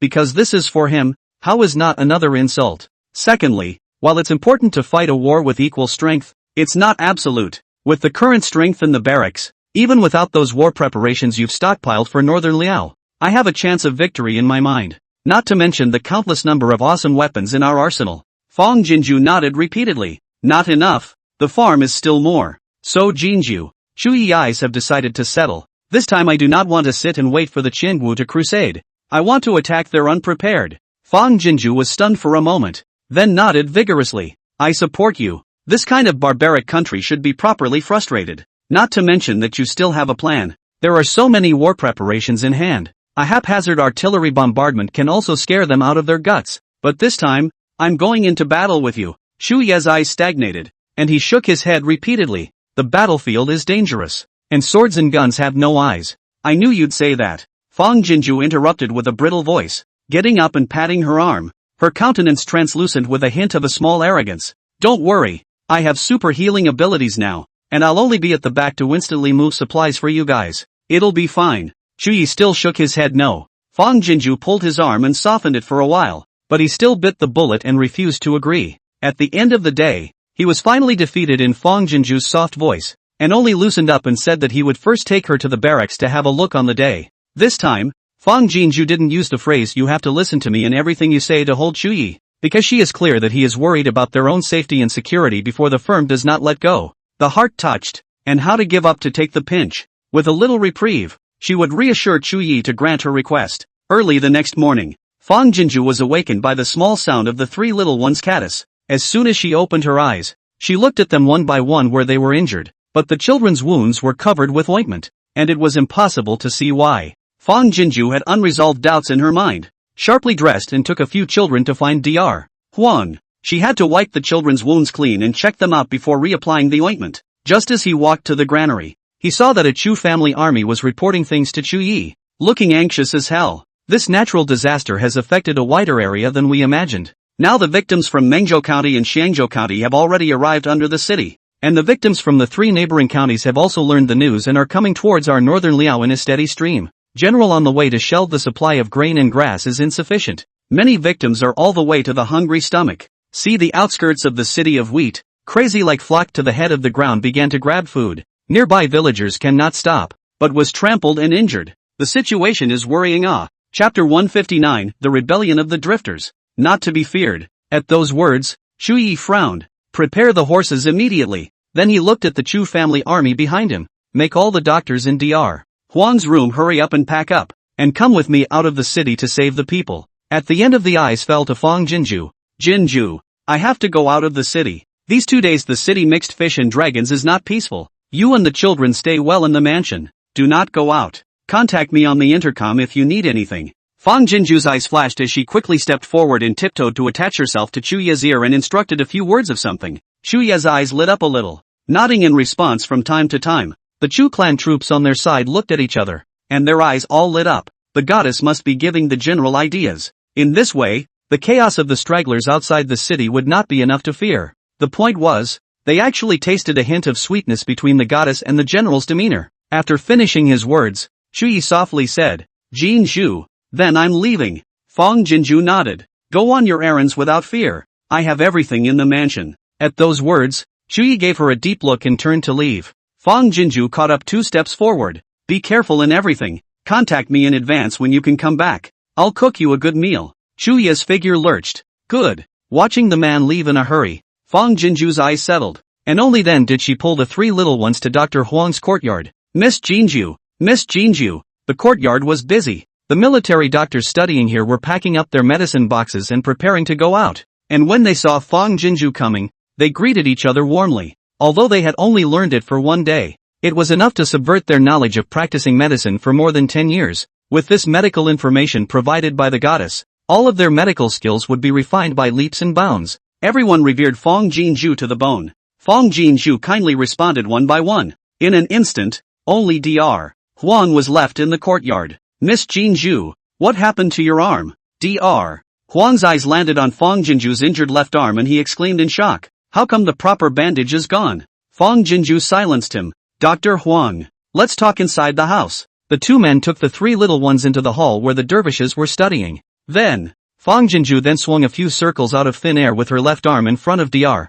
Huang, and then picked up the 10 or so pound solid wood stool with one hand. After a night's rest, her arm was not only completely healed, it was even stronger than before. Dr. Huang's eyes were glazed over. This, he must have blinked. The injury on Miss Jinju's arm can never be moved without 2 or 3 months. Even after 2 or 3 months of recuperation, it should be used with care and caution, and should not be used to carry heavy objects. But what did he just see? Ruerue panicked and stepped forward to pull Fang Jinju's clothes. "Sister, obey, quickly put it down. The arm will hurt." Shuru and Starbuck also reached out their little hands to catch themselves under the stool, with a look of horror on their faces. "Sister, it's dangerous. Sister, put the stool down." Fang Jinju raised her lips and obediently lowered her stool. But in the next instant, she reached out and scooped up Shuru in a hug. With the left arm, Shuru's little body tensed violently and clung to her sister's arm in an attempt to make her weight on it a little lighter. "Sister, put Shushu down." Roy and Xing Bao were even more crazy with worry, gathering around the front and back in alarm. "Sister, put my sister down." Seeing that the children were in a real hurry, and that Dr. Huang's mouth was so shocked that he could fit a goose egg in it, Fang Jinju then put Shushu back on the ground. "It's okay, sis, it's okay." Fang Jinju rolled up the sleeve on her arm and brightened it in front of the eyes of the big one and the 3 little ones. "Good all around." Dr. Huang couldn't help but get up, incredulously coming up to her arm to examine it. This, it's really good." "Why?" Dr. Huang looked at Fang Jinju's complexion, a face of messy shock. "Old man's medicine. It's not so miraculous, right? It's only been 2 days, and it's all healed?" Fang Jinju sat down at the table with a mysterious face. "Dr. Huang's medicine is naturally good, but the truth is, after yesterday's ordeal, it seems that 1 or 2 of my divine veins have opened up, and as a result, truth be told, my shoulder is all better too. Right now I've come to inform Dr. Huang that I don't need to be bothering with my injuries." Upon hearing this, Dr. Huang came to a sudden realization, and then with a wildly happy face, he hurriedly cupped his fists and said towards Fang Jinju, "Congratulations to Miss Jinju for being blessed by a disaster. Great. Yesterday, Miss Jinju came back in a coma, which scared everyone. Miss Jinju is at the center of the general's heart, and at the center of the hearts of all the northern Liao people. If anything happens to her, even if Bei Liao is fine, everyone will not be at peace. Jinju girl this only opened 1 or 2 divine veins, can be injured immediately recovered? If the divine veins are all opened." As soon as I thought of this, Dr. Huang was full of solidity, but still couldn't help but instruct. "Jinju girls still need to be careful, although the arm is good, but just in case, these few days you still have to observe it properly. Can't be as reckless as the general exertion of the party." Fang Jinju nodded. "Dr. Huang has a good heart. Jinju will definitely keep it in mind." Dr. Huang, is there any more of the golden wound powder for the children? Take the trouble to give me some, and fetch me a bit of the bandages as well." She is in the eyes of the Northern Liao people as the reincarnation of the goddess. Even if the occurrence of the unexplained things of God Xian casually make up a reason can be convincing. Although Ruoruisha Shu also has her own Xinshan skills, it doesn't hurt that the entire Northern Liao population hates to protect them with their lives. But the Gobo does not work. Although everyone pities him and loves him, except for Elder Lady Chu Yi, and her, no one else will treat him with the same dedication as Ruoruishu in the end. I don't know which child I'm taking credit for this superb self-healing ability. She had to avoid human verification in order to protect goobers. Dr. Huang nodded repeatedly. There is there. As he said that, he hurriedly took a porcelain medicine bottle and a roll of bandages and handed them over. Miss Jinju, what do you need these for? Is anyone else hurt? Fang Jinju knew he would pursue the question and grinned at him. Thanks to the blessing of Dr. Huang's nudging, the general and I have already expressed our feelings for each other. A light sentence, but it was like heavenly thunder, exploding Dr. Huang's heart. Ha? Really? If Dr. Huang doesn't believe it, he can confirm it to the general when he returns. Fang Jinju shook the medicine bottle in her hand. I'm sure Dr. Huang should know exactly what I want this for, right? Dr. Huang's ecstatic face was first stunned, and then he nodded his head repeatedly in understanding. Not only did he stop asking questions, he also excitedly taught Fang Jinju some techniques for bandaging different wounds on different parts of the body with different medicines. Chapter 160, Cut with a knife, burn with a branding iron. Bringing the three little ones back to the room, Fang Jinju closed the door and dropped the bolt. The three youngest sat in rows around the table. Fang Jinju didn't rush to remove the bandages on the three little ones' faces first, but her eyes swept over their little faces one by one. Rue had bumped and bruised his knee on the farm, and it took days for the bruise to fade. Fang Jinju could be sure it wasn't Rue. Then her eyes fell on Shuru's face. Shuru, do you remember if you've been injured and bled anywhere? Use the process of elimination first and try to avoid tossing a few kids. Seeing her sister's serious face, Shushu tilted her little head and thought hard, then nodded. Shushu, I've fallen, and I've broken my measure. The little hand pointed to the pink pout, then stretched out her leg, pointing to her knee, and Kizuri. Fang Jinju nodded and asked again, then does Shushu still remember how many days it took to heal after the fall? Hearing this, Shushu's eyes were filled with some confusion, then she honestly shook her head. Sister, Shushu, I don't remember. Fang Jinju smiled and ruah her head. That's also true. Shushu is so small, where can she remember such a small thing? Sister. Unexpectedly, Star Treasure carefully opened her mouth. Star Treasure has been hurt many times before, but it will be fine soon. At those words, Fang Jinju's eyes lit up. Ah, really? Surprisingly, it's Star Treasure. Star Treasure nodded her head repeatedly, and as if she was afraid her sister wouldn't believe her, she picked up the scissors on the table and stuck them in her little arm. Star Treasure. Fang Jinju couldn't react fast enough and exclaimed in shock, hurriedly reaching out to snatch the scissors from Xingbao's hand. What are you doing? Xingbao, however, did not take it seriously and grinned, stretching out her arm to Fang Jinju's eyes. Sister, look, brother, sister, look, said Starbuck as she tried to think of something sad, tears bearing her eyes. Fang Jinju lowered her eyes and saw Xingbao's own punctured and bleeding wound, stopping the bleeding at a speed visible to the naked eye, scabbing over and leaving a shallow scar. Rueshu rounded her eyes. After reacting, Shushu's small hand rested on Xingbao's small arm. Big brother, it hurts ba? Big eyes were brimming with crystal tears. Star Treasure's tiny heart softened, grinning and shaking his head repeatedly. It doesn't hurt. It doesn't hurt. Brother cries for the wound to heal faster. Sister don't cry ow. Fang Jinju blamed herself in between her surprise. Xingbao, it would have been better if you had told your sister. Why did you hurt yourself? Self-healing was a good thing anyway, so why should she pursue it? Even if you want to get to the bottom of it, you might as well just take the bandages off all three kids in the first place. Save Star Treasure the pain. Star Treasure casually stroked the tears away with her little hand and grinned. Sister, it doesn't matter. This little bit of pain is nothing, but sister can see it and will believe what Xingbao said. Ah. Fang Jinju eyes diffuse wetness. That earlier in the capital, I clearly saw you all over the scars. With that said, she reached down and peeled the little man's clothes away a bit as if she remembered something. Sure enough, all the scars that used to be modeled had turned into a powder mark. Star Treasure's big eyes flashed slightly. Star Treasure doesn't lie to sister. As long as Star Treasure sheds tears, the wound will heal quickly and quickly. Otherwise, it will be slower. Earlier when Starbuck didn't do what the bad guys said, they would cut Starbuck with a small knife and burn Starbuck's flesh with a very, very hot iron. Xingbo is afraid that the bad guys will find out that Xingbao's wound heals too fast and be even more aggressive towards Xingbao. So Xingbo has held back her tears every time. Saying this, he grinned his little mouth and winked at Fang Jinju. Sister, so this little injury, it doesn't matter at all. The day I met my sister, they beat Star Treasure so much that Star Treasure couldn't take it anymore and let the little mouse help her escape. Later on, my sister and brother were so nice to Xingbao.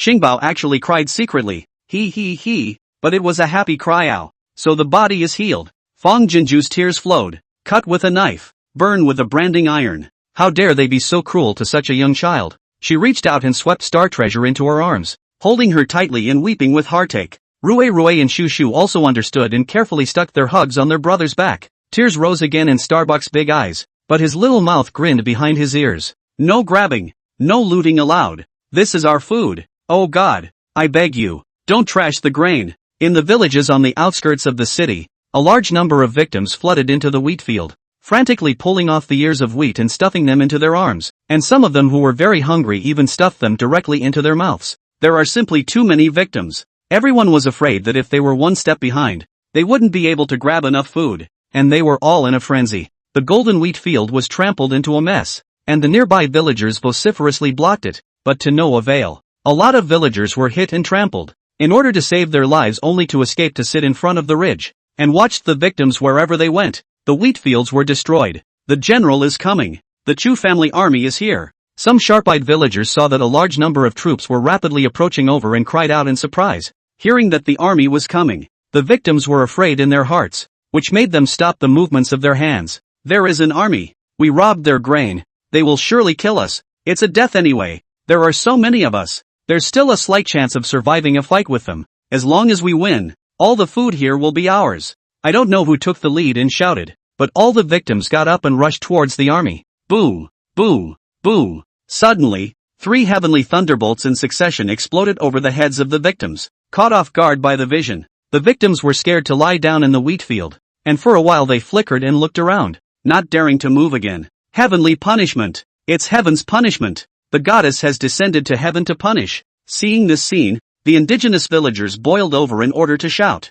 The victims looked at each other with fear. Even the few people who had just started to lead the way, their eyes cringed and they tilted their heads to look around in fear. Soon, Chuyi then drove his horse forward and shouted, "Which county are you from? Why have you come to northern Liao?" An intimidating sound that silenced all 4. A bearded village man stood up boldly. "We are the people of Mengzhou County, and have come to North Liao to join General Chu. Please also ask General Chu to take us in." Chuyi slightly clamped his horse's belly, and the horse slowly stepped forward. He swept a circle of the victims, the corner of his lips hooked up with a touch of cold irony. "You have the nerve to say that you've come to rely on Northern Liao when you're behaving like robbers at the moment?" Chapter 161, Only those who are diligent, kind and generous are worthy of entering my Northern Liao city, said he. Made a wink behind him, and immediately a Chu family army came forward and clamped down on the bearded man. "What do you want? Let go of me." Seeing this, the bearded man panicked and struggled desperately. Chuyi drove his horse forward, his lance straight against his neck. "Say,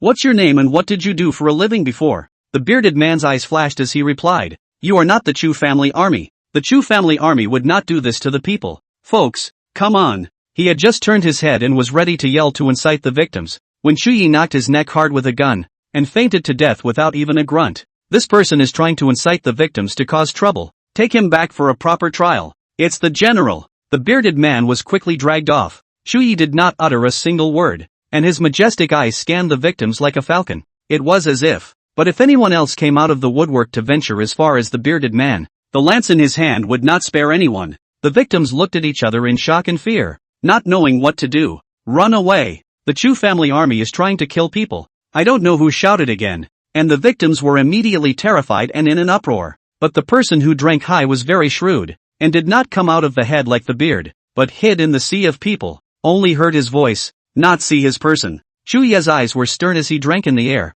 "Goddess manifests." The voice with internal power could be transmitted for miles, and everyone felt like thunder. Ah! As soon as the voice fell, someone in the group of victims immediately let out a miserable scream. The victims around the screams immediately panicked and avoided a circle in which a man was frantically slapping his body. Fixed eyes. Countless rats are crazy towards him to climb up and tear, shoot off and climb up a dozen, like wearing a moving ratskin cloak. Seeing this scene, The victims' chicken skin clumped up and their backs tingled as they screamed and surged out towards the official road. The Chu family army was prepared for this, and with their lances facing forward, they blocked the victims in the wheat field. For every additional grain that is lost, the sin is deeper, and the heavenly punishment will increase by 1 point. Shu Yi shouted, "If you want to be safe and sound, all crouch in place." Upon hearing this, the victims didn't dare to run around anymore, and they obediently squatted on the ground. Immediately, some Chu family troops came forward and surrounded the person who shouted and incited the victims. Then the victims were amazed to see the tides of rats fading away from the man.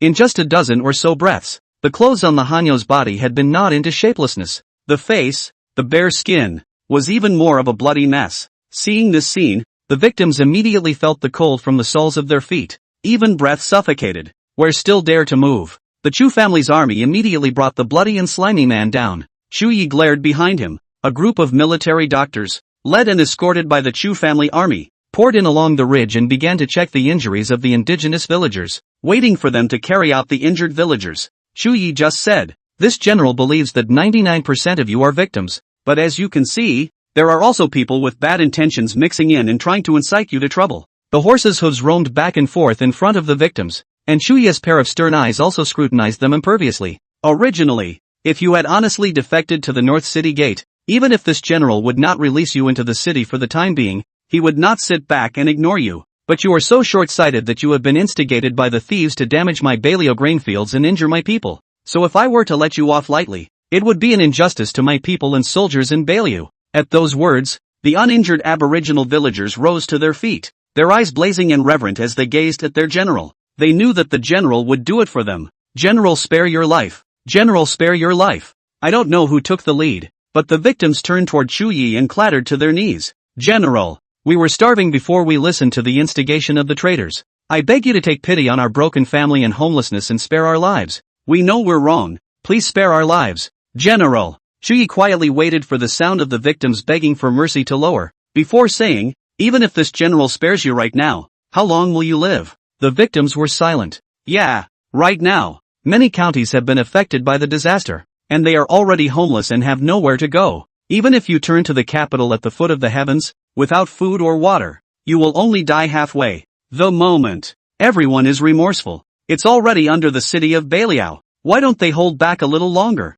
The traitors said that the Northern Liao's General Chu is kind and generous. Even if they robbed the grain, they will also pity them all the way here on a hungry stomach, and will not be deeply investigated. Besides, there are more than 1,000 acres of wheat land in Northern Liao. How much can they rob? But I don't want to think that Bailio is really blessed by the gods. The vision of the party made them understand. Even if General Chu doesn't look deeper, God won't spare them. "General." Shong Dali came forward with a group of Chu family army. "These victims are peaceful all the way. How should they be resettled?" Behind them, followed by thousands of victims, Shu Yi looked over. "In addition to the victims from the villages of Yanghua and Yangtan, there are many others that I don't recognize. First find an open space to pitch a tent and temporarily house them." Shu Yi opened his mouth and said, "Provide 2 meals of kanji daily, and then wait for this general to make other arrangements." Shong Dali clasped his fists and responded, "Yes, General. Thank you for the favor of taking the general in. Thank you for the favor of taking the general in." The victims who had been resettled had knelt down towards Shu Yi,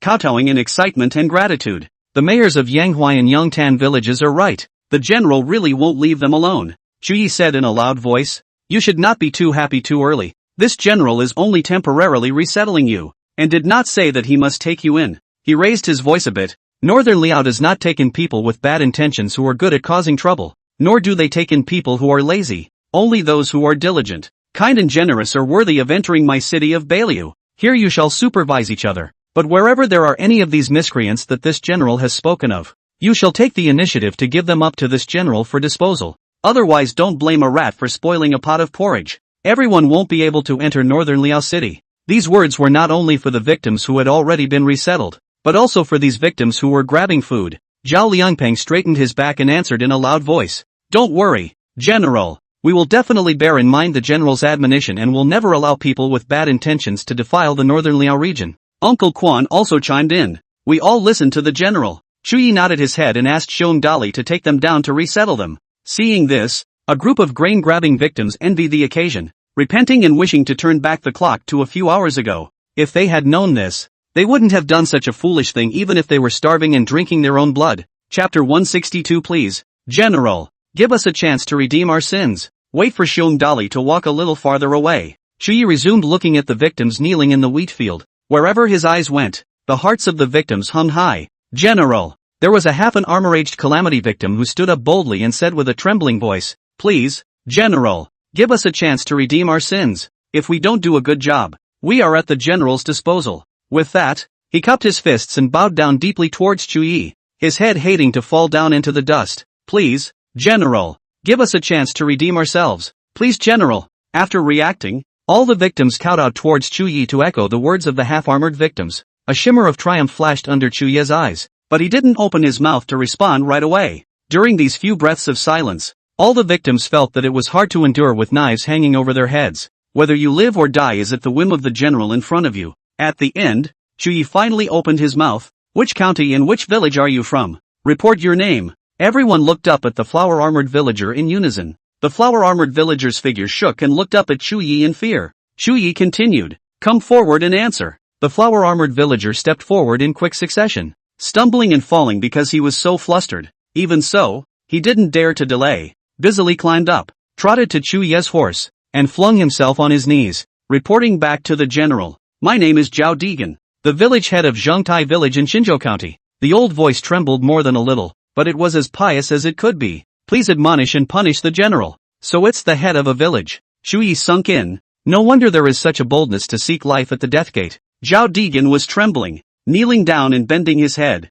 All village heads, stewards, and masters, come forward. Chuyi didn't proceed to ask, but looked at the group of victims. There was a commotion among the victims, and one after another, people stood out and fearfully walked up to Chuyi. Others, not knowing whether it was good or bad to get up and stand up, hesitated to do so. Waiting for dozens of men of all ages to come into view, Chuyi said in a loud voice, ignorant people are just, but you are all the chief of a party, also have the insight and decision, but easily listen to traitors and slander. Make such a stupid thing, simply unforgivable. When these words were exited, all the kneeling village chiefs and principals shook like chaff in unison. Feng, who had hesitated to come forward, thankfully touched the cold sweat on his forehead. The gun hits the bird, the knife cuts the snake. When you are in the Lord's service, you are naturally superior in every way when you are at peace, but when things go wrong, they are the first to suffer. But, Chuyi's words steeply turned, and said, and then before the road ahead is uncertain, you can follow the order of the General to come forward,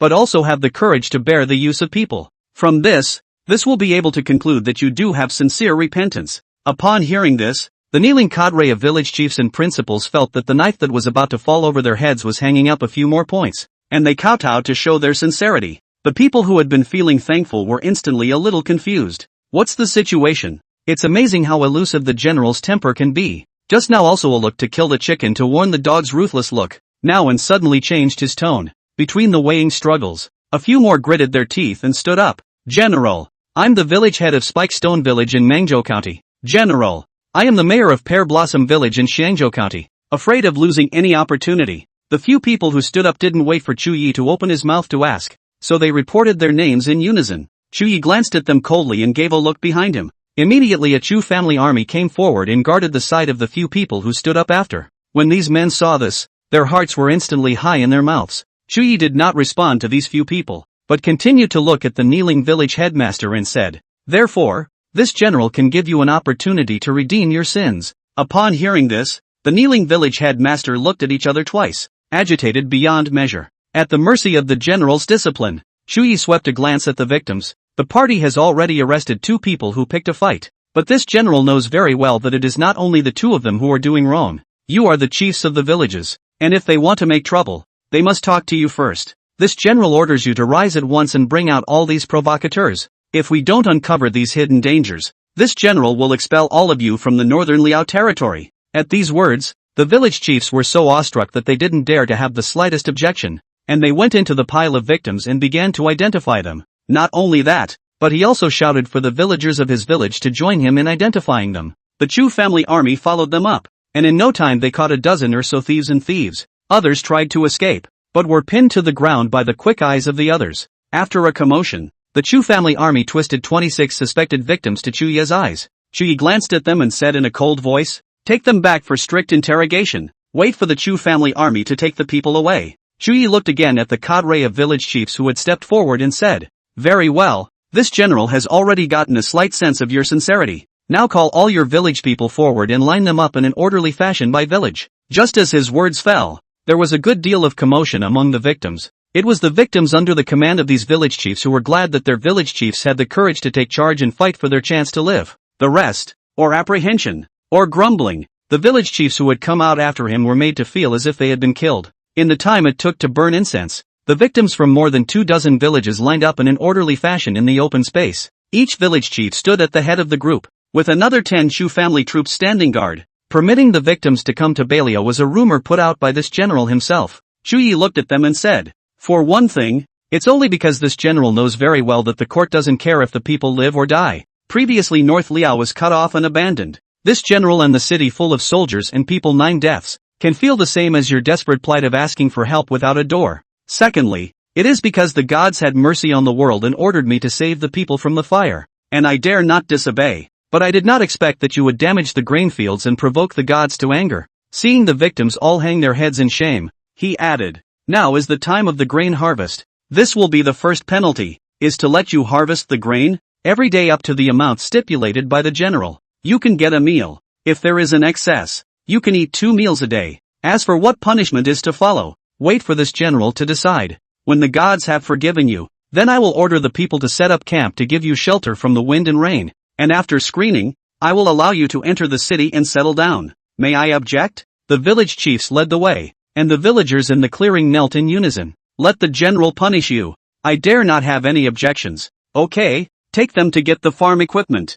After the instructions, Chu Jejun looked toward the group of victims shivering in the wheat field, and his voice steeply turned stern. "As for you." Chapter 163, this is much more exciting than the love stories in the books. The remaining 1,000 or so victims were suddenly pale and weak in the knees. "You could have been given the same chance to redeem yourselves as they were," Shu Yi said in a deep voice, "but the mayors and chiefs of your villages are not the ones who can carry things." "General!" Before he finished his words, some of the victims plopped down on their knees and cried, "General! We are just ordinary people like them. We can only follow the footsteps of the village chief and everyone else. I beg you not to cut off the way of life for all of us because of what the village chief has done alone." One word starts, 10,000 words follow. All the victims knelt in agreement. "Yes, General. It's unfair to veto all of us because of the village chief's actions alone. I beg the general to divide us into those village chief queues, and we are at the disposal of the general and the new village chiefs for everything." Unwilling to be dragged down by their own village chief, the people pleaded indignantly.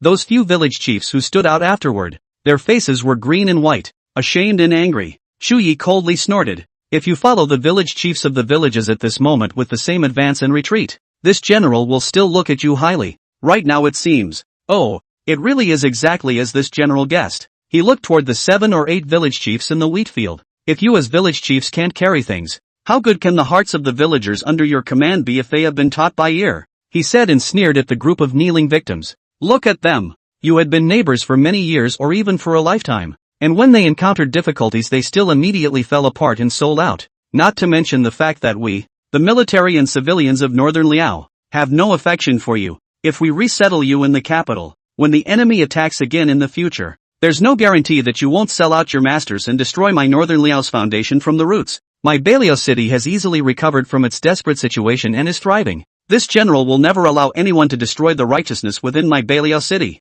He swept a look around and said sternly, "Those of you who are over 60 years of age and children under 10 years of age may choose to stay, while the rest of you leave the Northern Liao territory immediately. Nearby counties have suffered a natural disaster. The court will not be renovated to this. Those rich families in the city will be able to dig out a lot of food. You have hands and feet. Into the city to find a mouthful of food is not difficult. To be the inferiority to sharpened a little before defecting to the Northern Liao is not too late." "Lu Qi." At the end, Shu Yi ordered. Lu Qi immediately stepped forward. "The last general is here. Enroll all of these villagers, and settle them first according to the conditions of the next best thing. Give them a meal today, and from tomorrow arrange for them to begin harvesting the grain, and assign them food according to their labor. Don't worry, General. Leave everything to Mordecai to supervise." At the words, the victims lost their shapes in excitement. Although the general still had to examine them, it was good to have a chance to fight to stay. "How can you not be happy?" Shu Yi looked at the remaining 1,000 victims again.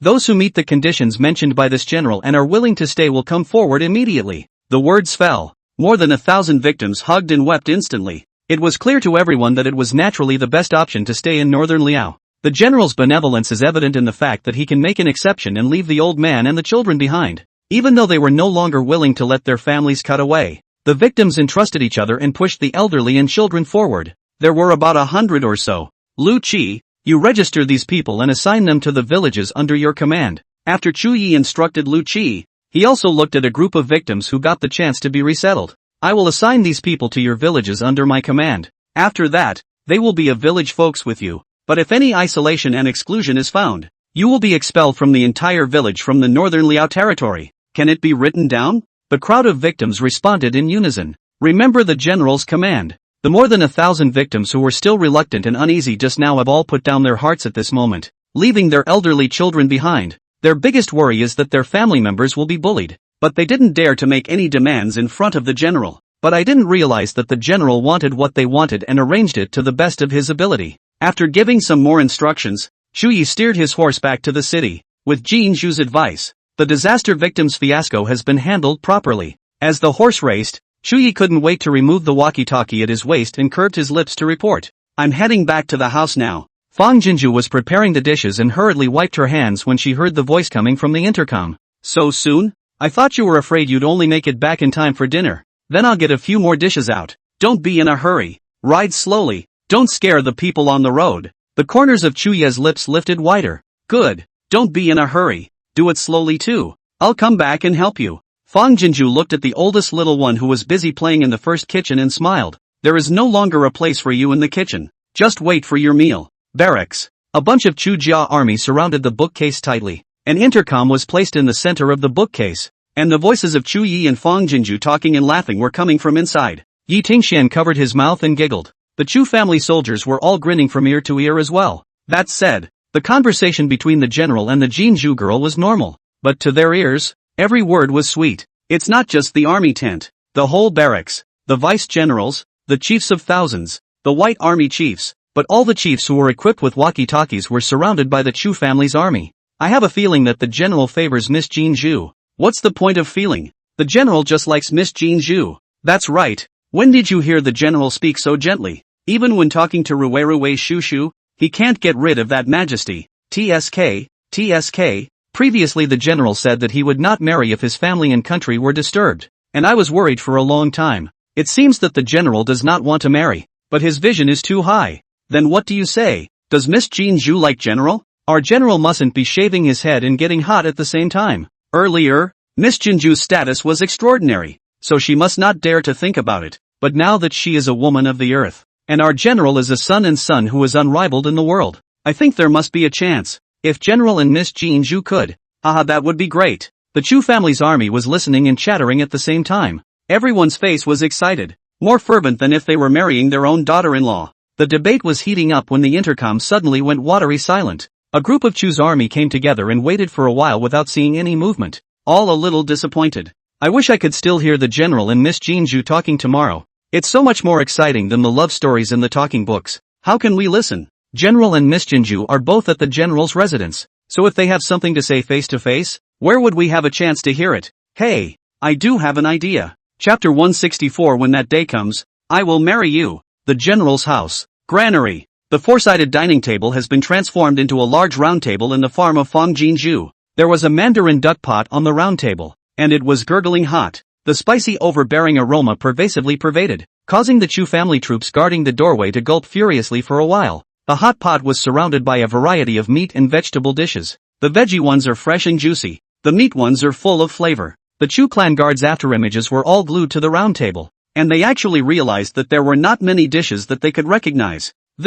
What kind of food is it? Chu Yi, who came back with the three little ones' net play hands, saw a table of raw food and couldn't help but look at Fang Jinju, who was carrying two large plates of fatty beef rolls and fatty goat rolls. Fang Jinju laughed as she put down the dish tray. You deserve to be celebrated for pacifying the disaster victims' chaos. Celebration. That means hot pot and beer. Sit down. Sit down. When Fang Jinju pulled out the chair, she pushed elder Lady Chu's shoulder to let her take a seat. Sister Wei, you sit too. Sister Wei waved her hands in succession. Slaves serve several. Before she finished her words, she was pushed by Fong Jinju and pressed on the stool. Eating hot pot should have a lot of people to be lively. Auntie treats you as close and thick as a sister, and we are all juniors. How can we let your old man serve you? He said, and then looked over at the three little ones who were already sitting obediently and curved their eyes. Awesome! At the end of the day, he shouted outward, soldier brothers, all come in and eat hot pot together. Shu Yi looked at Fong Jinju, and a flash of acidity flashed under his eyes.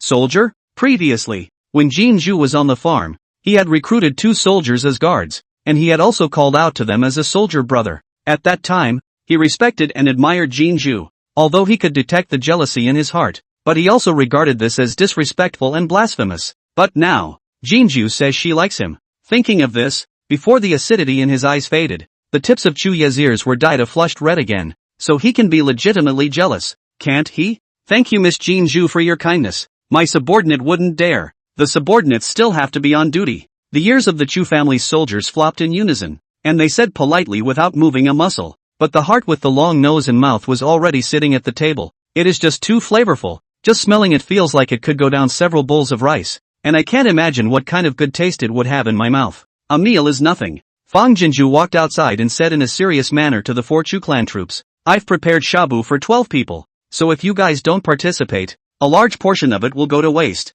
The Chu family army looked at me and I looked at you. Both saw in the other's eyes the inability to refuse. Then, swallowing their throats in unison, they shook their heads in unison. Thank you, Miss Jinju, for your kind words. My subordinates will be on duty. A Chu family army voice as Mosquito Na said. Jinju girl, do not worry about wasting. If there is leftover in a while, we can help to clean up. As he spoke, he glanced inside. Fong Jinju immediately understood and looked at Chu Yi, who was seated, and winked. Although not a single word was spat out, Chu Yi instantly understood her meaning and cleared his throat. Don't spoil Jinju's fun. All come in and eat together. The Chu family army looked at each other and grinned in unison. The general has spoken. What are you waiting for? The 4 men sat down at the table in a flurry. As soon as he sat close, a burst of the overpowering scent went up his nose and straight to the sky. Put. Fong Jinju took out the cold beer that had been prepared long ago and clicked open several bottles. Come, first fill up all the wine. The Chu family soldiers were very perceptive and hurriedly stood up and poured wine into the glasses in front of each person.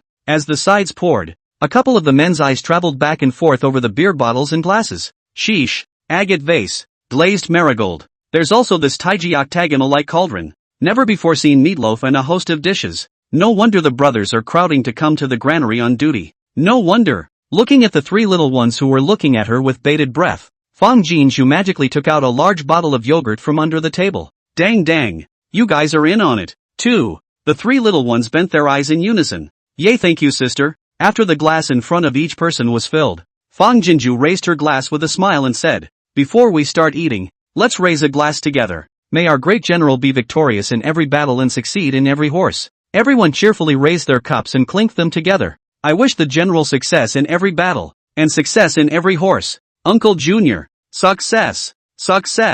Uncle Chu was the best and most successful. The 3 little ones also fought to hold up their yogurt cups and touch joy with the adults. Fong Jinju tilted her head and took a big gulp of beer, shivering with ice, but feeling soothed in every pore. Open up. Right after that, she poured the meatloaf toward the pan. Count to 20 and eat. The 3 little ones really counted them one by one. 17, 18, 19, 20. Fong Jinju greeted. Quick, this time of year has the best flavor and is the most tender. As she said that, she gave old lady Chu, Sister Wei, Chu Yi, and the 3 little ones each a chopstick full of meat rolls in turn. Dips and dips must be covered in sauce to be good. Fong Jinju then said and demonstrated, and the others followed her example and ate. One bite down, everyone's eyes lit up. The 4 Chu clan troops were even more eyed like cows, nodding their heads like pecks of rice. Yummy, it smells so good. It's so good. This bite, like the feeling of 100,000 troops attacking a city, attacked every corner of the oral cavity in an instant.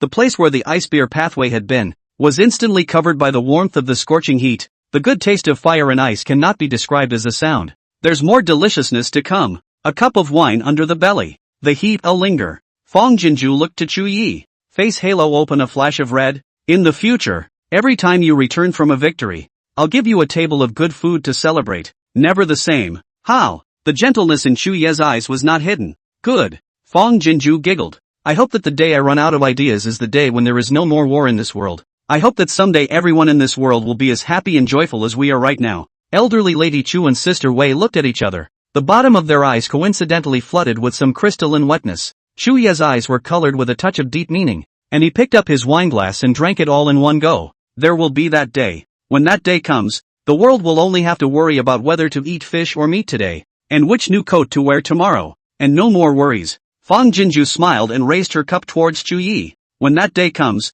I will marry you. Chu Ye's brain rumbled, and all was quiet. Only the woman's words rang out week after week. I will marry you. I will marry you. All heads snapped up. Chapter 165, A Kiss. Not exactly shocking, is it? A Chu clan soldier reached out and viciously pinched the face of the brother next to him. Oops dash. Chu Jiajun, who was pinched, grimaced in pain. What are you doing? The pinching Chu Jiajun instantly grinned. Not a dream. And I didn't hear any interruptions. Miss Jean Zhu said she wants to marry the general. Several Chu clan troops grinned widely in unison and looked at the stunned Chu Yi. General. Miss Jean Zhu said she wants to marry you. Elder Lady Chu excitedly grabbed the hand of Sister Wei at her side, and anxiously kept making eyes at Chu Yi. This stupid kid. Why doesn't he even react? 3 little ones. 6 big eyes glazed over. Sister, you want to marry Uncle Junior? So will they not be able to call their sister from now on? You want to call me auntie? If you don't want to. Seeing Chu Ye's shocked look as he looked at himself for a split second,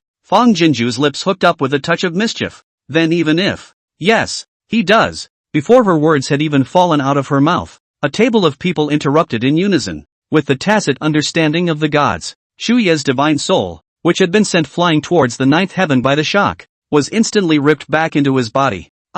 Seeing that her son was still a bit distracted and ungathered, Mrs. Chu was so anxious that she reached out and stabbed him in the ribs of his waist. Are you stupid? Fang Jinju brought the wine to her mouth, hiding the corners of her lips that couldn't help but rise high, and looked at Chu Yi with a pair of eyes containing a full smile. Chu Ye's throat welled up. Really? Fang Jinju's eyes curved. Fake. The crowd's hearts hung in unison. Old Lady Chu hatefully stabbed her son again. You are really stupid. Is it so hard to say I do? In this situation, how dare you question the truth in Jinju's words? She hated him and reached out to hit him. Oops. Where has that killing determination of yours from the battlefield gone? Chu Ye's handsome face was slightly red, and he looked at Fang Jinju in a perplexed manner. Jinju, I didn't question your meaning. I'm naturally extremely willing to.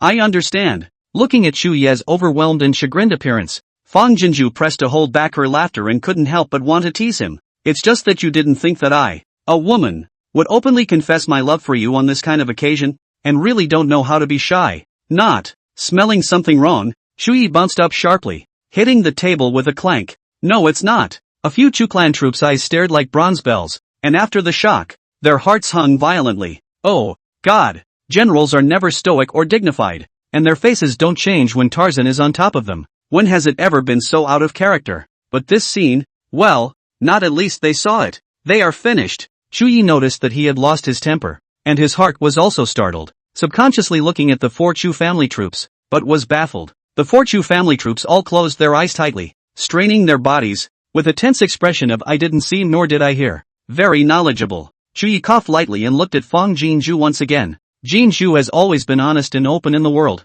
Even if you are interested in a person is also no entanglement to cover up. On the contrary, I think too much. Failing Jinju's sincere intentions. At the end, his eyes sizzled as he looked at Fang Jinju.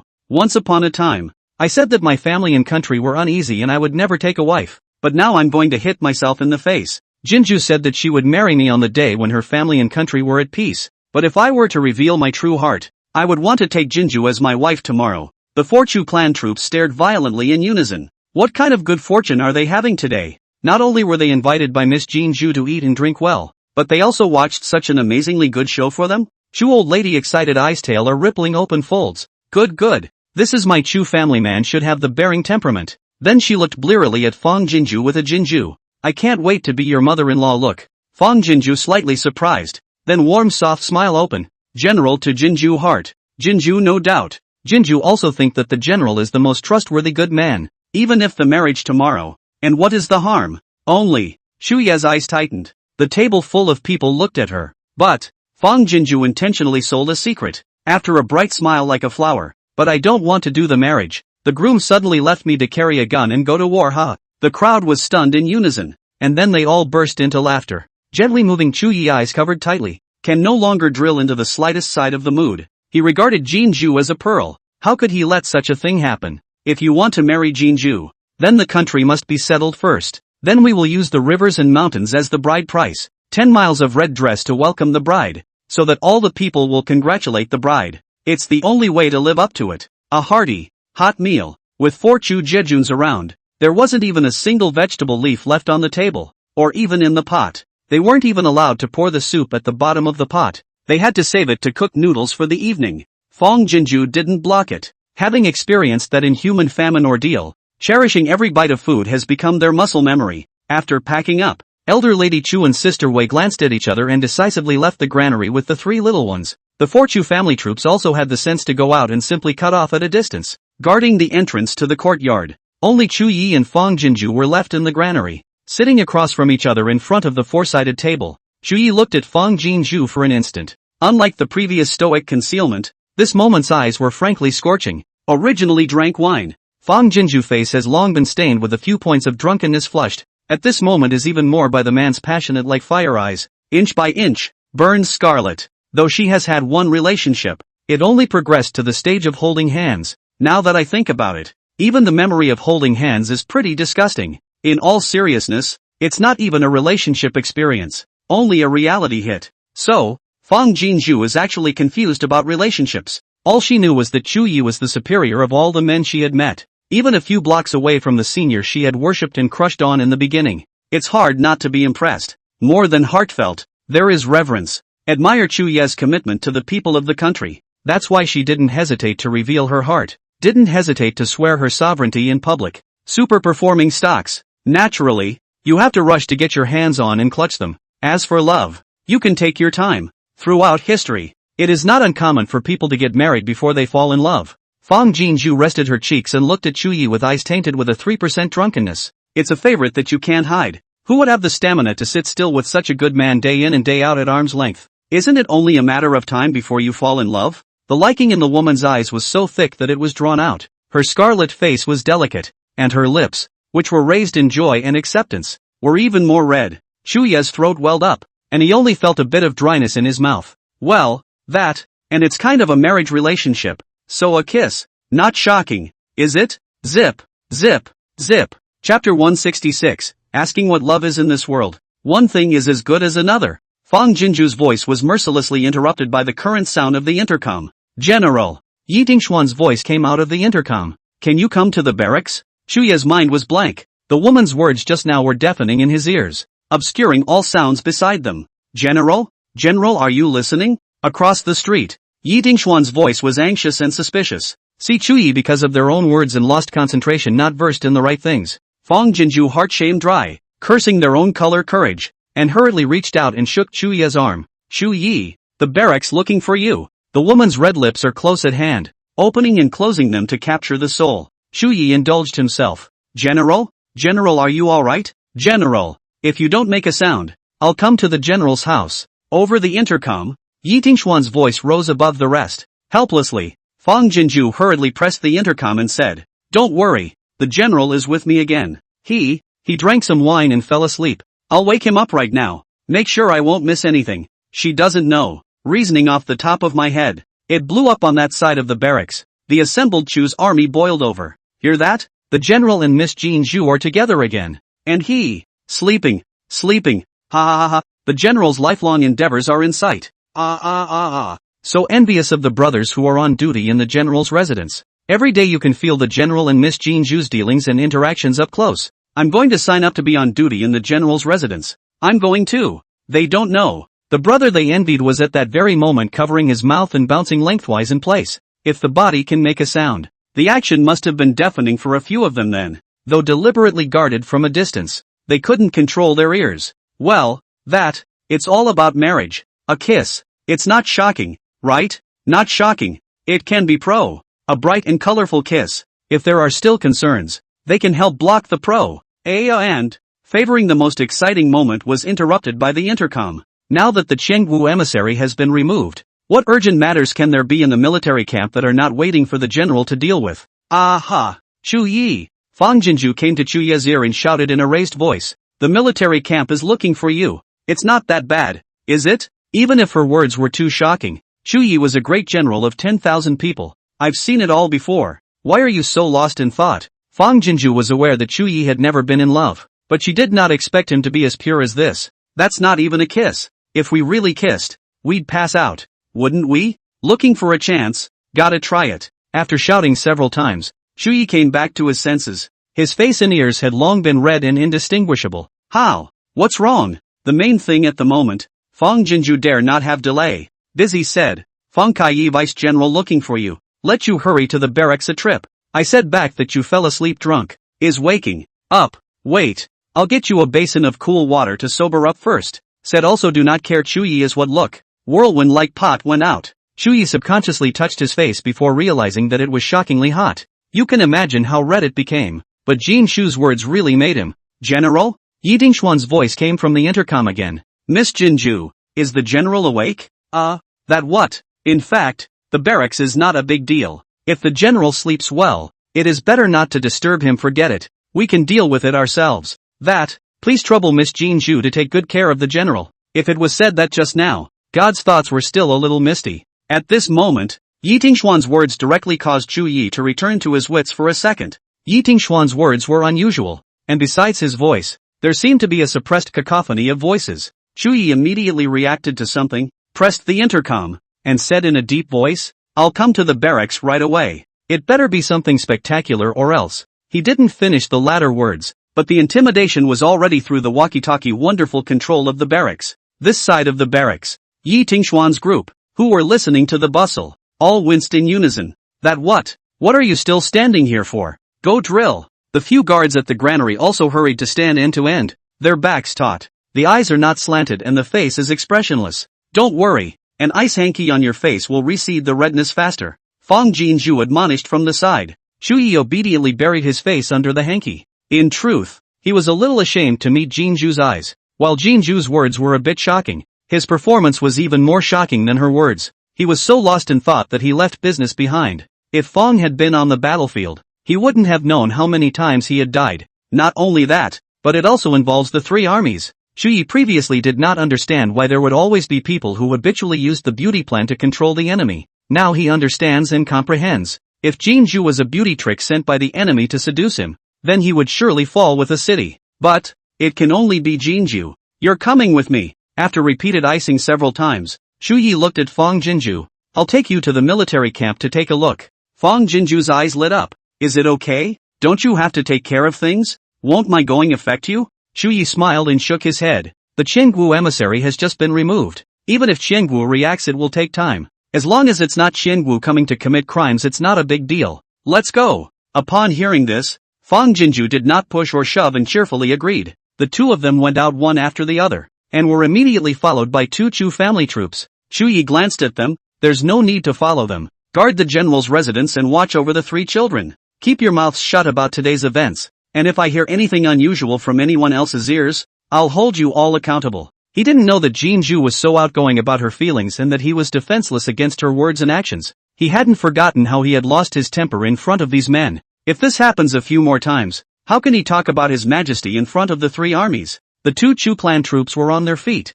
and before disappointment could well up above them, they were snatched up by apprehension. It's the general. Then in unison, they cast a pleading look toward Fang Jinju. Fang Jinju's eyes contained a smile, and without saying anything, she took Chu Yi's hand. All right, let's go. Don't delay the business. They are all men who are loyal to you, and even if they talk about it twice, they are still concerned about you. What? Do you think the two of us have a relationship that can't see the light of day? Forget it then. I'd better not go to the barracks. There are many people in the barracks, and there are more mouths to feed. No Jinju. Fine. I don't care. So let them talk about it. The Chu family army stretched their necks to watch the men and women walk away, looked at each other, and couldn't help covering their mouths and shaking their shoulders. Ask what love is in the world. One thing leads to another. Chapter 167, I'm his sweetheart. Naturally, I still rode to the barracks. There were already Chu's troops waiting at the door with their horses. The general is coming. The horse snorted cheerfully and paced lightly on all four hooves in excitement. Fang Jinju was violently stunned. The last time I rode this horse when I didn't know the language of the beast, he looked like this. She was also quite worried, thinking that the horse was a bit manic and afraid that something might happen to it. But with Chu Yi around, there was no fear. But I didn't expect it to turn out to be exciting for it. By the sound of it, it's a mare. Fong Jinju couldn't help but look at Chuyi behind her. Her eyes scared. It's true that looks and charisma are good for everything. Seeing the woman's eyes teasingly looking at herself, Chuyi's heart thumped slightly in uncertainty. Fong Jinju's heart burst with relief. Quickly stepped forward and reached out to smooth the horse's mane. I thought you weren't quite used to being here from my country of China, but it looks like you're quite happy to be here. Why? Do you like being ridden by the general so much? Hiss. The horse's head shot up in a jerk of fear. You understand me? A pair of rounded horse eyes stared at Fong Jinju in shock. It knows this woman. She's the one who bought herself to the general. That said, its heart is especially grateful to her. But how could the woman understand it? It's obvious that it was normal last time. The Chu clan soldier leading the horse was startled and hurriedly separated Fong Jinju with his body.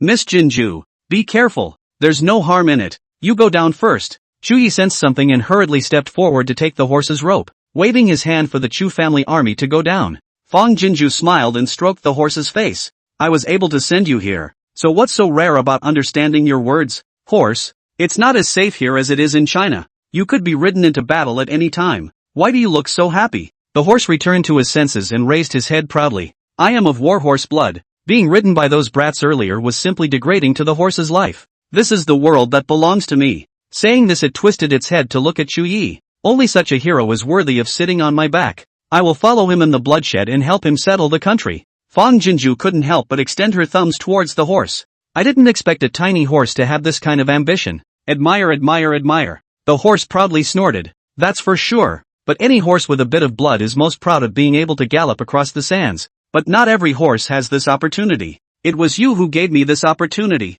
And I am grateful. Otherwise, how could I have allowed you to sit on my back with the general last time? Ha ha. Fong Jinju smiled like a flower. I didn't think I'd be so honored. Since you think so, then I'm not going to be polite, he said, opening his hand toward Chuyi. Carry me up. Chuyi looked at the horse and then at Fong Jinju. What did you say to it? As he spoke, he reached out and pinched the woman's surplus waist and carried her onto the horse. This time, Chuyi did not have any more constipation, only feeling that what he held under his palm was full of happiness, and even the corners of his mouth could not help but curve up. Fong Jinju winked at him. Secret. The woman's delicate appearance made Chuyi's chest itchy, hooked his lips without saying anything, and rolled onto his horse. Hiya! With a soft cry, the horse raised its hooves and galloped. What are you, General? The horse asked as he ran. Fong Jinju laughed. Can't you see it's so obvious? I'm his sweetheart. He's my sweetheart too. Ah! The horse lost a hoof in surprise and neighing out. Fong Jinju's figure swayed violently, and in the next instant, she was wrapped around her waist by the long arm of the man behind her and tightly embraced in her arms. The chest behind her was warm and solid and secure. What did you say to it? Although the heart hangs in the air for a moment, but at this moment, the soft jade and warm fragrance embraced in the arms. Chuyi, on the contrary, the horse underneath the body to give birth to a few points of gratitude. Fong Jinju beautifully nestled in the man's arms, the corners of her mouth raised in a snicker. It asked me what I was to you, and when I said I was your fiancé, it was shocked. As she said this, she tilted her face crookedly and tilted her head closer to the man and whispered, he's a filly. Warm and soft orchid breath around the nose, hair unintentionally stroked across the jaw, like a microelectricity over the body, tingling unbearable. Chuyi's breathing was slightly heavy, gradually unable to think, only subconsciously obediently asked, what does it mean? The smile at the corner of Fong Jinju's lips was completely unstoppable. It seems to like you. Chuyi lowered his eyes as the top of the woman's soft hair. Feel the hair swirl are very eye-catching. What? It likes you. Fong Jinju twisted her head and raised a big smile. I didn't expect you to be so popular. Even females across species can't help but fall in love with you. Only then did Chuyi hear it, his handsome face stunned. What? His horse? Pouring over him? You. The horse was ashamed and angry. A wild gallop. Don't you talk nonsense in front of the general. If the general won't let me be his mount anymore because of your nonsense, even if you're kind to me, I'm not done with you. Fong Jinju couldn't help herself. You're just a horse, so what can you do? Horses. I can never let you ride me again. Then I'll ride another filly with the general, who is obedient to me. You don't talk about martial arts. Fong Jinju noticed that the horse underneath her was clearly a bit disorganized in frustration. Well. She leaned over and smoothed the horse's mane. Want a chance to show off? The horse's ears twitched, spinelessly. Want? In the future, as long as I'm sharing a ride with the general, you try to run a bit more epileptic without affecting your speed. Fang Jinju's eyes glittered with a small secret. Her red lips hooked with a sneer. Create more opportunities for me and the general to have intimate contact so that I can make you the general's mount permanently. You're a smart horse. You should understand what I'm saying, right? Horses. Then, the horse's back, which had been steady, began to seize up. Chu Ye's eyes tightened. His long arm locked tightly around Fang Jinju's waist. Don't be afraid. There's me. Won't fall down. Then his hands tugged on the reins and he mouthed the call to arms in an attempt to calm the horse into a steadier run.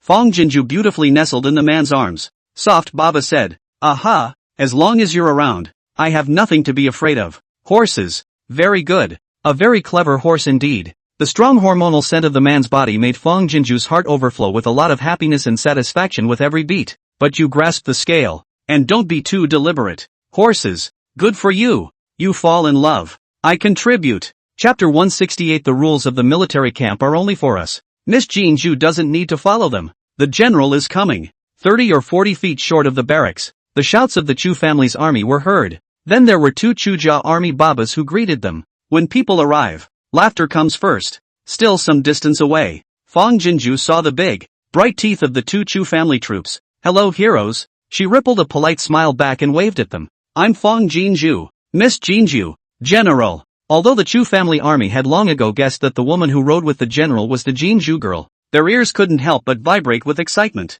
One of the Chu clan soldiers was busy taking the reins and halting the horse. The other one poofed and bowed down on his knees, using his body as a stool. "Don't worry about stepping on it, Miss Jinju. I'm steady. Look at the face on the ground and smile. It's lucky that I'm on duty today, and I've been given the opportunity to do something for Miss Jinju." Fang Jinju's eyes snapped. "Make it impossible, I hero. Quickly get up." The corners of Chu Jejun's mouth grinned to the back of his ears. "It's fine." Halfway through his sentence, he was pulled up by his companion and given a wink. Chu Jiajun, who wanted to be a human stool, looked at Chu Yi with a puzzled and messy face following his eyes. A moment of enlightenment. Chu Yi swept a glance at the 2 men, his heart just as insightful as anything. Seeing Chu Jiajun get up, Fang Jinju sighed in relief. "Chu Yi, hurry up and carry me down." She couldn't afford to be treated that way by these heroes. It would kill her to do it again later. Chu Yi rolled over and dismounted, reaching out to carry Fang Jinju off the horse. It's not the same as earlier. This time it turned out to be a princess hug. Fang Jinju was caught off guard and stunned. Then his eyes were stunned by Chu Ye's practically perfect jawline and sexually tense larynx. In his mind, he recalled that when the Xiangzhou County Earth Dragon had turned over, Chu Yi had also escaped with his arms around her like this. Back then, she also felt that it was indecent to look away, and that to look away more than once was to taint the friendship between her and Chu Yi. But now the state of mind is completely different. She can look graciously and look hard, feeling the woman in his arms' stunning obsessive gaze. Chu Yi eyes as if being dripped thick honey water. Sweet cannot be melted. See this scene. The 2 Chu family troops grinned a big toothy grin, their faces full of anti-smiles that they simply couldn't hide. Behind them, the Chu family troops guarding both sides of the entrance to the barracks also stretched their necks to look over. Originally, Vice Admiral Yi tricked the general into coming to the barracks so that he could create an opportunity for the general and Miss Jinju to use the walkie-talkie to contact each other. That way they could guess how far along they were by the conversation between the 2. Who would have thought that the general would bring the Jinju girl to the barracks? It also played out in a sweet scene that was totally beyond their expectations. Aha! They had, today, watched a spectacle that could only be seen from the VIP seats. Put me down now. Perhaps it was because the eyes of the Chu family soldiers were too passionate, and only then did Fang Jinju painstakingly retract her eyes, urging Chu Yi to put herself down. Dropping his eyes to see the woman's cheeks swooning with a touch of light pink, Chu Yi's lips followed suit and swooned with pleasure as he gently placed her on the ground. Then he looked at the Chu family army. His eyes became stern for a moment. I have to come, but has something big happened? A crowd of grinning Chu's army, the smile violently stiff, all converge, each put the body back straight. The head of the Chu family army said in a serious manner, report back to the general.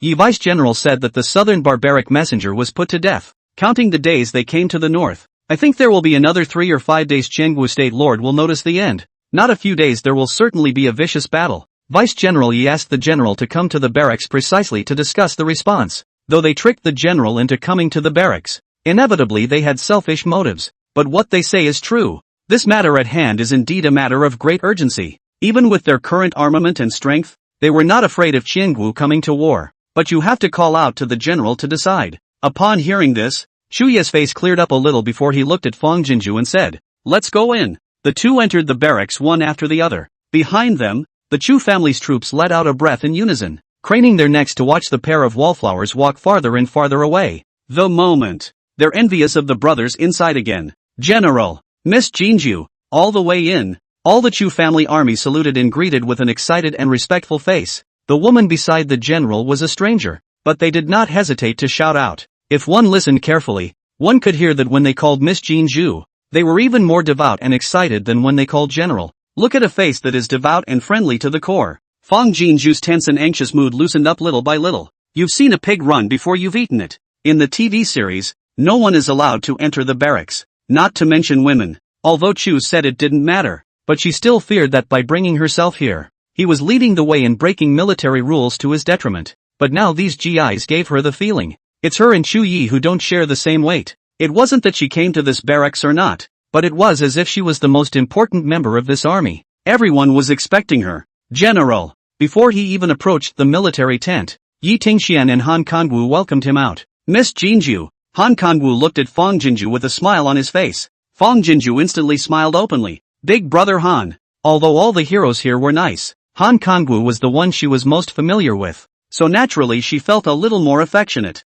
Go inside and talk. Chu Yi took Fang Jinju's hand and crossed into the military tent with broad strides. Yi Tingxian and Han Kangwu followed closely. Jinju, sit down. Chu Yi pointed to the only stool behind the table. Fang Jinju looked at him and then at the two Han Yi, shaking her head repeatedly. No, no, no, this is out of order. Yi Tingxian hurriedly said. In this barracks, whatever Jinju girl wants to do becomes possible. Halfway through his sentence, he stopped abruptly and looked at Chu Yi. Seeing that his face was receptive, he then grinned again and continued. The rules of the barracks are only for us. Miss Jinju doesn't have to abide by them. Chu Yi hooked his lips. The heart of accountability that had been stored up on the road had just subsided by 30% at the door, and at this moment it had even directly subsided by 80%. Fang Jinju smiled towards Han Yi. The barracks don't have to be a general's residence. Since you're here you have to abide by the rules here. The two generals don't have to treat Jinju differently. Besides, I've come all the way here on horseback in my party, and I've had enough of it, and it's comfortable to stand and talk against it. Seeing that her words were earnest and not polite, the two Han Yi did not say any more. Tell me, what do you have in mind for Qiangwu? To be Jinju words fell. Chu Yi routinely inquired about the barracks should be military affairs, then opened the door to ask. Chapter 169, Removing Qiangwu is imperative. Yi Tingxian and Han Kangwu looked at each other. At the end of Han Kangwu stepped forward and said, General, Qiangwu messenger has come to the north for 4 days. If the negotiation ends smooth, right now is also the day to return. North Liao to Qiangwu border is only half a day's work. If another 2 days the messengers have not returned to Qiangwu military camp, I am afraid that they will definitely notice the difference, and immediately send a letter to the Lord of Qiangwu, Qiangwu border to the capital. The fast horsewhip is only 3 or 4 days of work. Once the Qiangwu state master received the letter, is bound to gather a large army to swing north and down, when there will inevitably be a vicious battle. Speaking here, Yi Tingxian took over the conversation at the right time. General, the last general thought that if a battle with Qiangwu is inevitable, it would be better to take the initiative to seize the first opportunity and attack them by surprise first. Hearing this, Chu Yi nodded. What you all think is exactly the same as this general. Among the 6 kingdoms, Qiangwu is the most tyrannical and warlike. Although we are now free of food and clothing, but there are Qiangwu eyeing the side, is also a knife hanging from the top, is never down to earth. Therefore, if you want long-lasting peace, removing Qiangwu is imperative. Saying that, he looked at Fang Jinju. What does Jinju think? Han Kangwu and Yi Tingxian also looked at Fang Jinju in unison, their eyes eager. Fang Jinju was slightly stunned, then immediately responded. If there is a tenfold certainty, Qiangwu will naturally get rid of it, said looking at Chu Yi. But I heard you say that when you beheaded the Qiangwu emissary, you had already promised the 40,000 Qiangwu army to preserve their families and not to hurt the innocent people of Qiangwu. Here. Han Kangwu and Yi Tingxian looked at each other, their eyes gazing up with some complexity. If that's the case, and you can't be generous with a weapon as powerful as a gas canister, how much more certain are you that you'll win? Fang Jinju looked at the 3 people and voiced the concerns in her heart. Although she does not know how to lead the army to fight, but also can think of, if there is no powerful weapons, with the Chu family army's current strength, blood fight, I am afraid that it is not Qiangwu's opponent, and although those 40,000 Qiangwu troops had already submitted, if they were to raise their swords and guns to attack their own people, It would be a bit of a loss in the end. I'm afraid I won't be able to use them very well. Jinju, come with me. Shu Yi looked over at Fang Jinju, and then signaled for the two Han Yi to follow him over as well. The group of four came to the military sand table behind the table. Shu Yi said, "What Jinju said is very true. Chang Wu in these years for the scourge of the 6 countries, are all the higher-ups, in the people are innocent. If in order to destroy the Chang Wu and harm the people, is some of the cart before the horse? But if we cannot make generous use of the martial equipment provided by Jinju, then the capture of Chang Wu is simply nonsense. But it's not all doom and gloom," said he pointed to the sand plate in the Chengwu State Board.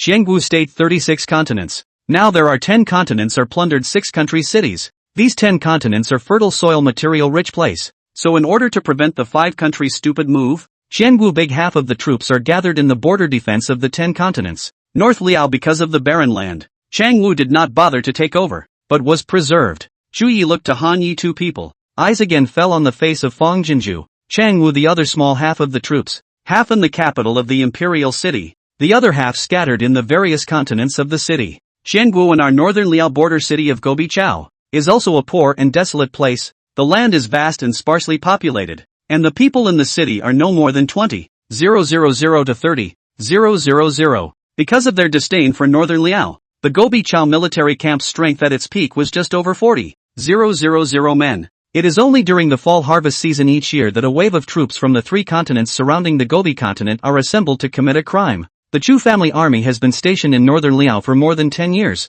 and they are well aware of the strength of the Chu family army, and know that if their forces are equal, they will not be a match for the Chu family army, and that is why they have gathered troops from the 3 continents every time, and have used sea of men tactics to crush my Chu family army. Shu Ya's eyes condensed on a touch of certainty, but this time we are taking them by surprise, so we can attack the Gobi continent one by one, as well as the 3 continents bordering it. As long as the capture of this side of the city of 4 continents, the more to the center of the position, the weaker the deployment of troops in the continents. Taking advantage of the Chengwu capital's reinforcements arrive before, even if you do not use overly powerful weaponry, only by virtue of the art of war layout, applying some of the less lethal weaponry. He looked at Fang Jinju. It's the little gas bottles and jars and such that you sent earlier, and the attack is also a winning one. Fang Jinju nodded her head in agreement. The vial jar is suitable for close attacks. In this way, it won't hurt the innocent. Han Kangwu stepped forward and said, "General, good planning. We also have confidence in close attack, but the difficulty is that once we raise our troops to attack Gobichao, I'm afraid that before we even get close, they will catch wind of the situation and immediately send someone to the capital to ventilate and request reinforcements. At that time, not more than half a month, Xiangwu's capital reinforcements will come storming. This time, can capture the border city 4 cities will be good. What's more, once the Chengwu reinforcements gather and come, at that time, we are not equal to our strength. I'm afraid that we still have to utilize martial arts equipment of comparable power, and in that case, there's no guarantee that we won't injure innocents." Yi Tingxian nodded his head, feeling that Han Kangwu had a point. "General, Xiangwu's horizontal authority has been so strong that no one has dared to provoke it in the past 10 years or so. This battle must be planned completely. I'm afraid more than to take a step to see 10 steps. When necessary, even if the injury to the innocent is inevitable, if the general because of the commitment to the Changwu soldiers in fear, I'm afraid it will be difficult to win. It's still important to focus on the greater good of my northern Liao." Shu Yi nodded his head, naturally, weighing the 2 phases to take their weight. This general has a good idea in mind. He then looked at Jinju and hooked his lips. But that planning of this general in the square, as long as there is Jinju's help, it will surely come to fruition. The 3 of them looked at Fang Jinju in unison. Fang Jinju's face was slightly stunned. Then she said, "What can I do to help?" Shu Yi raised his lips. "Jinju only needs to help us stall for time, so that the war report of the Changwu soldiers cannot be sent to the hands of the Changwu kingdom lord." Han Kangwu and Yi Tingxian were confused. That's a bit of an imposition, General, isn't it? How can Miss Jinju accomplish what the general wishes now that she is a mortal body of flesh? Fang Jinju's eyes flickered slightly, and she realized in an instant. She smiled at Han Yi and the 2 of them. "Even though I'm now a mortal flesh body, I'm not completely incapable. Don't worry, I will definitely be able to fulfill this trust of the general." At those words, Han Kangwu and Yi Tingxuan's faces were overjoyed. They couldn't be more clear about Miss Jinju's ability. They wouldn't have the slightest doubt when she said it could be done. "General, even if Miss Jinju intercepted the Changwu war report, at the end, Yi Tingxian lifted another difficulty. But the Chengwu emissary exceeded the day of returning to the dynasty. and would eventually arouse the suspicion of the Lord of Chengwu, so at most he could only delay for half a month. Half a month's time, even if everything goes well, is only enough for us to break through 5 or 6 cities of Chengwu. At that time, if Chengwu gathered all his forces to attack, what should we do? Chapter 170. I have a way to deal with the court. Chu Yi had not yet spoken. Han Kangwu then took over the conversation. General Fong just meant is not very obvious. When necessary, the use of large weapons will have to use. Said he pointed to a territory of Chengwu in the sand tray and said, if we can capture An Mu Chao before the Lord of Chengwu reacts, this continent and Yuan Lu Chao bordering the place is a vast land. Although there are villages, but as long as the evacuation of the city of An Mu Chao ahead of time, you can be in this battle. At that time, even if a big weapon is used, it will not spill over to the innocent. Upon hearing this, Chu Ye's eyes were full of appreciation. No thanks to the veteran generals who have followed their father. Vice General Han and this general share the same opinion. The place where An Mu Chao City and Yuan Lu Chao City share a border is indeed the best place to fight a battle against the backwaters. Yi Tingxian slammed his head, excited to the extreme. Great! In this way, we can let go and directly bombard them with gas canisters. So what's there to fear from an army of 300,000? As long as Chang Wu's 300,000 strong army is annihilated, Chang Wu is at the end of his rope and can only be at our mercy. Seeing Chu Ye's planning and strategizing, and the subordinate generals under his command are brave and resourceful, Fang Jinju also felt a great sense of pride in her chest. She laughed. Maybe we can give in without the need for shelling. 300,000 troops take off their armor are also ordinary people with flesh and blood. As long as they are people, they will not want to live. As long as they want to live, then they have something to fear, and that fear is the key to our victory. The woman's words made the admiration in the three men's eyes light up like a blaze. Chu Yi deep looked at Fang Jinju. Words born of emotion. Jinju's talent. If again in possession of martial arts, this general's position should give way to you. Han Kangwu and Yi Tingxian also nodded repeatedly. Miss Jinju is the blessed star that old heaven has bestowed upon our northern Liao in general. With Miss Jinju around, the sea is clear and the river is calm. Just around the corner. Although when he was in China before, Fang Jinju had also given Chu Yi a lot of ideas. Naturally, he also got a lot of praise from Chu Yi. But at this time in the barracks, by a few leading thousands of generals so praised in front of the face, the mood is naturally completely different. I hate that I can't put on my armor and gallop into battle with them. Don't get too happy yet. But a few breaths of happy airtime. Chu Yi words suddenly turned again. Plan set how to check and balance the external enemy. It should say how to prevent the internal worry. The joy on Fang Jinju's face slightly converged, instantly realizing what was going on. You're talking about the Tangwu court? Yi Tingxian and Han Kangwu looked at each other, and their faces returned to solemnity. Chu Yi nodded. Right now all the county's victims are flocking towards Beiliao. Such a big movement. The imperial court that end is only afraid of early detection. Although according to the court's past behavior, it will definitely regard these victims as a liability, and may abandon these counties and cities just as it did when it cut off northern Liao. But that would only be if they were the main ones in the first place. But now, before they can make a move, these victims have come spontaneously to defect to northern Liao, which is a strange shame for the court. As he spoke he paced slowly and ponderously with one hand behind his back. The court will surely not stop for the sake of face. Together with Wang Shuyi and Lei Jinting's delay in coming to the north, I think it won't be long before the emperor sends troops to come to northern Liao to crusade and ask for punishment. Upon hearing this, Yi Tingxian said hatefully, the dog emperor is only a harborer, but externally he is a shrunken head turtle. Han Kangwu said with a sullen face, General need not worry. As far as the strength of those soft-footed shrimp virtues of Tangwu are concerned, leaving 5,000 Chujia troops stationed in northern Liao will be able to fight against them. It's not that simple. Chu Yi shook his head and said, with so many victims swarming North Liao, anyone with a clear eye can see the signs. How could so many victims be attracted to come forward if they didn't have the food and the ability to do so? Therefore, the emperor has come to crusade and ask for punishment this time to use the opportunity to force me, northern Liao, to hand over grain and grass supplies. He is well aware of the strength of the Chu family army, and once he decides to come to the north, he will certainly bring twice as many troops as the northern Liao. And the emperor has a sinister mind, and has always liked to use people's lives as a sharp weapon of blackmail. This time they come, will certainly bring part of the Chu family army soldiers and generals of the family as hostages. It is not permitted to say will also be along the way of the victims are captured, when the engagement of the shield. At those words, Han Sungwu's disdainful expression instantly dissipated and became grave.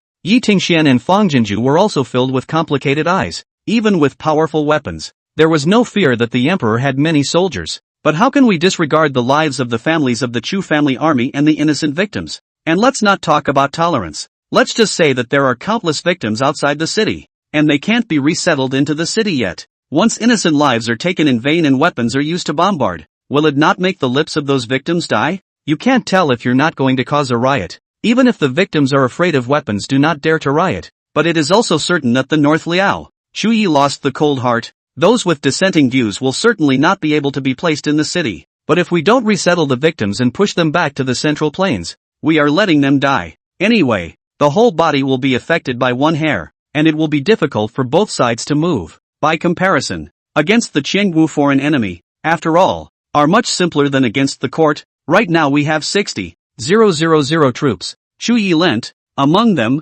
there are also 40,000 or Chan Wu army. How to deploy the troops is the top priority, he said, looking toward Han Yi. What do you think is the most appropriate arrangement? He had a general decision in mind, but it was most beneficial to brainstorm and check for gaps. Han Kangwu and Yi Tingxian looked at each other, clearly in some difficulty. At the end of the Han from the martial arts tried to say the heart of the whole idea. Xiangwu war once started on more than not rest, necessary to win the party for the end, and is a strong enemy. Non-general personally lead the troops to battle can be. 30,000 troops is already to the low limit. Another Bailio city, the general's residence, and the military barracks must not be left vacant. At least 2,000 soldiers must remain at each place. This leaves only 24,000 troops available to fight the incoming court. Qiangwu side, naturally half to this will be in command. 30,000 troops can. Chu Yi nodded and said, but against the imperial court, if we let them pinpoint our soft underbelly, even if we pour out all our troops,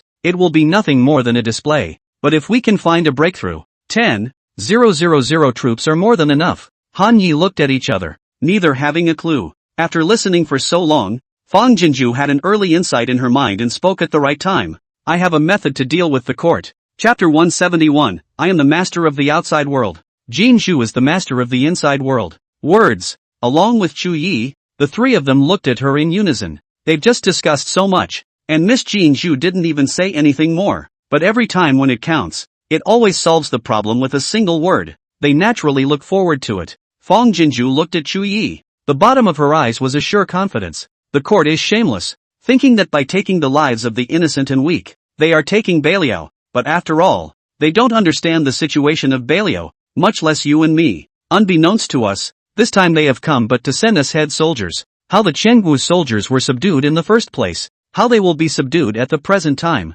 Just as they were. The three men looked at each other twice and immediately understood. Han Songwu's eyes gleamed. Yes, as the higher-ups, they should have been blessing the people, but they were doing things that brutalized the innocent, and deserved the wrath of heaven. This morning, he was the one who saw the victims who tried to pick a fight get attacked by the rats. Although he didn't ask, he knew very well that it must have been Jin Zhu who had helped him. Miss Jin Zhu is extremely right. Though she was already mortal in the flesh, she was still capable of something. Her certainty was a reassurance to them all. Generals don't worry about hanging on to Qiangwu. Fang Jinju raised the corners of her lips. I will watch over Bailiao City for general and never let the thieves take advantage of it. Chu Yi eyes deep like a pool, but as long as in Jinju look at, will become a clear water. All kinds of emotions are revealed clearly. The battle of Qiangwu, even if it goes well, will take more than a month. At this moment, it is a deep and emotional worry. Do you know, this time I am most relieved. Is you. He knew better than to compare Jin Zhu to an ordinary woman. But no matter what, he only wished he could protect her at all times. Han Kangwu and Yi Tingxian looked at each other. The general's affection for Miss Jin Zhu is already visible to the naked eye and is not hidden from anyone. It seems that Miss Jin Zhu is also interested in the general. They should have been happy and relieved that their suspicions were confirmed. But at this moment, the heart was inexplicably a little blocked. Although just now, between the planning, everyone is full of ambition. But when it comes to battle, who can guarantee everything? Suffering general and Miss Jinju. Children's love is swayed by the chaotic world. They can't help themselves. Fang Jinju smiled.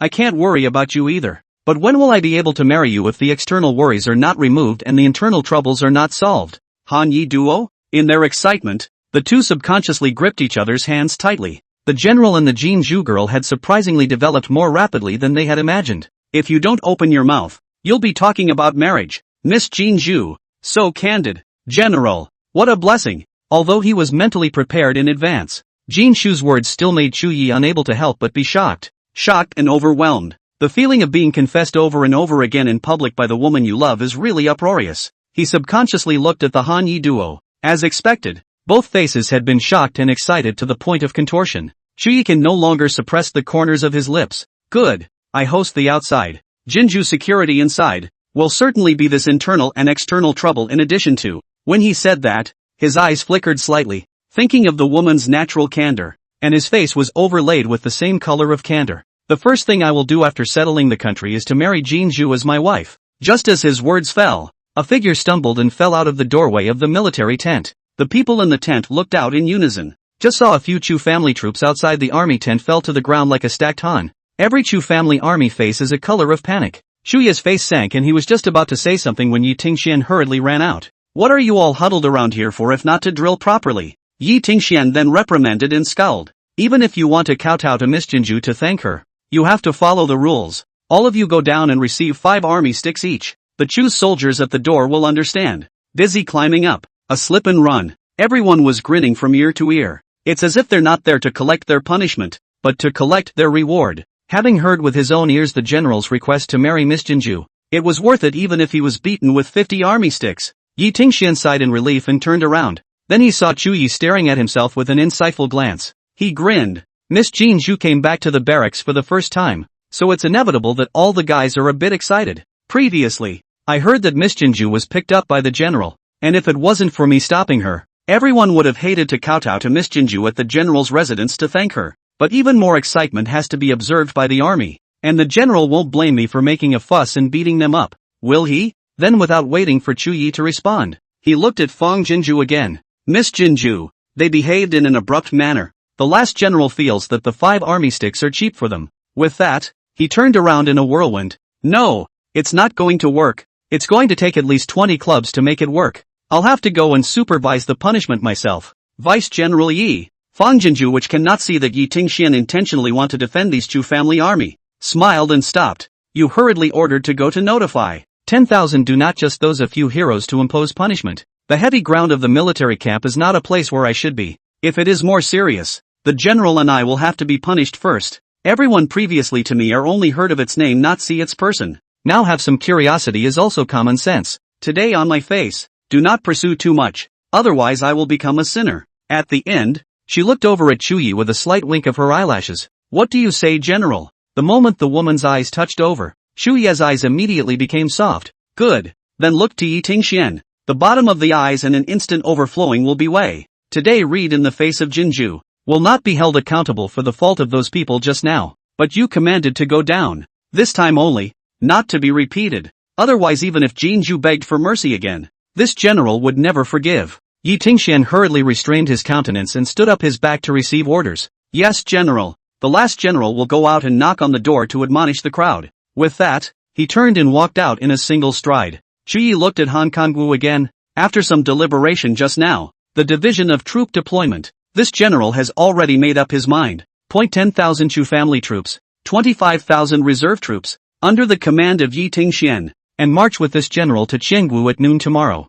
Order another 5,000 Chu family troops and 5,000 reserve troops, under your command, to be at Jinju's disposal at all times in case of the imperial court. Han Kangwu respectfully cupped his fists and responded, yes, General. On the other hand, pass on the order to order 2,000 Chu family troops and 3,000 Qiangwu troops to be stationed in the barracks with Lu Qi at the head. The 3,000 Chu family troops guarding the general's residence and the four-sided warehouse stay put. The rest are all deployed by Xiongdali. One to patrol the city for security and the other to govern the victims outside the city. Yes, General.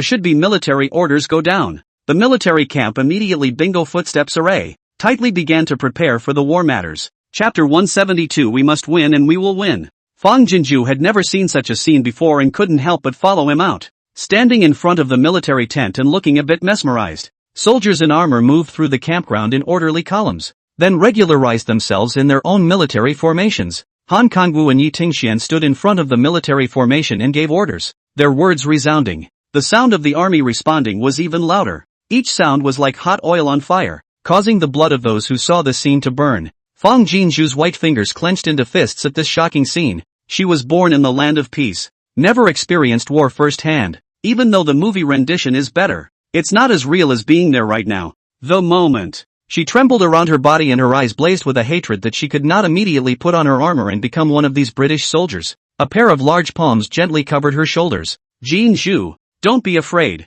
Noticing the slight trembling of the woman's body under his palm, Chuyi couldn't help but open his mouth to softly pacify her. You don't have to follow Han Kangwu to face the enemy together at that time. You only need to plan from the sidelines. I'm not afraid, Fang Jinju said in a loud voice. When she twisted her head and turned her face, her delicate and soft face seemed to be built with hard armor. I'm not afraid. She looked at Chu Yi and said word for word, Chu Yi, thank you for bringing me to the military camp. Let me see with my own eyes these heroes who are defending their country and realize how important what I am doing is. Although I wasn't born in Beliao, everyone here is my ancestor in terms of that. Saying that, the bottom of her eyes gradually filled with crystals, but the corners of her lips rose. Chu Yi, you know what? Meet Beliao is my life's fortune. Previously I was mediocre and unusual, but now I can fight side by side with my forefathers and create a prosperous mountain and river. I never thought I would live my life with such passionate meaning. She tightly took Chuya's hand. Beliao City, you can rest assured to leave it to me.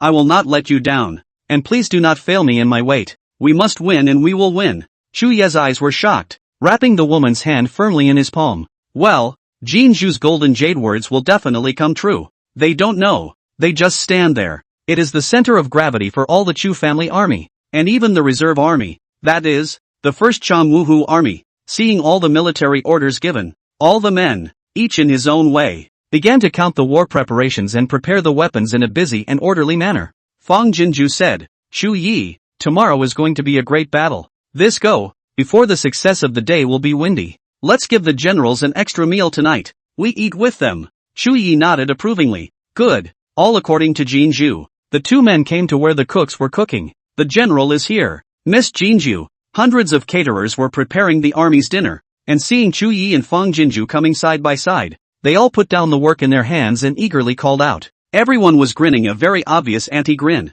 The news that the general was going to marry Miss Jinju after settling the country and securing the state was already unknown in the military camp. Warm inside eyes more. Chu Yi also lies more not afraid of it. Gradually can do and Fang Jinju generally different frank. He scanned the tubs and buckets on the floor, which contained so many chickens and ducks that had been slaughtered and were fading. The head of the army was aware of this, and without waiting for Chu Yi to speak, he rushed forward to report. General, just now Vice General Yi said that the big battle on the day. Tonight let the generals all have a meat and vegetables. His voice was a bit cautious, so the subordinates slaughtered 100 chickens, preparing to make chicken and radish soup and white flour buns. Although the army is now well paid, but they had previously experienced many years of clever daughter-in-law difficult to cook without rice hard times. Every hair on the body were practiced at the breath of thrift. Even if the general doesn't give the word, he'll count his days. 100 chickens? At those words, Chu Yi frowned slightly. Fang Jinju couldn't help but be surprised as well. 100 chickens.